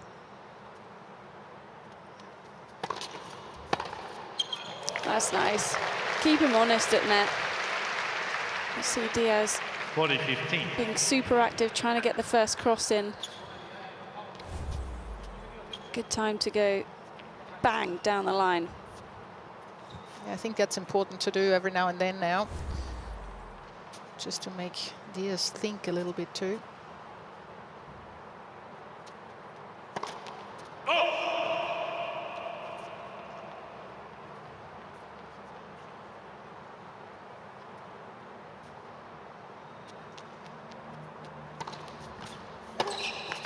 Game. Team Canada. So off to a flyer. 3 games played. Team Canada leads. 3 games to love. Canada have bagged them all. 3-0 first set. Job.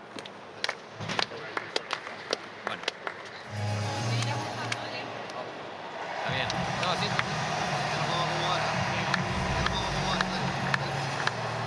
Well, the South Americans are always so energetic in their support. Canadians are a little bit more laid back. Sporting their red and white proudly, of course. They've had a lot of success in team competitions of late. You have the Canadians with the men. They won the ATP Cup. Of course, they also won the Davis Cup. And then this year with the women, it was the Billie Jean King Cup. So the money that they're investing into tennis in Canada is certainly doing its thing.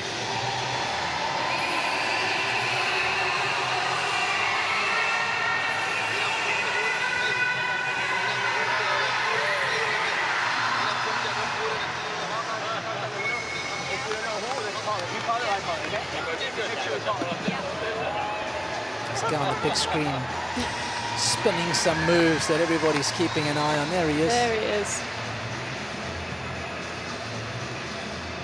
Side. It was a semi-breakdance. Wouldn't say quite had the moves to call it the real thing. Felix loved it though. He did. I'm just trying to see who the number 10 player from Chile is in the national football team. Wonder if that's him.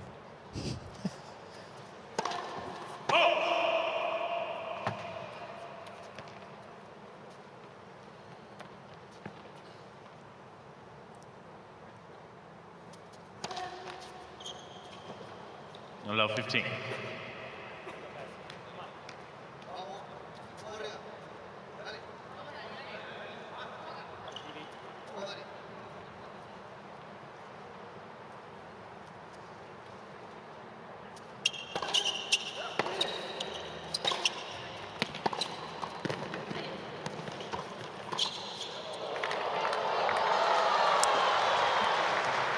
Came off his body, I think. Yeah.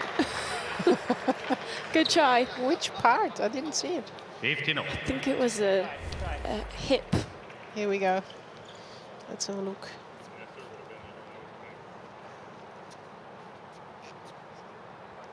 A bit of everything there. Yeah, the left side.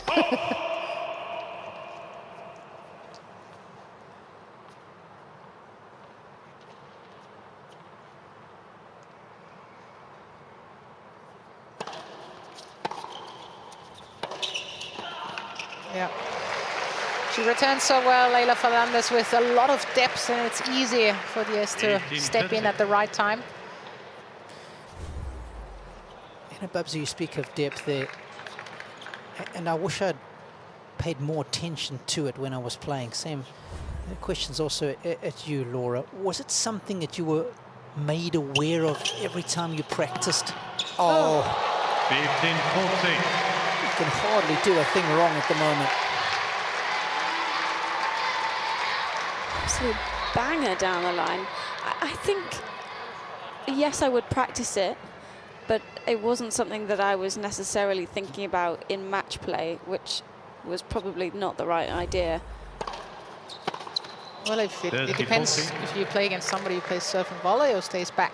Obviously, serve and volley, you want to get it on the feet.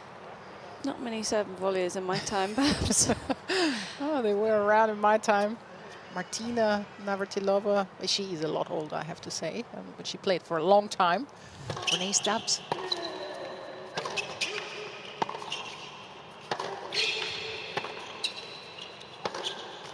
Game, Team Canada.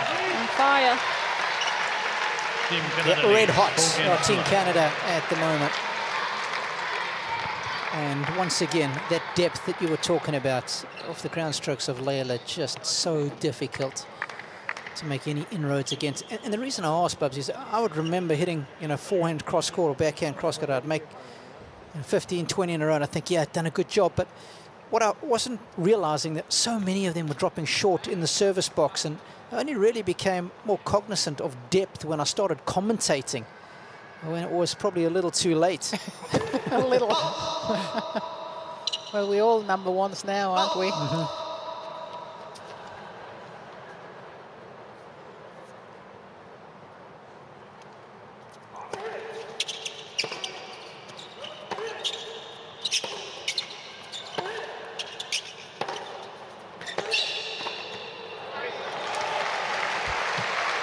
I feel like the depth is something that I was more conscious of actually when I was 15. playing doubles, because I was always trying to set my partner up at the net to then get a slightly higher ball and immediately for them to cross. Yep. So if you are constructing a cross-court point as the baseliner, you are looking for as much depth as possible so that your net player has enough time to feel like they can move in the first place.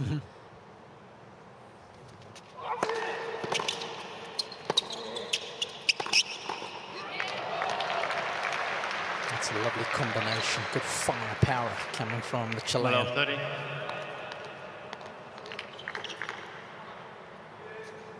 Qualified at Wimbledon this year. Did Thomas. Had some good wins. Beat Aussie Hijikata in the second round of qualies and then beat Sebastian Baez first round of main draw.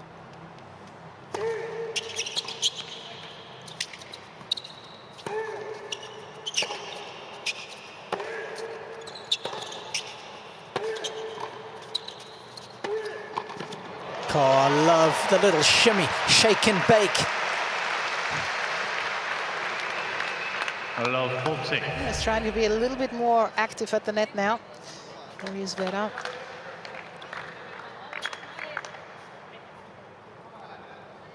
Ricky Bobby would have been very happy with those moves.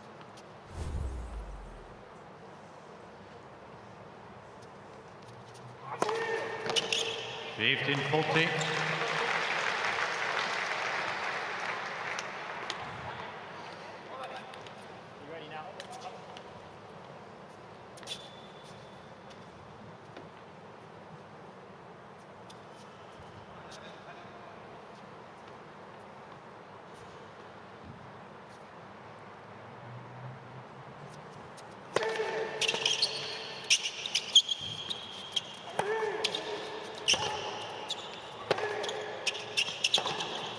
Oh, made it. Again, Team Chile. Rifled that forehand to get Chile up and running in the mixed doubles. And Team Canada leads 4 they games to needed 1. that. Because remember, we're all squared up at one match apiece. This is the decider. Canada very much in charge.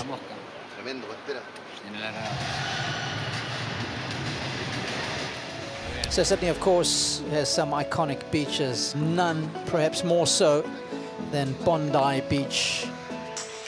It's only 7 k's east of the Sydney CBD. It's about half a mile long and, of course, a famous surfing spot. Stunning scenery, and it's got such a vibrant culture around it. And Some good coffee. Good coffee around there. it doesn't get much better than that, right? Oh, Early what a morning morning. walk. Dip. Yep. How's your surfing skills or your boogie boarder? I'm a boogie boarder. Surfing's non-existent. I realised that when Again, like, aim for her. you know, you have to pop up, Yeah. and See her my anytime hips she's don't at do the that. I net. can't just pop Pop that ball anymore. like It's this. Yeah? slow and steady, which doesn't quite That's playing work if well you want to catch a wave. And that's his approach at the moment, coming back to tennis. At the tail end of the season, slow and steady for Felix. Time. Was really hampered by injury throughout the course of 2023.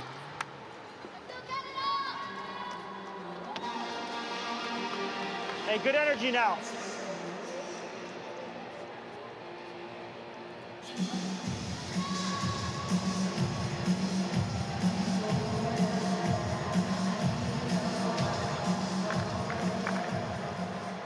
So Barrios Vera trying to hold serve for the Chileans. They're yet to do so. Out, 15 love. Babsi, how are your surfing skills there up in Noosa? Body surfing? Yeah.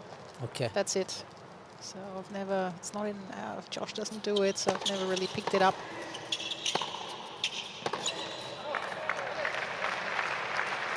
Body surfing's fun though. 30 love. A lot. Yeah. Catch the wave at the right time. What about your surfing skills, Robbie? Limited. I know you have fishing skills.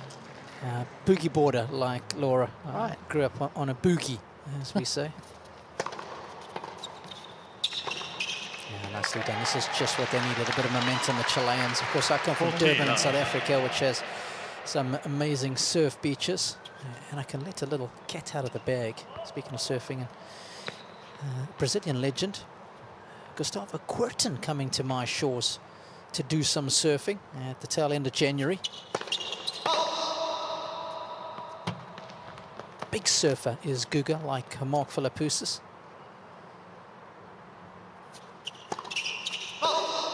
Body 15. I wouldn't go too much of a kick serve on the second serve where Diaz is with his backhand, because I just feel like he can go line, take that ball early and go for the net player all day.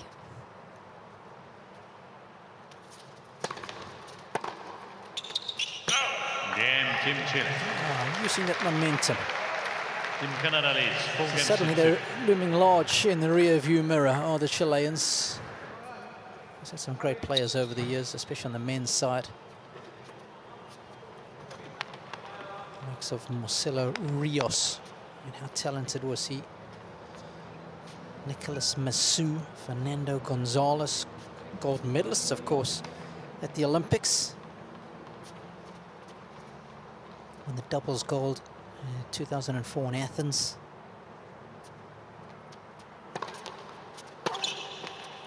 $15 love.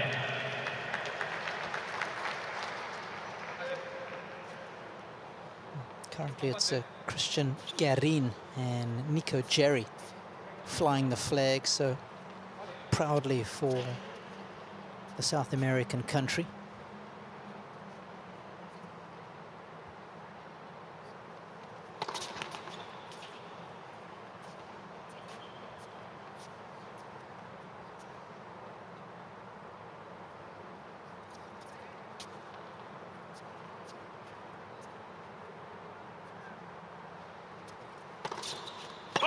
Ball toss just getting away from her a bit there.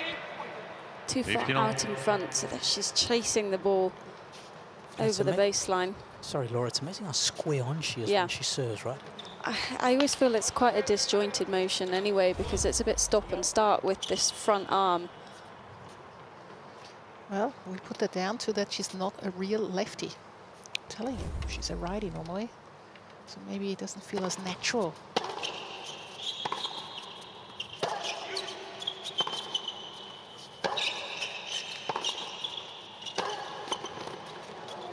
Oh.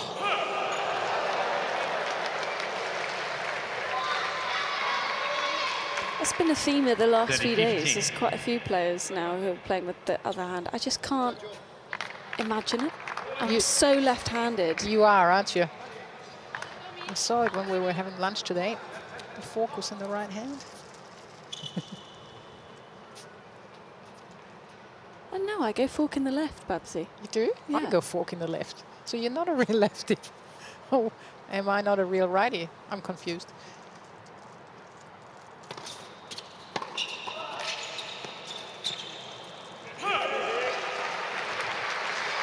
$15. Just looking to steady the ship here.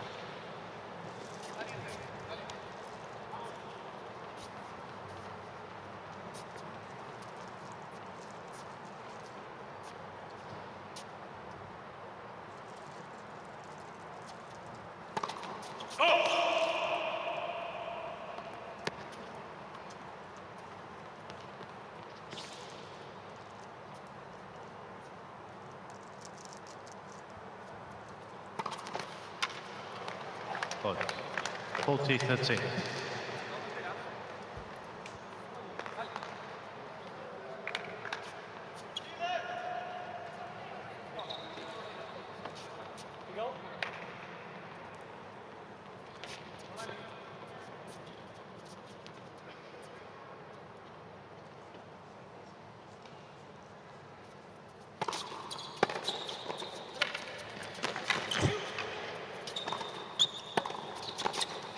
Ah, fantastic. Team Canada. Motion, please. New ball.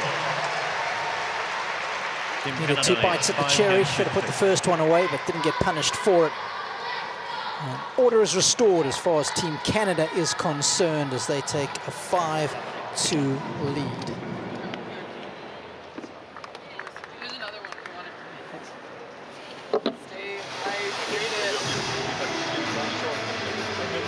They've done well there because with this format, sundeath juices, the scorelines can change so quickly. All of a sudden, you've gone a break up, you lose it 2 minutes later, and then you're right back on the back foot. So Team Canada just staying steady. I don't want to see. It's not your bathroom. Oh, jeez. Oh, jeez.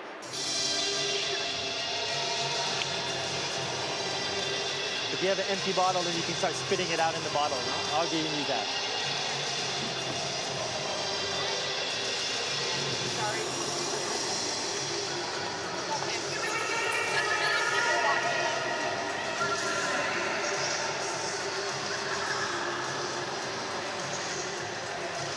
Very handy doubles player was Captain Shamesden.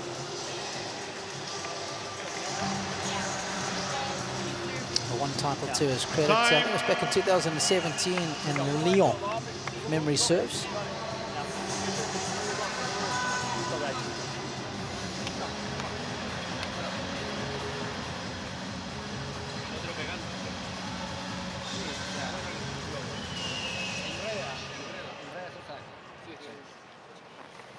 So new balls serving to stay in this opening set is Segal and Team Chile.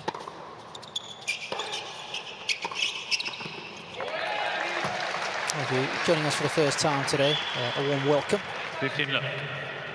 from the United Cup here in Sydney. Leila Fernandez with a straight set win over the lady that is serving now, Daniela Segal. 6-2, 6-3. Stephen Diaz and Nicholas Jerry locked horn in the men's singles. Jerry winning that one in straights.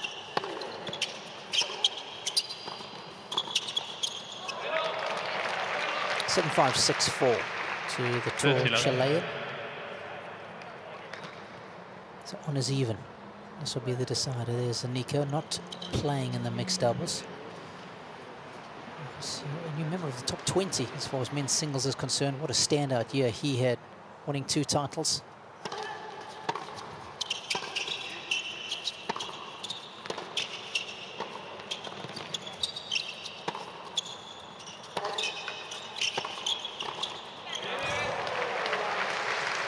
Could have snuck a little bit closer to the nets. 30-15. And you can see Diaz telling himself the same thing. He could have potentially crossed one ball earlier when Fernandez hit a really great deep cross-court backhand.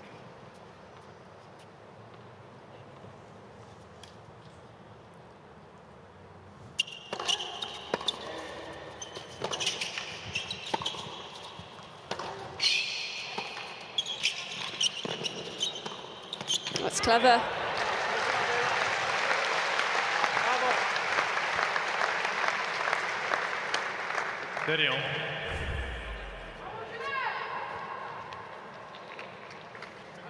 I love how calm Fernandez is, despite everything that's going on in front of her with Diaz. Great peripheral vision. Choosing the right shot.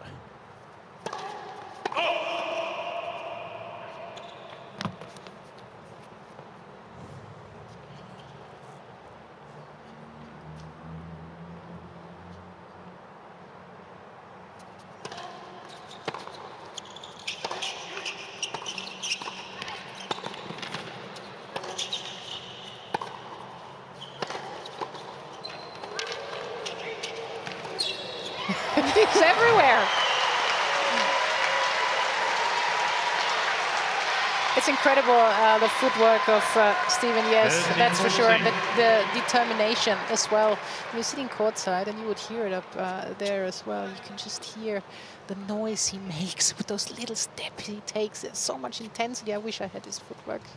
It's a dream. That footwork has brought up a few set points here.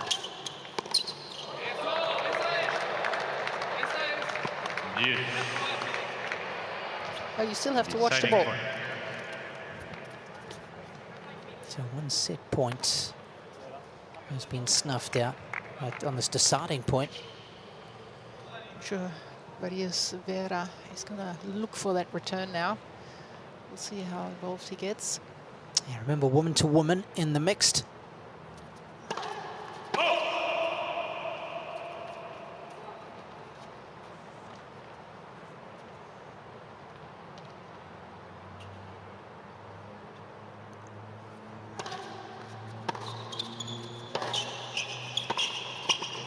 Yep.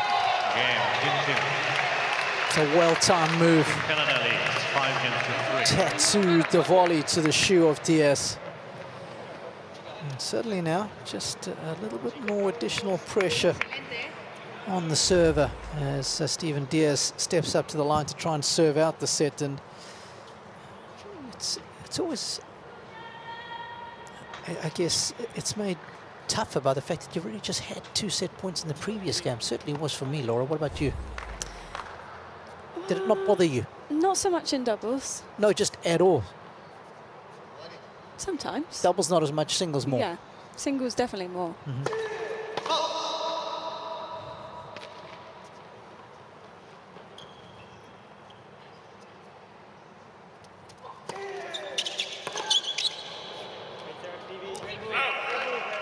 Because you've got this sounding board on the same side of the net, so if something's not gone well on those set points, or if you could have done something different, you just talk it out. Blame them. Try it again, yeah. Sorry, it was your fault. What can I do? Just help me out right now to hold serve. Good start here. Let's the service. Oof.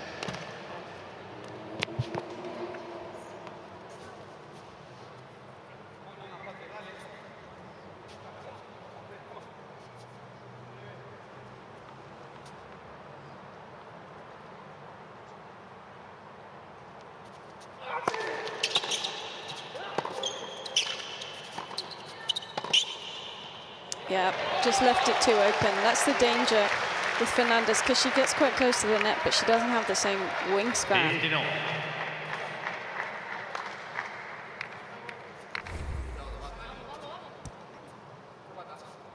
Where should that volley have gone then?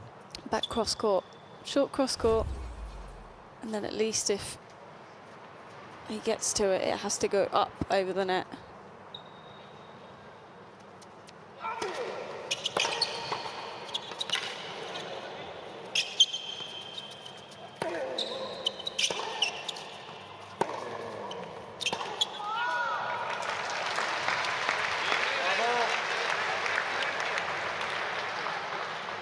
I like the intent from Fernandez there, even though she got beaten the previous point, still looking to cross and poach on this one. I think ultimately that's what helped them win the point, just catching the eye line of her opponent.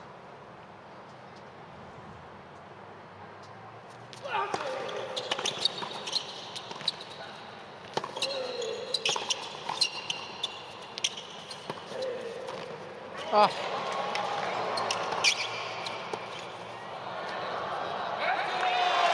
One of the best points of the match so far, all 4 involved. Beautiful combination of quick hands, touch, power. 30 all. Well, this is a really big point here for the Canadian team.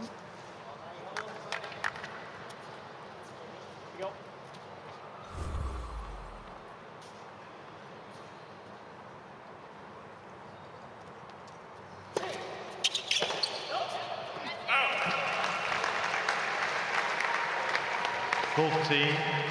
It's almost. Okay, Daniela has been undone by the lack of pace on that first serve. It was just 143 kilometers an hour from Diaz. She was so early on the swing. I get the feeling she was expecting more. Third set point.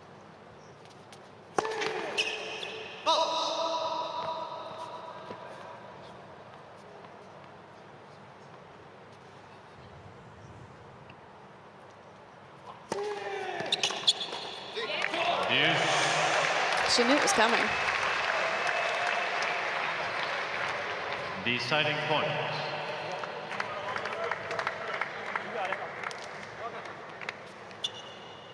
Is he going to stick with the serve out wide? What do you think, guys? I'd go body, so then at least it doesn't have too much of an angle on the return. Any particular side on the body? Body forehand or backhand if you're going to miss it? Trap him in the backhand. I think forehand, you can sometimes go off forehand.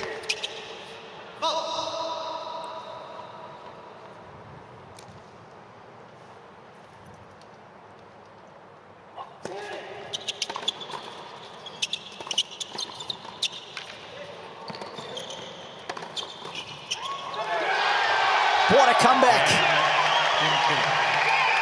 Team Chile very much in the fight now. They fight off 4 set points.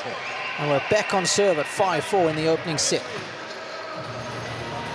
That's the reaction from Jarry on the bench. He's in every point.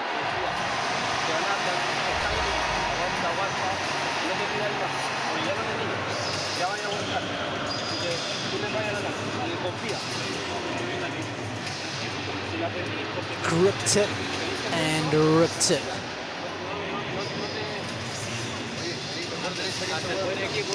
And that's mixed doubles. The momentum can change so quickly, and these deciding points, they're nerve-wracking when you're out there. Well, Fernandez did a great job on the first volley.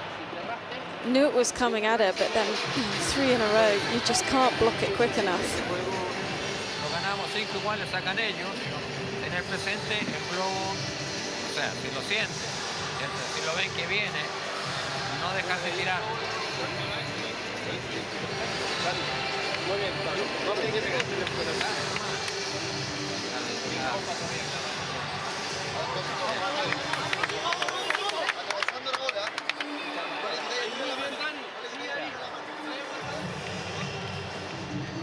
Oh, they were looking at a little dour and subdued about 20 minutes ago, but anything but now.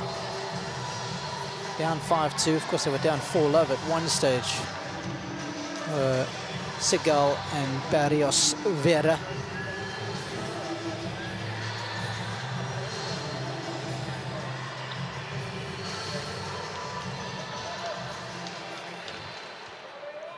Maybe it'll be easier to break for the set rather than hold.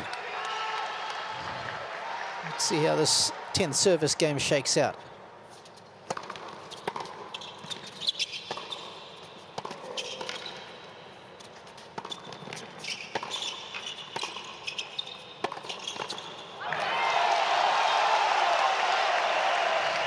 And because Chile have gone line a couple of times on Diaz, he's now all of a sudden holding it and not being quite so ambitious at net, which was really the best part of their partnership 3-4 games ago.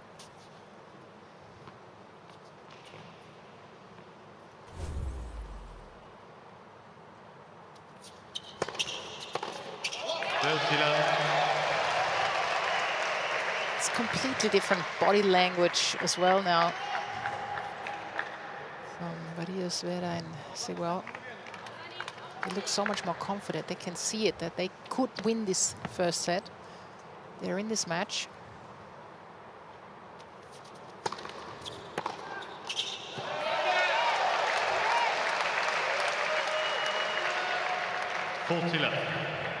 Mixing things up nicely behind his first serve.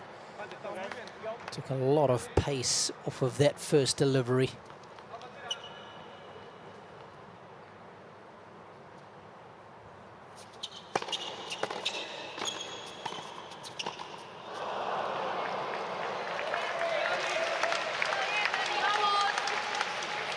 20-15.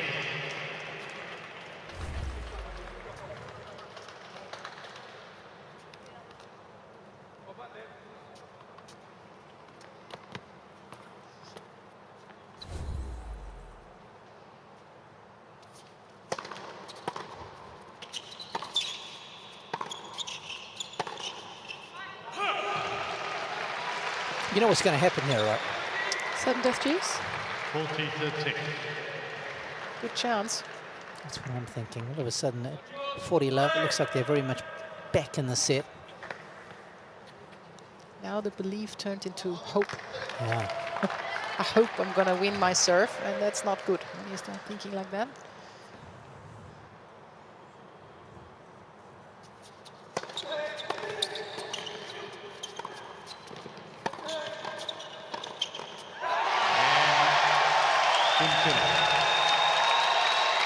No can do. They are not going away without a fight. 5 against 0. And Segal and Barrios Vera even things up after 10 games. What a great fight back.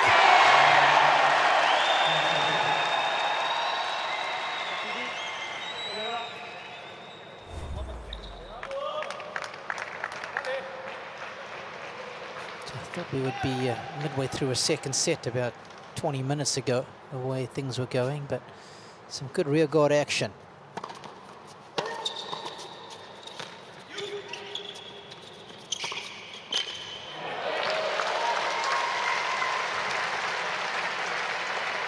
That's what Diaz needs to get back to, getting it that first cross in before Chile can even think about going line. He's definitely a little bit less active now at the net.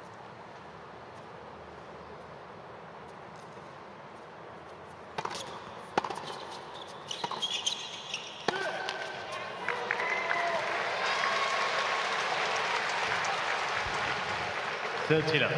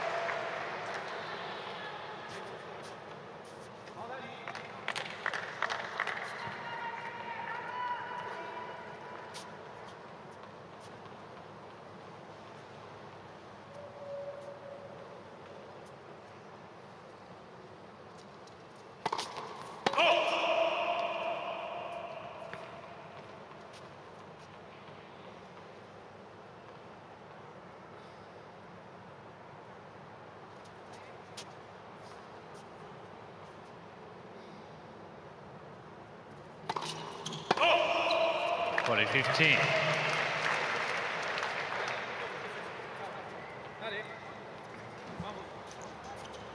Freddie Fontaine on the right, and Hugo Graville, who will be traveling with Felix this year. Of course, was with Sasha Zverev for many seasons as his physio, traveling physio, full-time. I think given the injuries that FAA has had,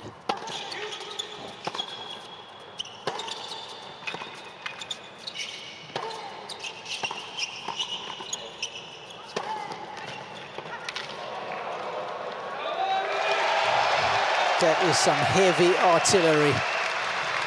Heavy artillery. What do you think?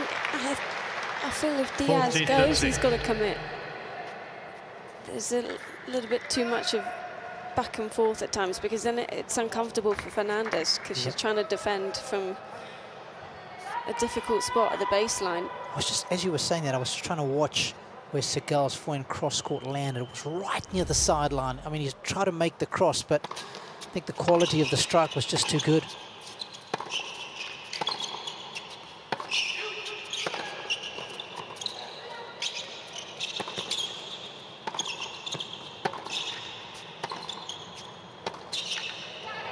That's very good.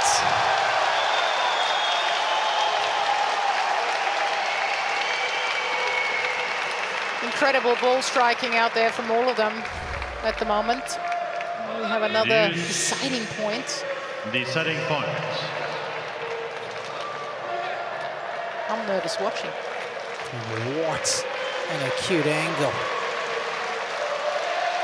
Bruising angles and egos with shots like that. Jaime is delighted. Could he prove to be Captain Fantastic?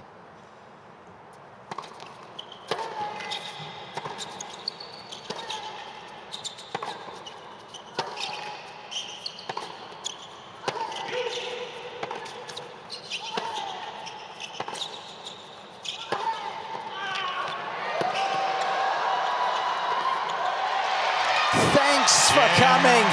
Team Canada. Diaz using every inch of his 5'7" frame to make that volley. Canada needed that. They lead 6-5.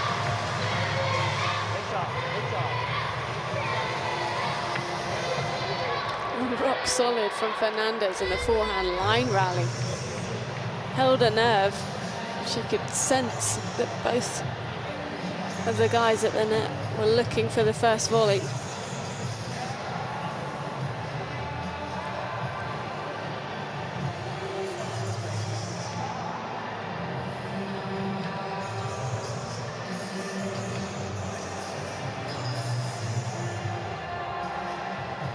Really is tough to get by the net person.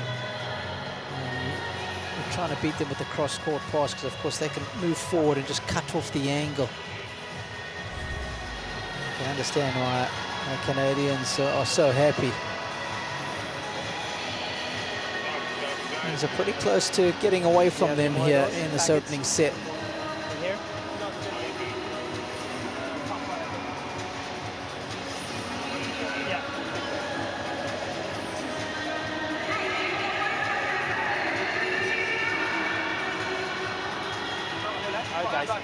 First point, huh? Let's go. Let's go. Stay on top of these guys.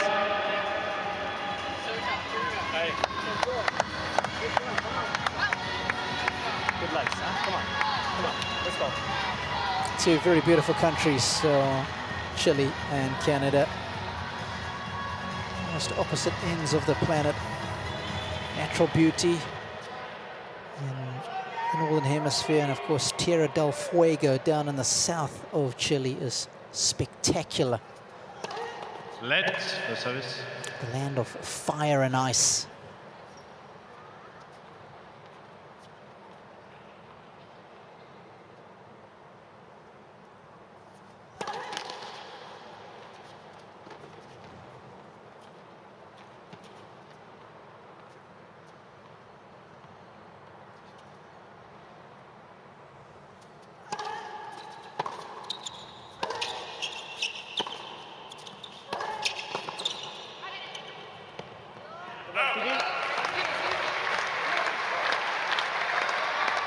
Allow 15.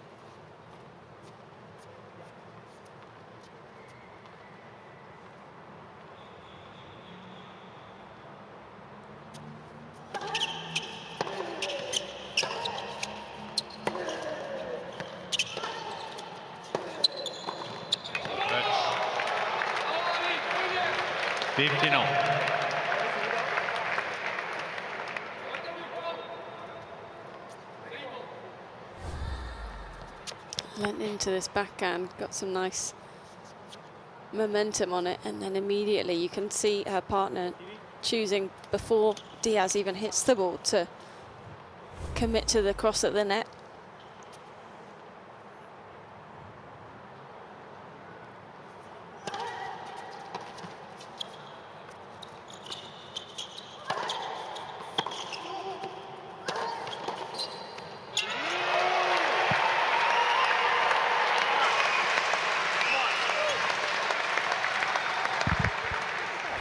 15-13. It's all about the timing of the move. It is, isn't it? Gonna move when your opponent has the racket, the ball right on the racket. If you do it a little bit too soon, then you're in trouble. Oh.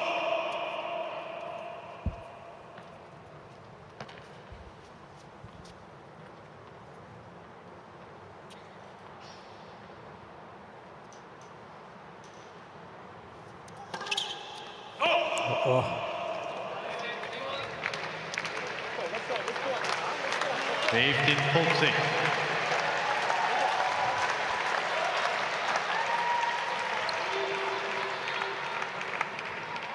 All this hard work may come to naught. More set points for Team Canada. Oh, lovely from Leila. Team Canada. Cool as you like. A backhand of rich quality to close out the opening set. They took a detour, but they got to the desired destination. They've won it 7-5.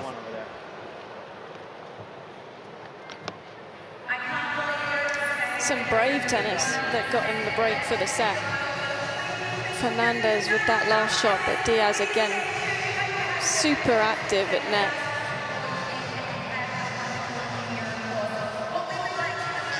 That could have easily gone away from him. In terms of the numbers, both pairs really high on the first serve percentage, which is exactly what you want in a mixed doubles. Canada just slightly ahead with that first serve points won. And what they're able to do off the third ball. And really, you look at how many break points they had, only converted 3 out of 7. It could have been a totally different scoreline in that set.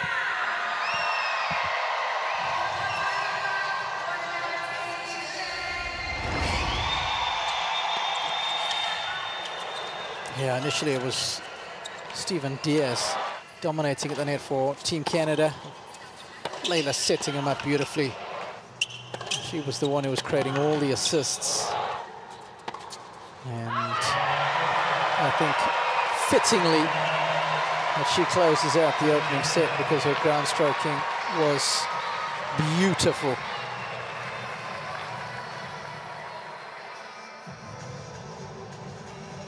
And backhand in particular, forged in steel. Yeah, I think overall they were just more creative out there, doing a lot more at the net, playing down the line.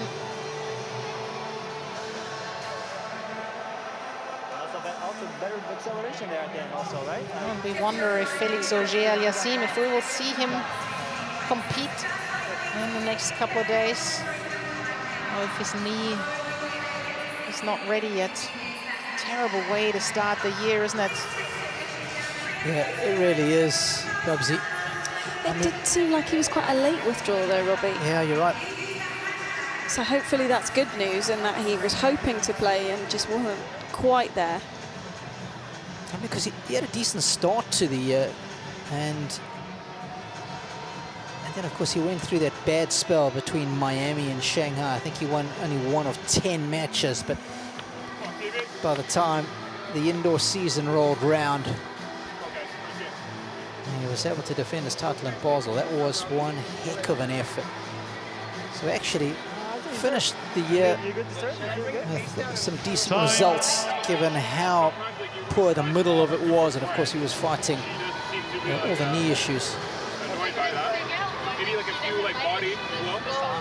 More first serve, right? Definitely with both of them. Yeah, I mean, or just hit it like hit it normal like on the other side. Yeah, just to make sure you're getting up with your left. Second set. As best as possible, yeah? Team Canada to serve. As fast as possible to serve. Okay. Seems like the boys on the bench thought that he was holding back a little bit whenever he served to Seguo. Set number 2 underway.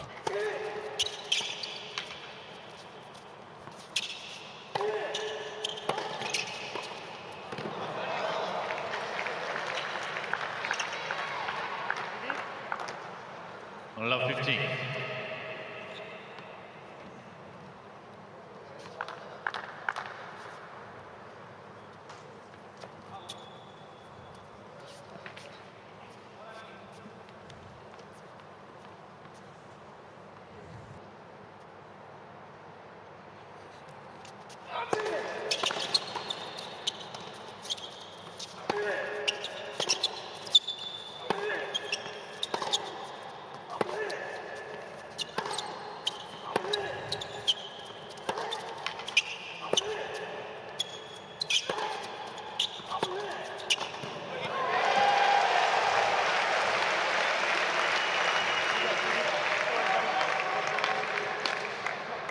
Love 30.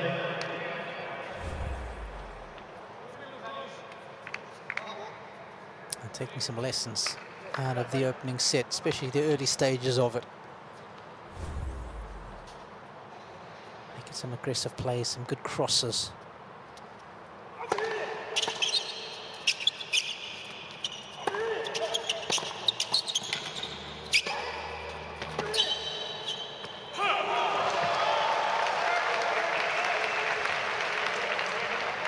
Love 40.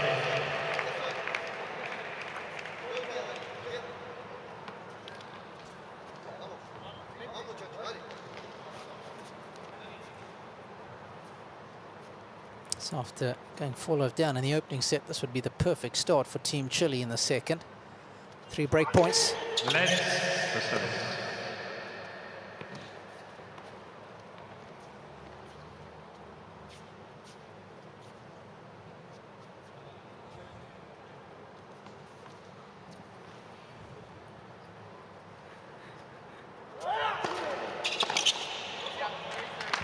Pulsing. Go, Stevie. Here we go, buddy.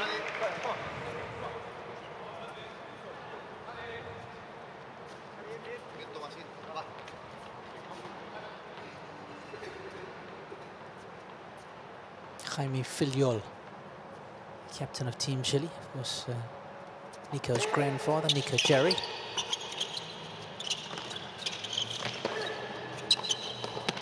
Very nice. First game, second set. Captain Jaime will be delighted with this start to the second set. Well, I have to think they didn't do much wrong once they started to turn around that first set. Quickly things could have changed for them after a handful of sudden death juices.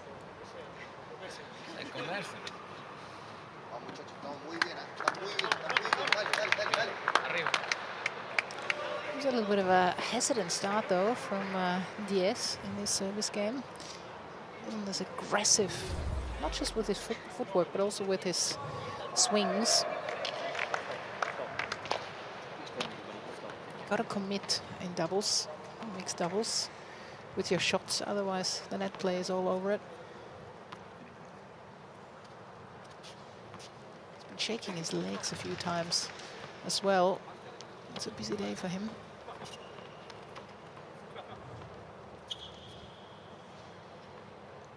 So with the early break, Barrios Fiera. Let the service.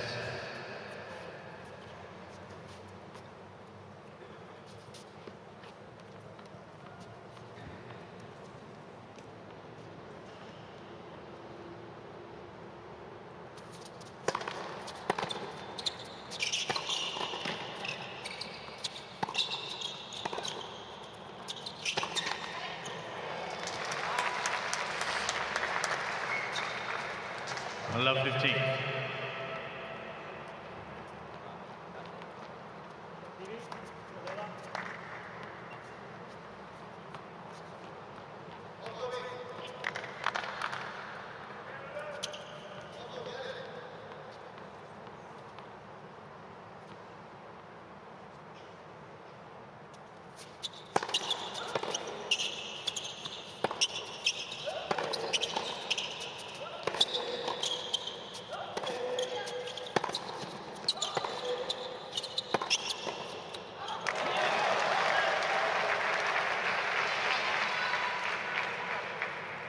It's frustrating as the net player sometimes when you know with full certainty that it's coming directly at you from the baseliner, but you just can't get your hands ready quick enough.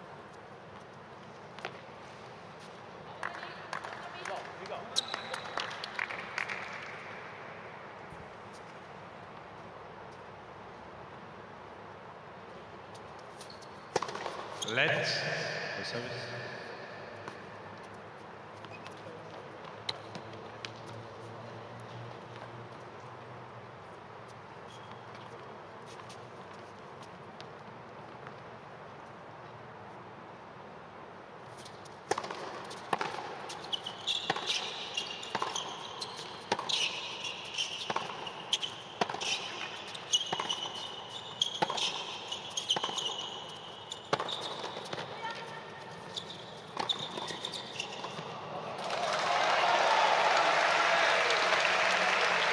It's wonderful controlled aggression. Measuring his shots to the nth degree.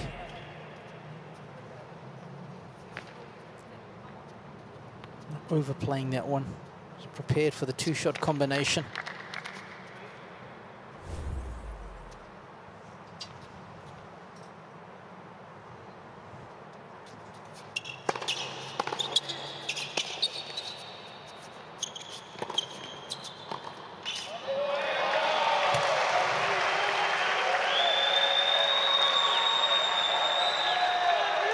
Exactly the start that they would have wanted. Yeah, there's no better feeling when you've got the momentum working in your favour. The court looks so big on the other side. Gap so easy to find.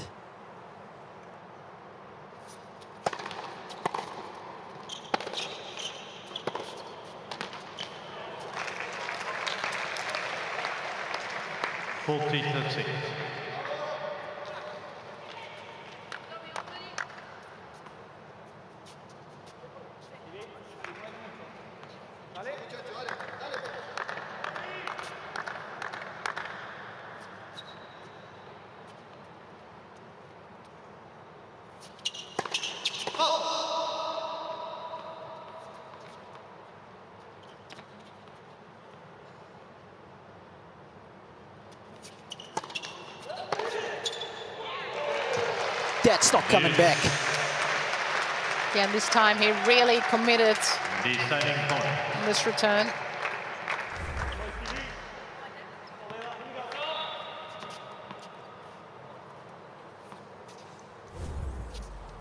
Okay, suddenly things got a little complicated.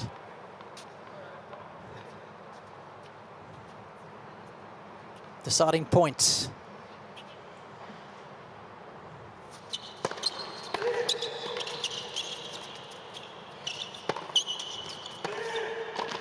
Oh, she's too heavy-handed.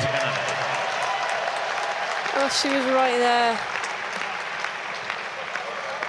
Didn't need to be such a deep volley. Just cross into that gap between the two opponents would have been ideal.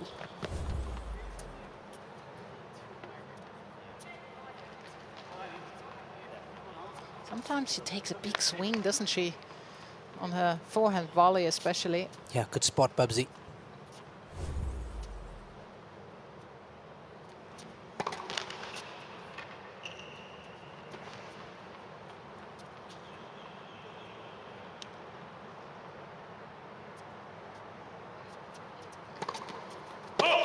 Allow 15.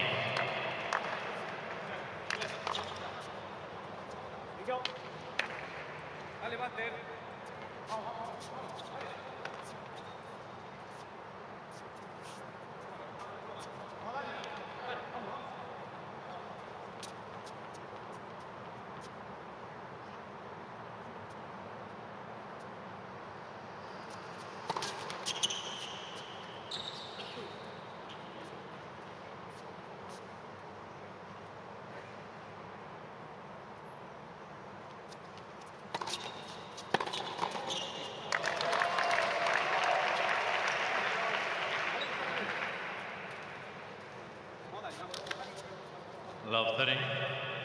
Next ball, here we go.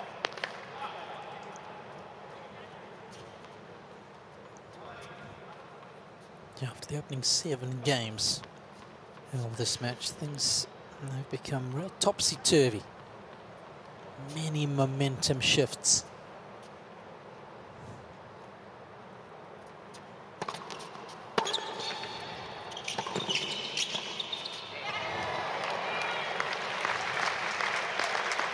What do you think from courtside? Should she have been maybe half a step further up to play that volley? Definitely. I think in doubles it's so important to just have that quick transition to the net, to be as close as possible. Once again, you know, I think with Daniela, she just needs to have shorter take-backs on the volleys. You have more control then. Let's go service.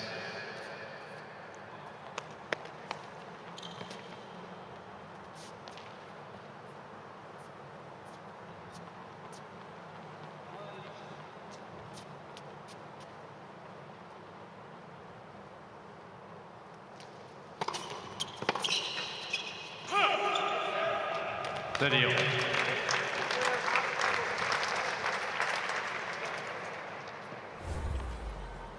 Oh, we were discussing it earlier in the match. It's a motion that's a little disjointed. She kind of looks down. The eyes aren't quite looking forward as she makes contact with the ball. For me, she could clean that up a little, because then she'd be able to get some extra power and also get some extra slice, really use that leftiness. It doesn't really seem a weapon at the moment for Leila, her serve.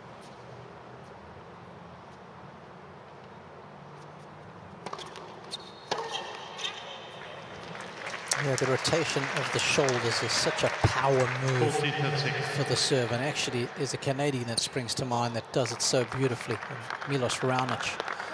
Just you see him make that nice shoulder turn right before he delivers his big blow. And what a simple motion it is. He's also double the height. Bit unfair.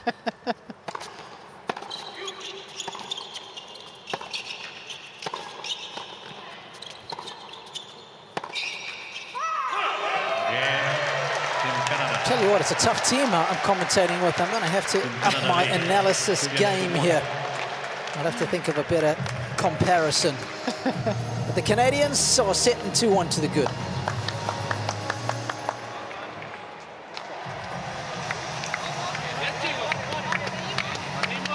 I want to steer you towards Rinki Hijikata. There you go. There's someone's got a great serve for someone who's small.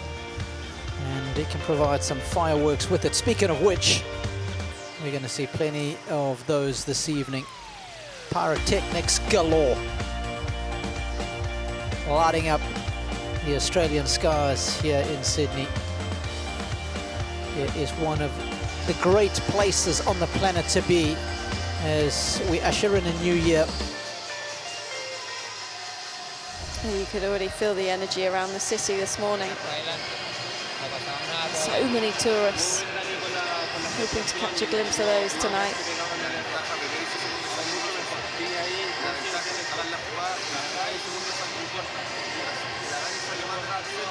I feel like Nico Jarry's become team captain over the last 40 minutes or so, doing most of the talking at the changeovers.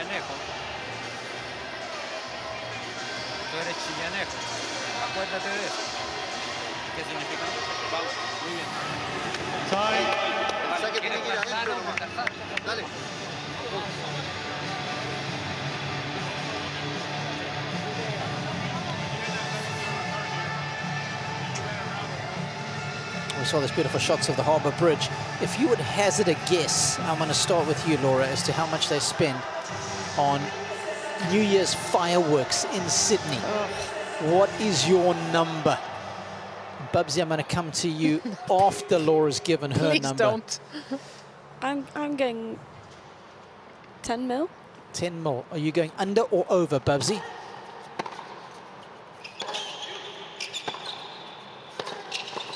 Well, I think it's over, to be honest. It feels a bit unfair that I had to pick a number and she I know, can just go and I under was- over. Yeah, well, sometimes, you know, you're a bit unlucky. I'm sure Robbie will come up with another question where he asks me first. Okay. How many tennis balls are going to be used during the United Cup, for example? That's a good one. We'll use that. We need to find out the number first. Yeah. We'll ask Robbie.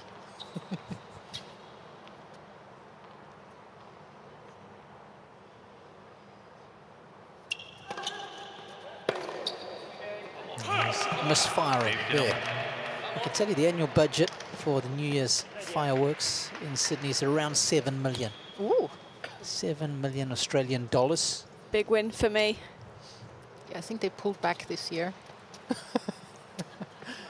Yeah, around 8 tons of fireworks. Of course, it takes them a couple of days to set it all up. They've been doing that.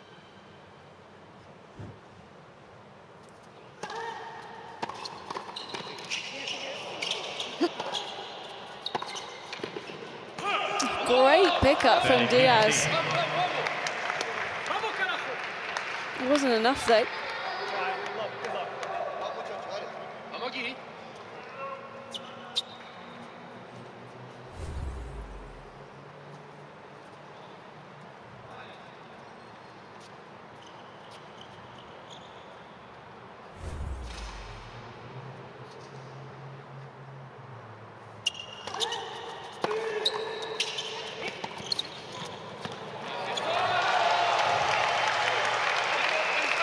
He might be a big guy with plenty of firepower, but he's got some deft touch too. That's not the first time that Diaz and Fernandez have had a bit of a miscommunication of who's going to take the forehand through the middle. With there being a lefty involved, she wants it bad, but might not have been the right choice there. Left, the service.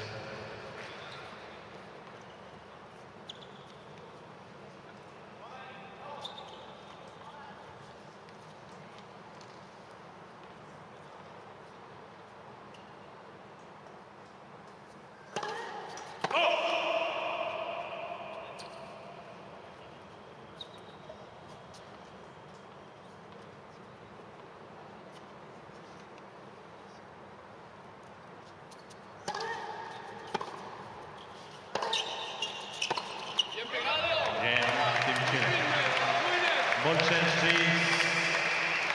A new ball.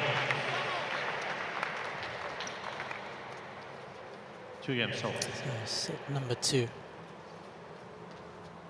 Much better contest in the opening couple of games of set number 1. When the Canadians had a 4-love lead at this point.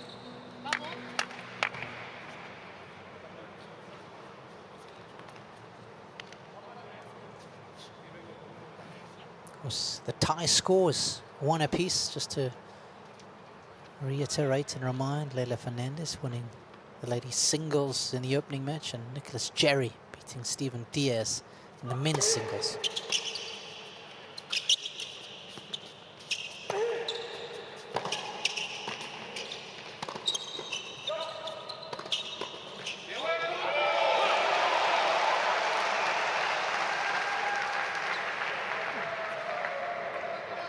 I love 15.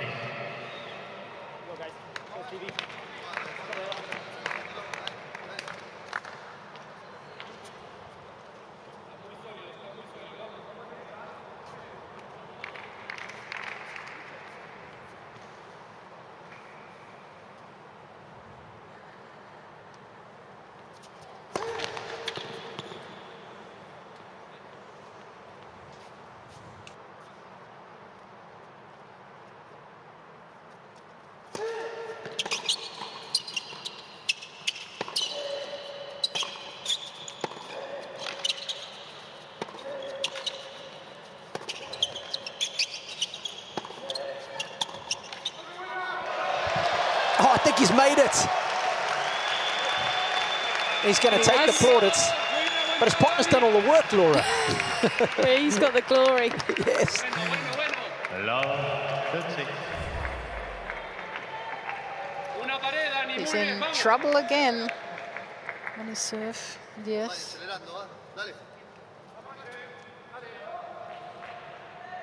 I need to triple check, but I don't believe that we've had a match tiebreak yet in a deciding mixed doubles so far this United Cup.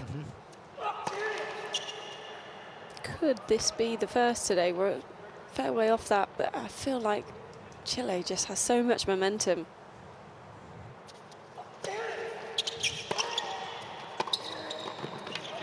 And again.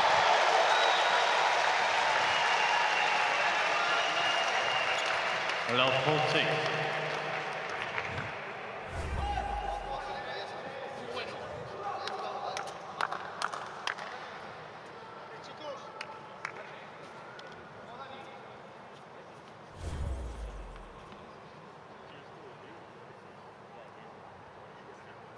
Hot.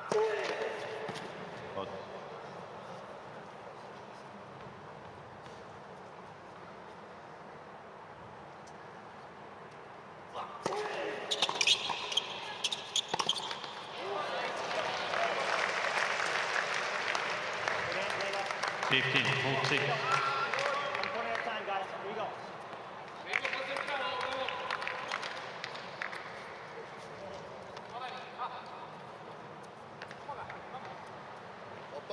Pegándole la bola, dale.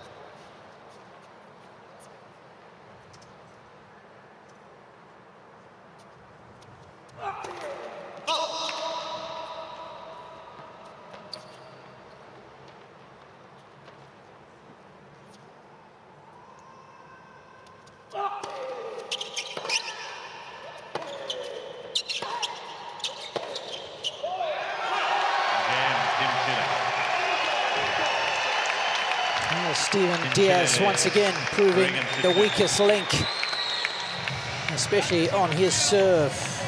And the upshot of that is that Team Chile have got a 3-2 lead with a break in set number 2. It's really interesting. Diaz, the first 5 games or 6 games, he was the player of the match. And then now he's really the one who's hesitating a little bit, who's unsure, uncertain out there. You can see it in his face. There's a lot of eye contact with the player's box, with the team. Yeah, I'm never a fan in any sport, Babsy, when they choose the MVP before the match is done. Always got to wait, right? Just in case. She made a couple of balls here and there, but make sure that she's hitting those balls. Right? Make sure It seemed like he started overthinking as soon as he got passed down the line. You know, 2 or 3 times. Let her hit that ball. Just put a small amount of doubt in his mind, but it's enough if you want to be the first player being active at the net in a mixed. And if it takes that away from you, it's very difficult.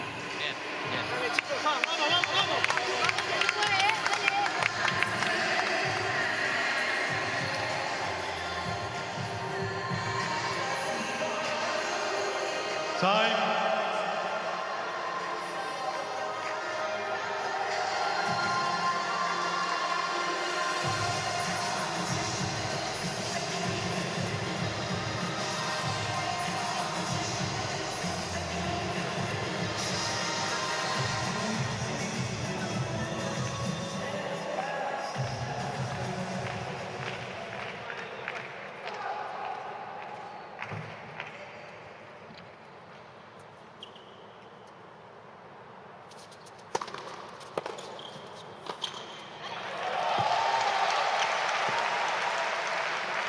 Fifteen.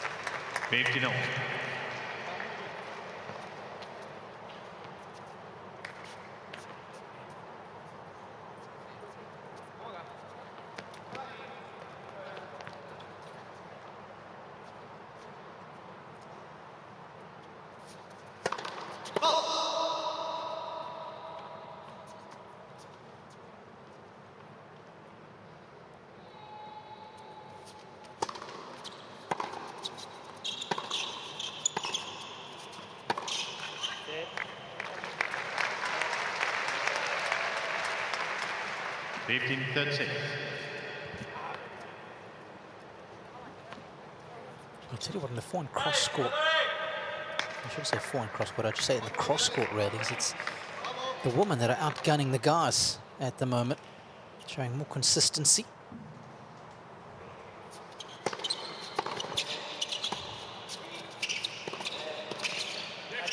Yeah, that was more definitive in the decision making there, Robbo.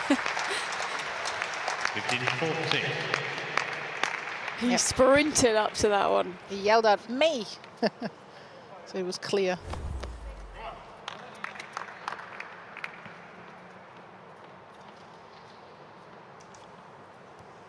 Break points galore in the second set. 30-14. Yeah, that's using your 6'3" frame to good effect to exploit the angle out wide. And now Diaz, with this scoreline, is going to have 2 break points in a row. So does he just try and rip the first one?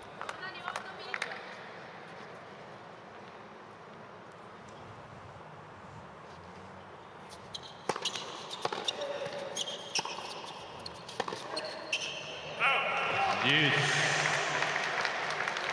Deciding point. Is it the right shot? Too early. Especially they're playing 2 at the back. No rush to go line.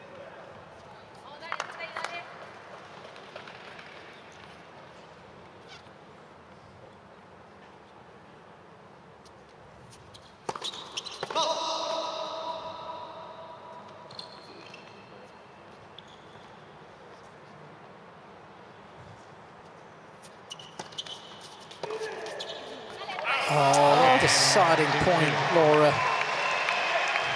What a smart serve, though. Chile leads 4 games. Body forehand. A little bit of hesitation again from Diaz. And there it is. Yeah, that'll give the Chileans a bit of breathing room at 4-2 in the second set. It's the slow kicker. If you are able to get the spin on it, it bites more when the ball is going slower through the air, and that's what we saw. Nice deviation off the turf.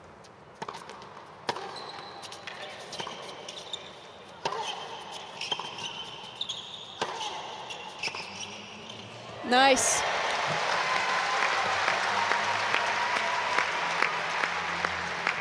Makes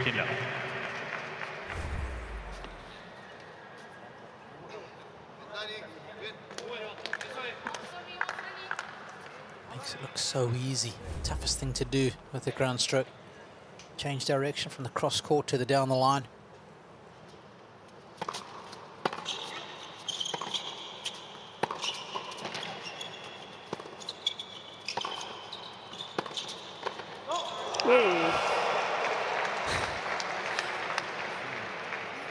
Almost took her head off.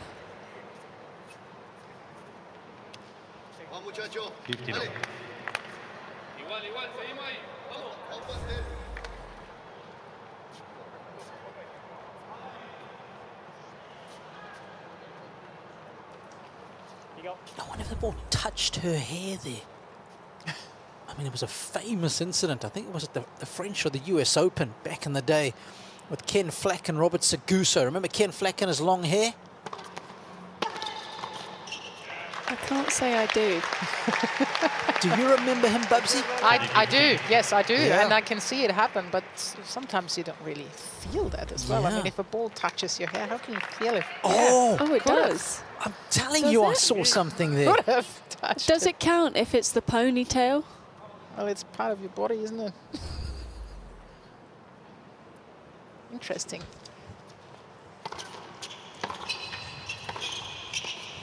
Better cut our hair.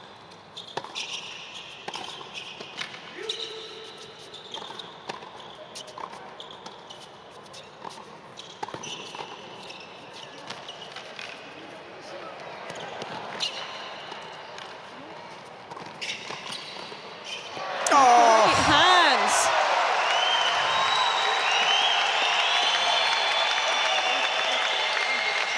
And Yellow Segal all over the net. Serio.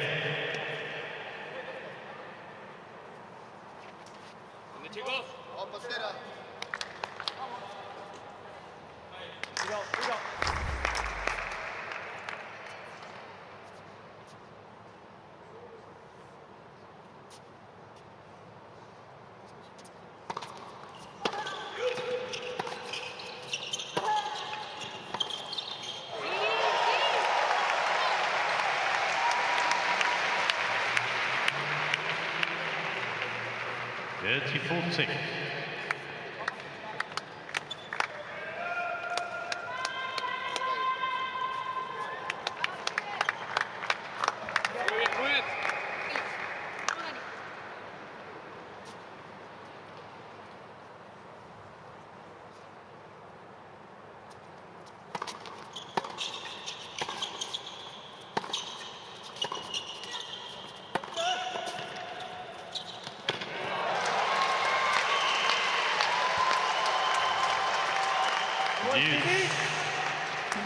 sudden death juice.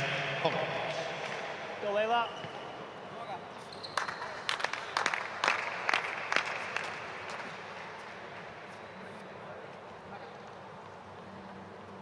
Margin's so fine.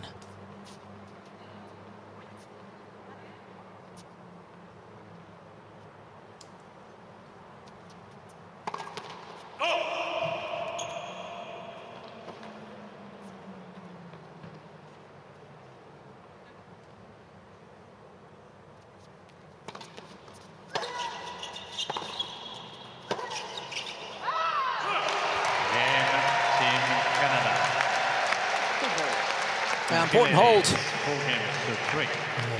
Team Canada are still wanting to harbour ambitions of getting this one done in straights. They're playing catch-up. It's 4-3 to the Chileans.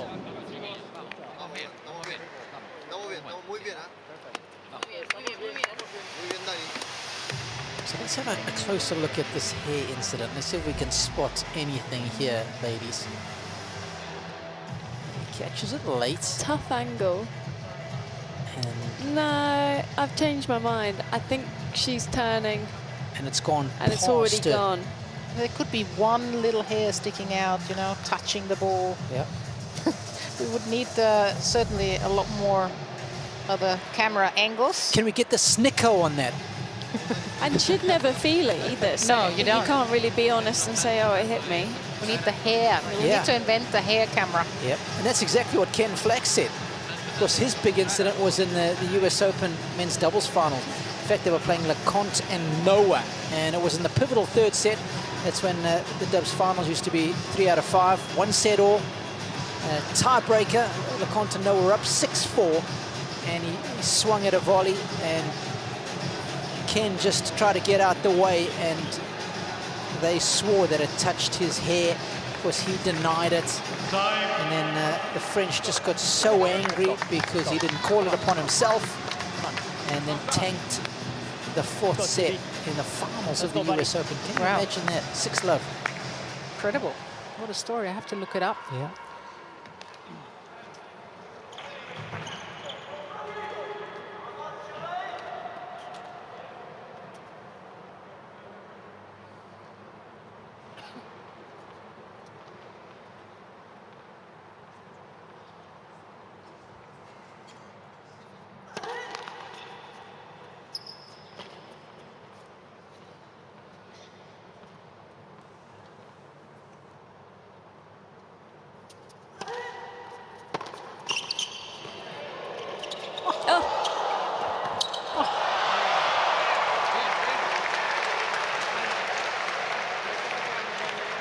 There was a real chance. I actually thought that he touched the ball again with his body before, but it was all going so fast. See, that was not necessary. He moved backwards instead of forwards. Oh, where's that Pat Rafter topspin forehand volley when you need it? Yes, somewhere in Byron Bay.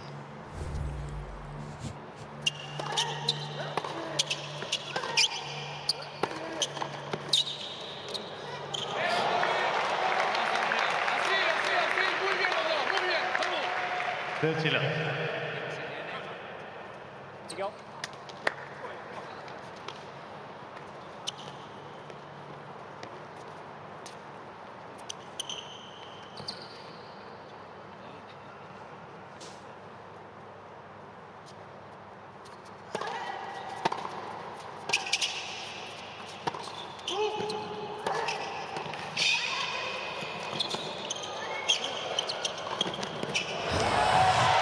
Almost did it again.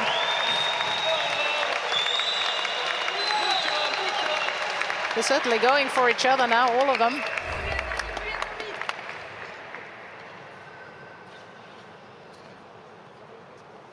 I love the way Thomas kept his eye on the ball. Even though it looked like Diaz might hit him, he still was watching.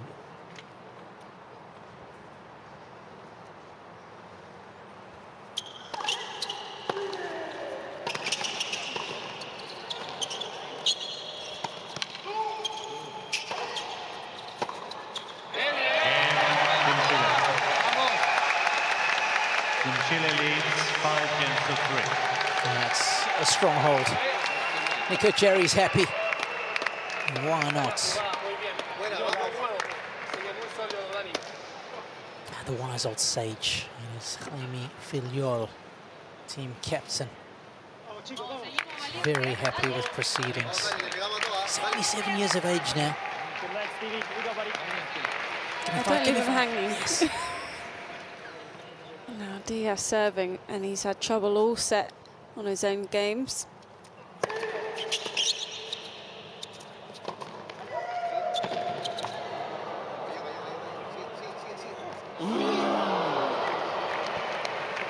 Take care, Stevie. Great play. 15 love.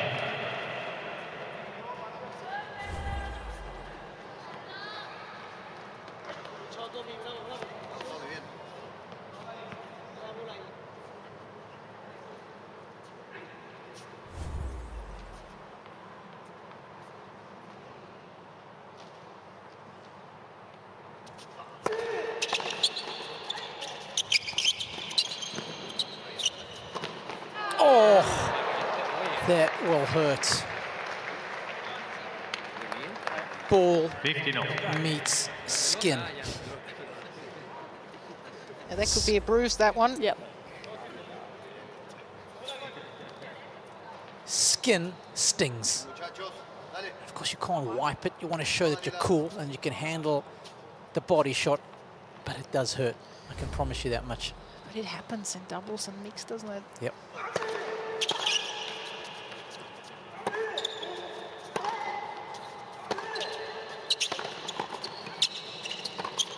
Oh, Shaw's got another one. Yeah, they're really, the Chileans, they're really going for it now. I mean, you have to. Yeah. Deciding doubles, trying to get to a set all.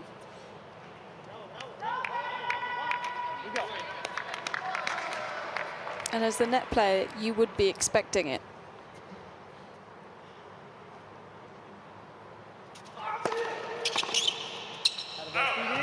Save 15.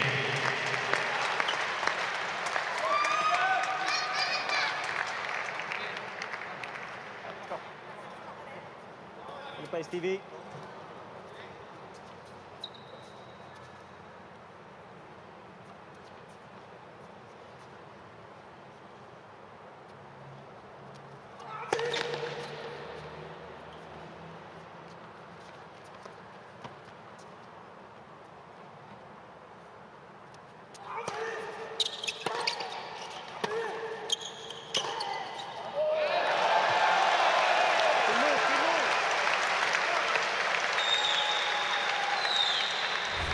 How much has she improved since this match has been on court? Firing out forehands. Here you go.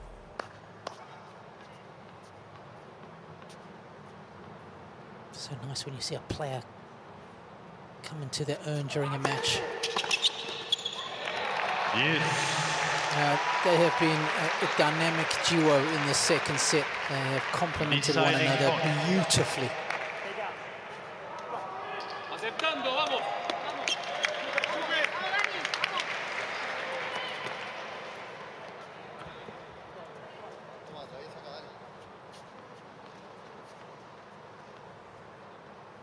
Set point.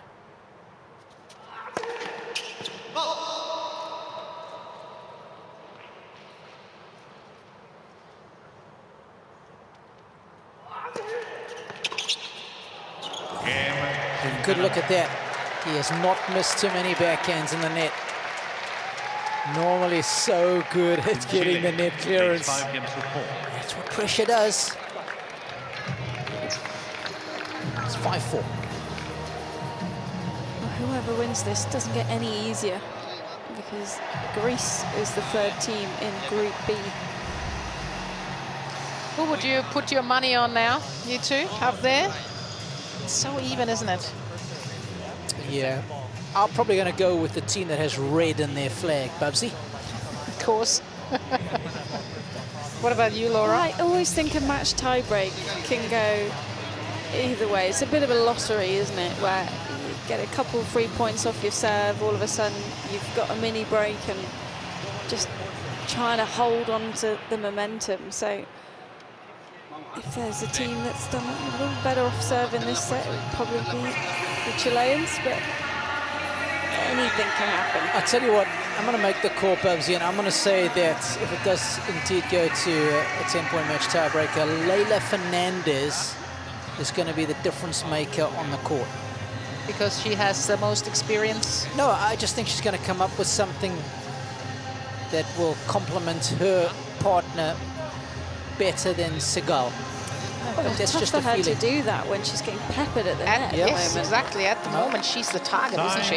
Yes, but we're not in a match tiebreaker yet, right? No, we're not. Okay, just checking. Okay. We'll get back to you when that happens. I don't hear you going out on a limb. Tell you what, tough love out there on the match court. Tough love here in the commentary box for you know who. Well, we're just, you know, trying to keep you on your toes. Oh, yeah. He is the coolest customer in the house, is the captain of Chile. Thoroughly enjoying this contest as his team tries to take us to the first deciding match tiebreak.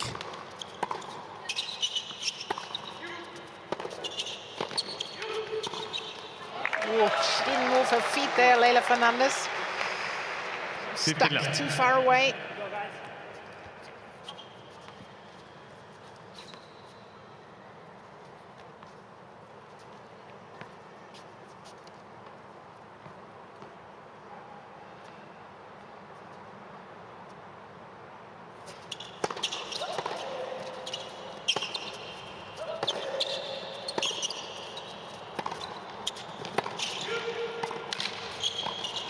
Such good placement from Barrios Vera.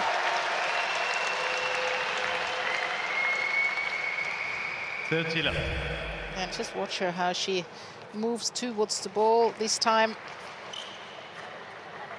So much easier to put it away when you have that forward motion, especially at the net.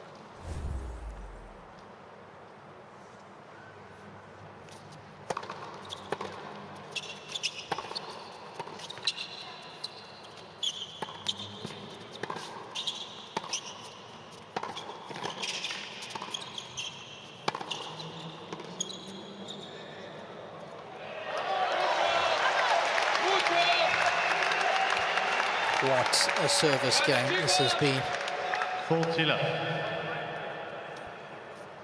Serving has been intelligent.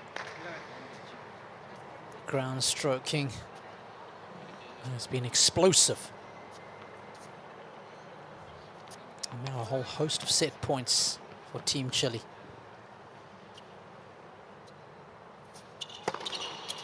Kaboom! That's the way to shut the gates on set number 2. And we are indeed going the distance here as Chile take on Canada for all the marbles and a 10-point match tiebreak to follow.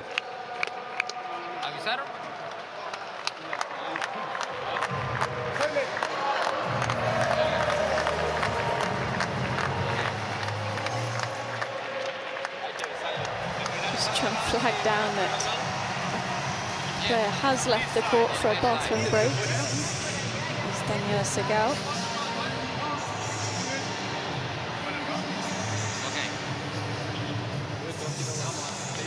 Interesting. Our first match tiebreak in a deciding mixed doubles this year at the United Cup. I've got no idea which way this is going to go. Well, I think Robbie has a bit of an idea. Well, you're tipping Canada. I am.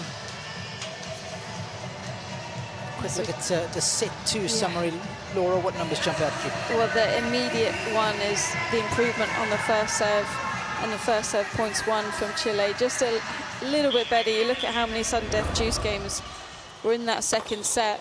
It's another set that really could have gone either way, and they just took advantage of the bigger points. I think they're a bit braver when they needed to be. And to be honest, they started peppering Fernandez at the net, which helps because she then wasn't so active. Diaz is then trying to cover more from the baseline, and it just spirals a bit, but it doesn't take much.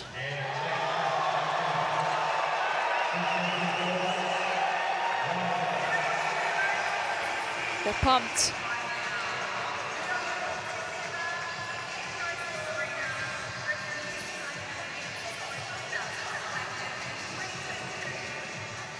Yeah, there's so much more belief there now, isn't it? The way they've been playing from the middle of the first set onwards and until now is incredible.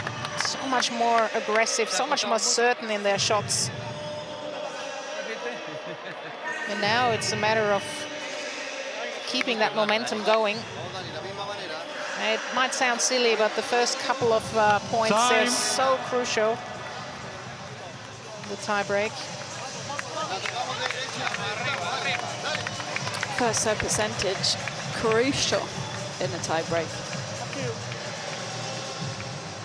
And to find that right combination of being aggressive but not risking too much as well.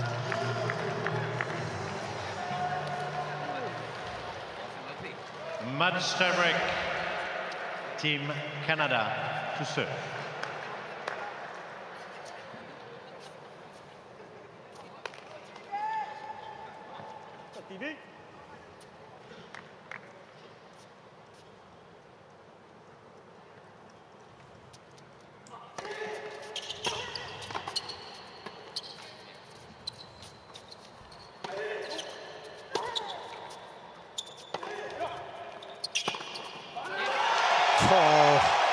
This guy is lighting it up. He is really coming to his own. I think nervy in the opening 4 games. Team Chile. Yeah, but have a look at Diaz. I mean, 2 shots from the baseline, didn't make it over the tee.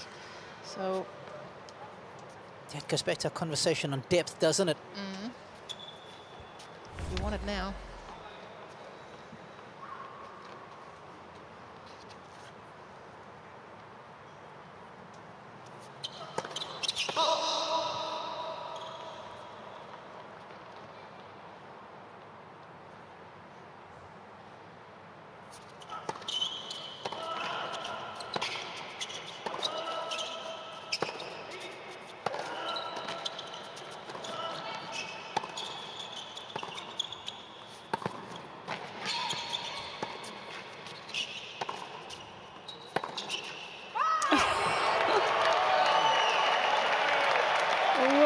Diaz trying to be everywhere on the court. Fernandez did well to just cover him from the back.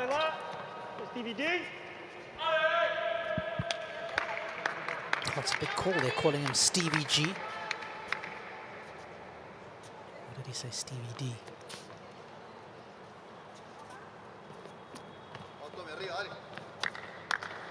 He's got the right color shirt on.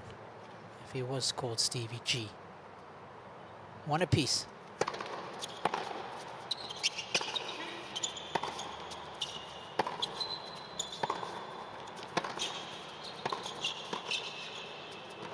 Nice. Solid. She was just holding that line. 2-1. Just remember, in mixed doubles, it's a 10-point match tie-break that decides the outcome of it. First to a 10 by a margin of 2. Daniela Segal. Simple, but effective with that volley.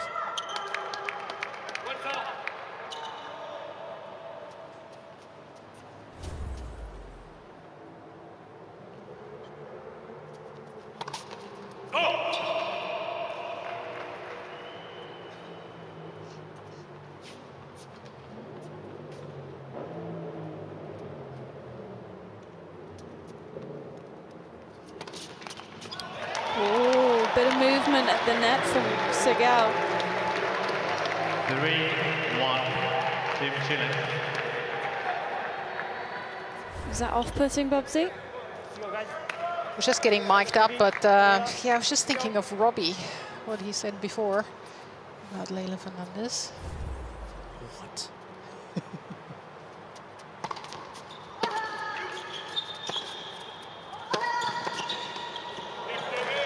Well, this is not over. 3-2. Team Canada. Far from it. Well, that's kind of the beauty of the first to 10 tie-break. You can feel like you have some momentum, be a mini break, maybe even 2 up, but you're still a long way off the finish line.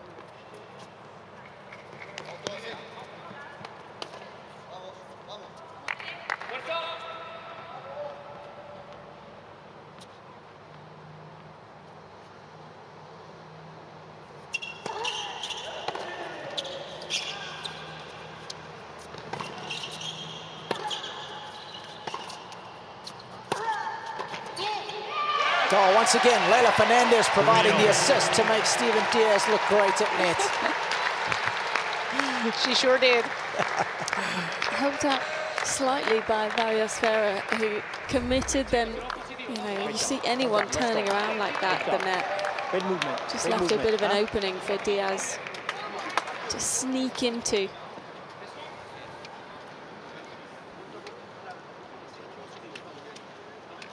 Still haven't heard Bubsy or Laura pick a winner in this.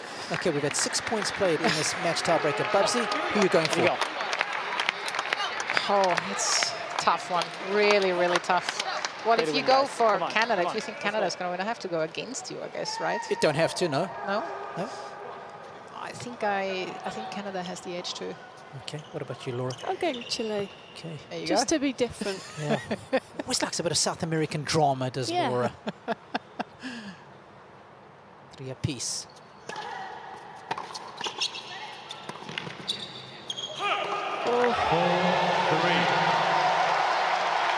She was worried about hitting Diaz in the back of the head there.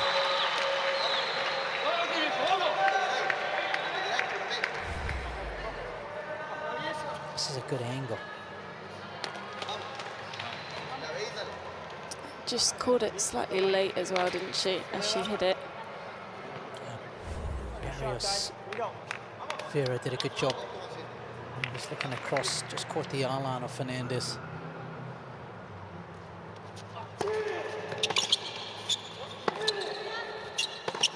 Oh, she was ready. Fernandez. Ready, be ready. He's ready. That's what they're telling her from the side too. Yep, you can hear it nice and clearly from Adil Shamanston, team captain of Canada. Be ready, he's saying.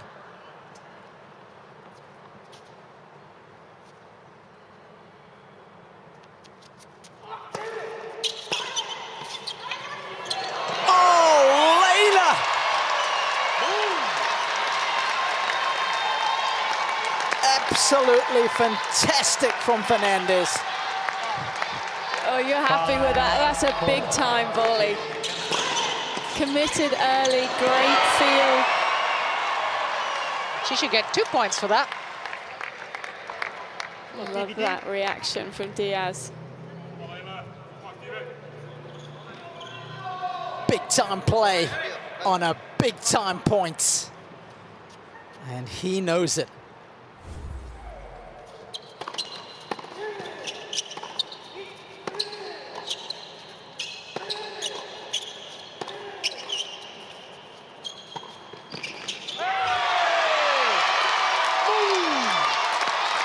It's not about hitting the ball hard to the net player, it's about getting it to the feet. And that's what Leila did. 4. Team Canada. Here we go, guys. Next one. And how often is low and slow tougher to volley?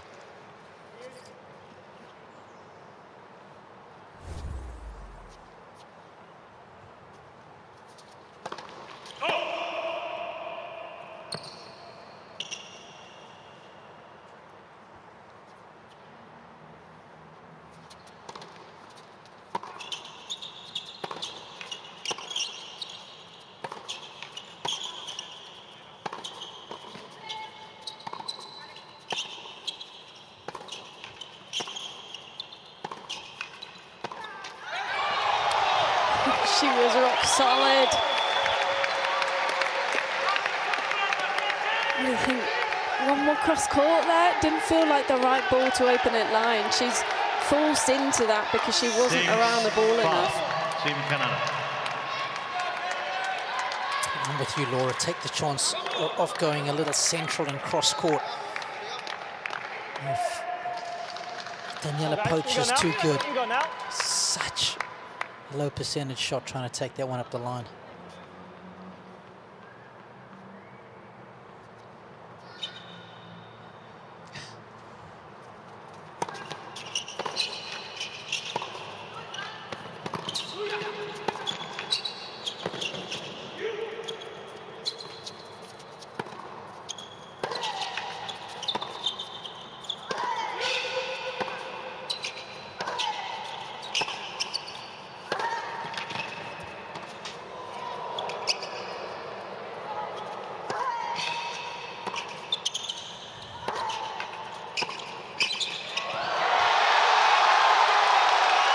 What a point! Both teams bringing it when it matters most. I was wondering who's going to be the first one to cross here, which wasn't easy because the ground stroke rallies from the girls were amazing. And have a listen to the atmosphere in here now. It's all even. Diaz wanted to be first. How many times did he try and cross in that rally? Fernandez did well to work around him as he was running back and forth.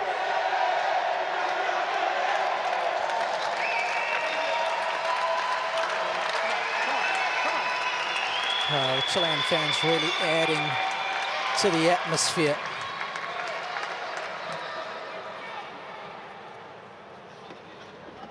Absolutely nothing to choose between these two teams.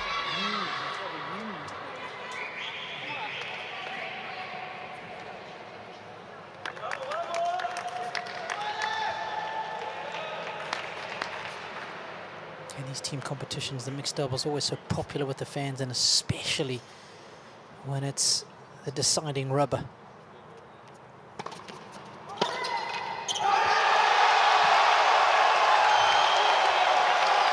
A frozen rope of a backhand. 7-6, Team Chile.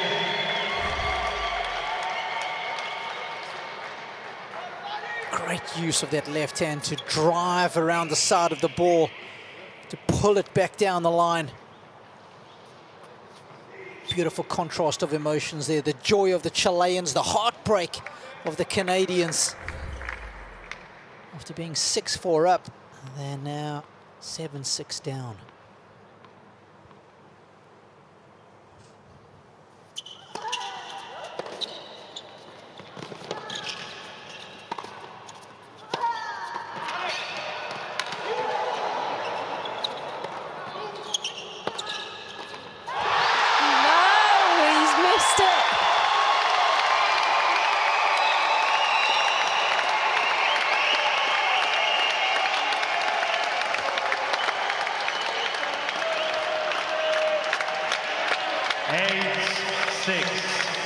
And this is why sport is the best form of reality TV, because there are no scripts here, folks. It was the right ball.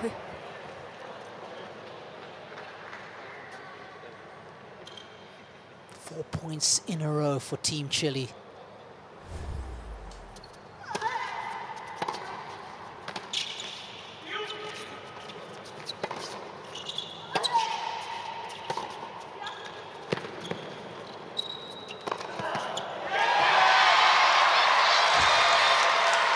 Fernandez hitting it from the baseline. Finding angle after angle. Team Chile. Back on serve.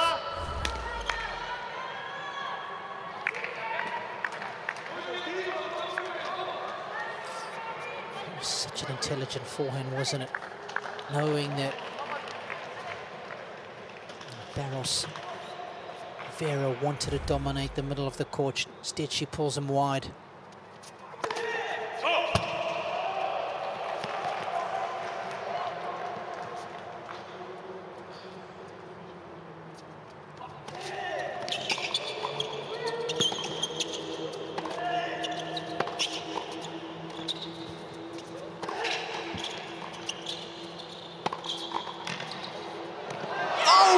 Get out of here.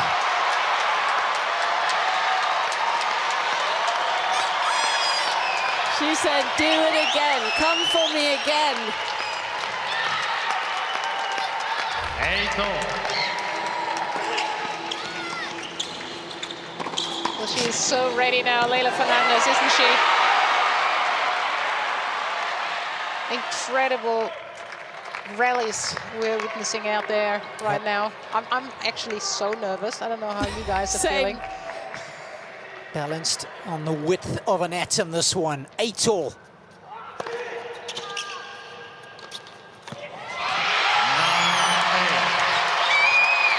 The coolest player on the court right now.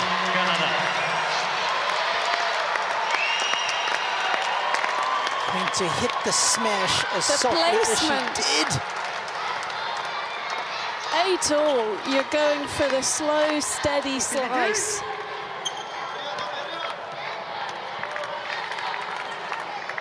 One match all. One set all in the mixed.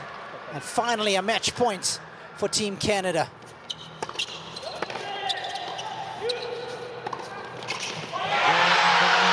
They've done it!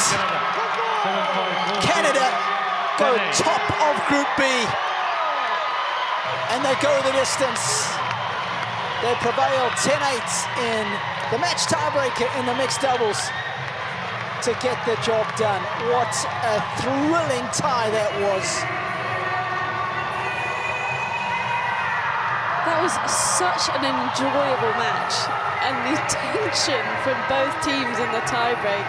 My goodness, there were some nerves, and how solid was Leila Fernandez. Point after point, she brought the team back into it.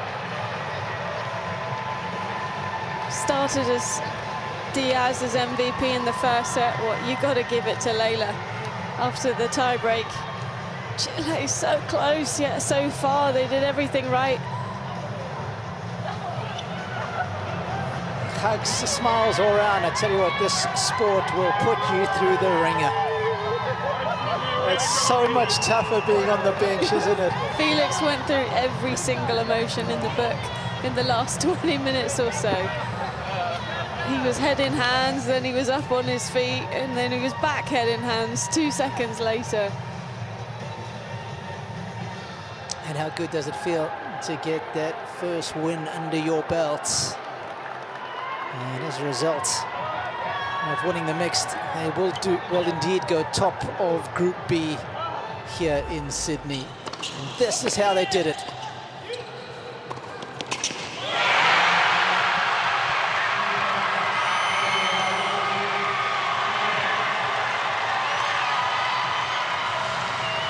There is no better feeling. If you could bottle it and sell it, you'd be a very wealthy individual. And doing it with somebody and doing it for your country.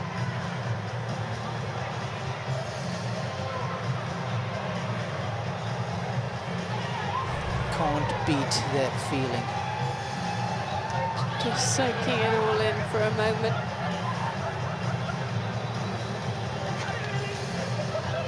I almost can't believe they came through that one.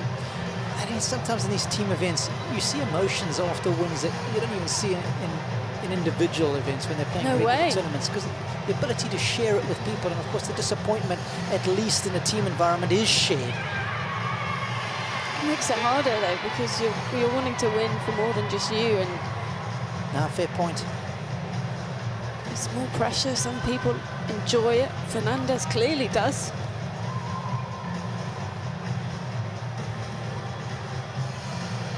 And those fans, we hope, will be back for more.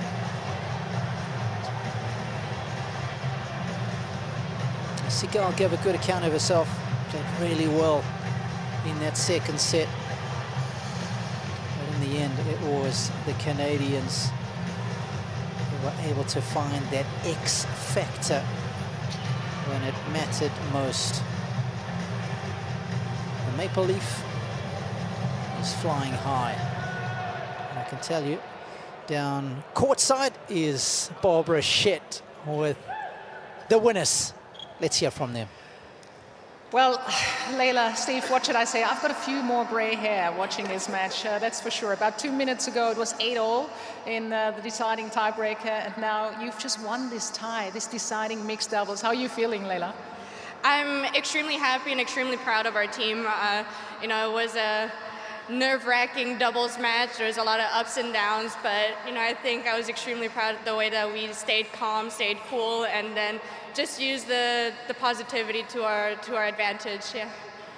At the beginning of the match, I thought, I mean, you were the player of this mixed doubles. It was unbelievable. You were all over the place. You were moving so well, and then you just dropped it a little bit. What happened? Were you getting a bit tired or carried away? I'll be 33 next year. Oh, that explains it. So yeah, I started really pumped. I was a little bit surprised that Felix wasn't going on court. So I think it was about time I could pay back Felix for 2021 winning the ATP Cup. So yeah, I was really pumped and really motivated. But then my legs started to feel heavy, tired. But yeah, we kept it together the whole time. We were 4-love up, and it was 5-all, and luckily we stayed with a great attitude and we stayed positive, as she said. And yeah, and then the second set, there's a few no add points that we didn't win, so it could have gone both ways. And the super tiebreak, I think it was really fun, and it was really fun and great. Now, Leila, after your singles win, I tried to ask you, what are your plans for tonight, for your New Year's Eve? You said, no, I have to stay focused. I'm still playing the mixed doubles later on. And what are your plans tonight? I mean, this is a perfect way to celebrate, right? This win and New Year's. Yeah, no, it's a perfect way to celebrate. You know, we get to celebrate as a team with this win, and hopefully we get to see some fireworks. Hopefully we're not too tired after this tie, but, you know, I think it's going to be fun walking around the city a little bit, explore, and then the fireworks is going to be special. Do you have enough energy left to party tonight, maybe? She could do the walking around. I'll try. Well done, guys. We can't wait to see you in a couple of days. Have a New Year's. Thank you. Happy New Year. Yeah, understandable they can't wipe that smile off their faces. And what a lovely way to close out the new year and usher in another one. It doesn't get any easier. They play Greece next. So tough already, even tougher in a couple of days when they come back, but they can ride this high for the moment. And Fernandez really, in particular, deserves to just soak this up after what she was able to deliver today for her team. Yes, what Bubsy was talking about, you can see her writing with her right hand.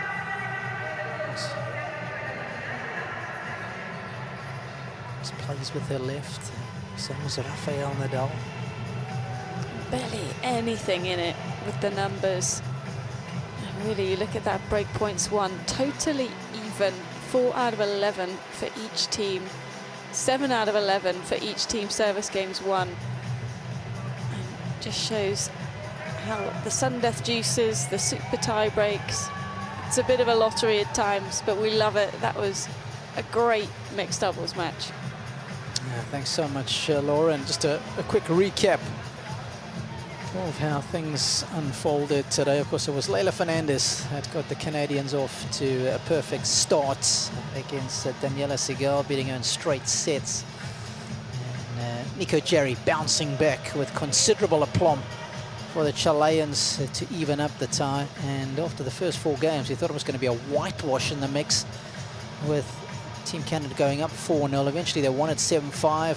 Beautiful comeback from the Chileans, winning the second. And of course, that deciding set match tiebreaker that we have just seen was box office gold.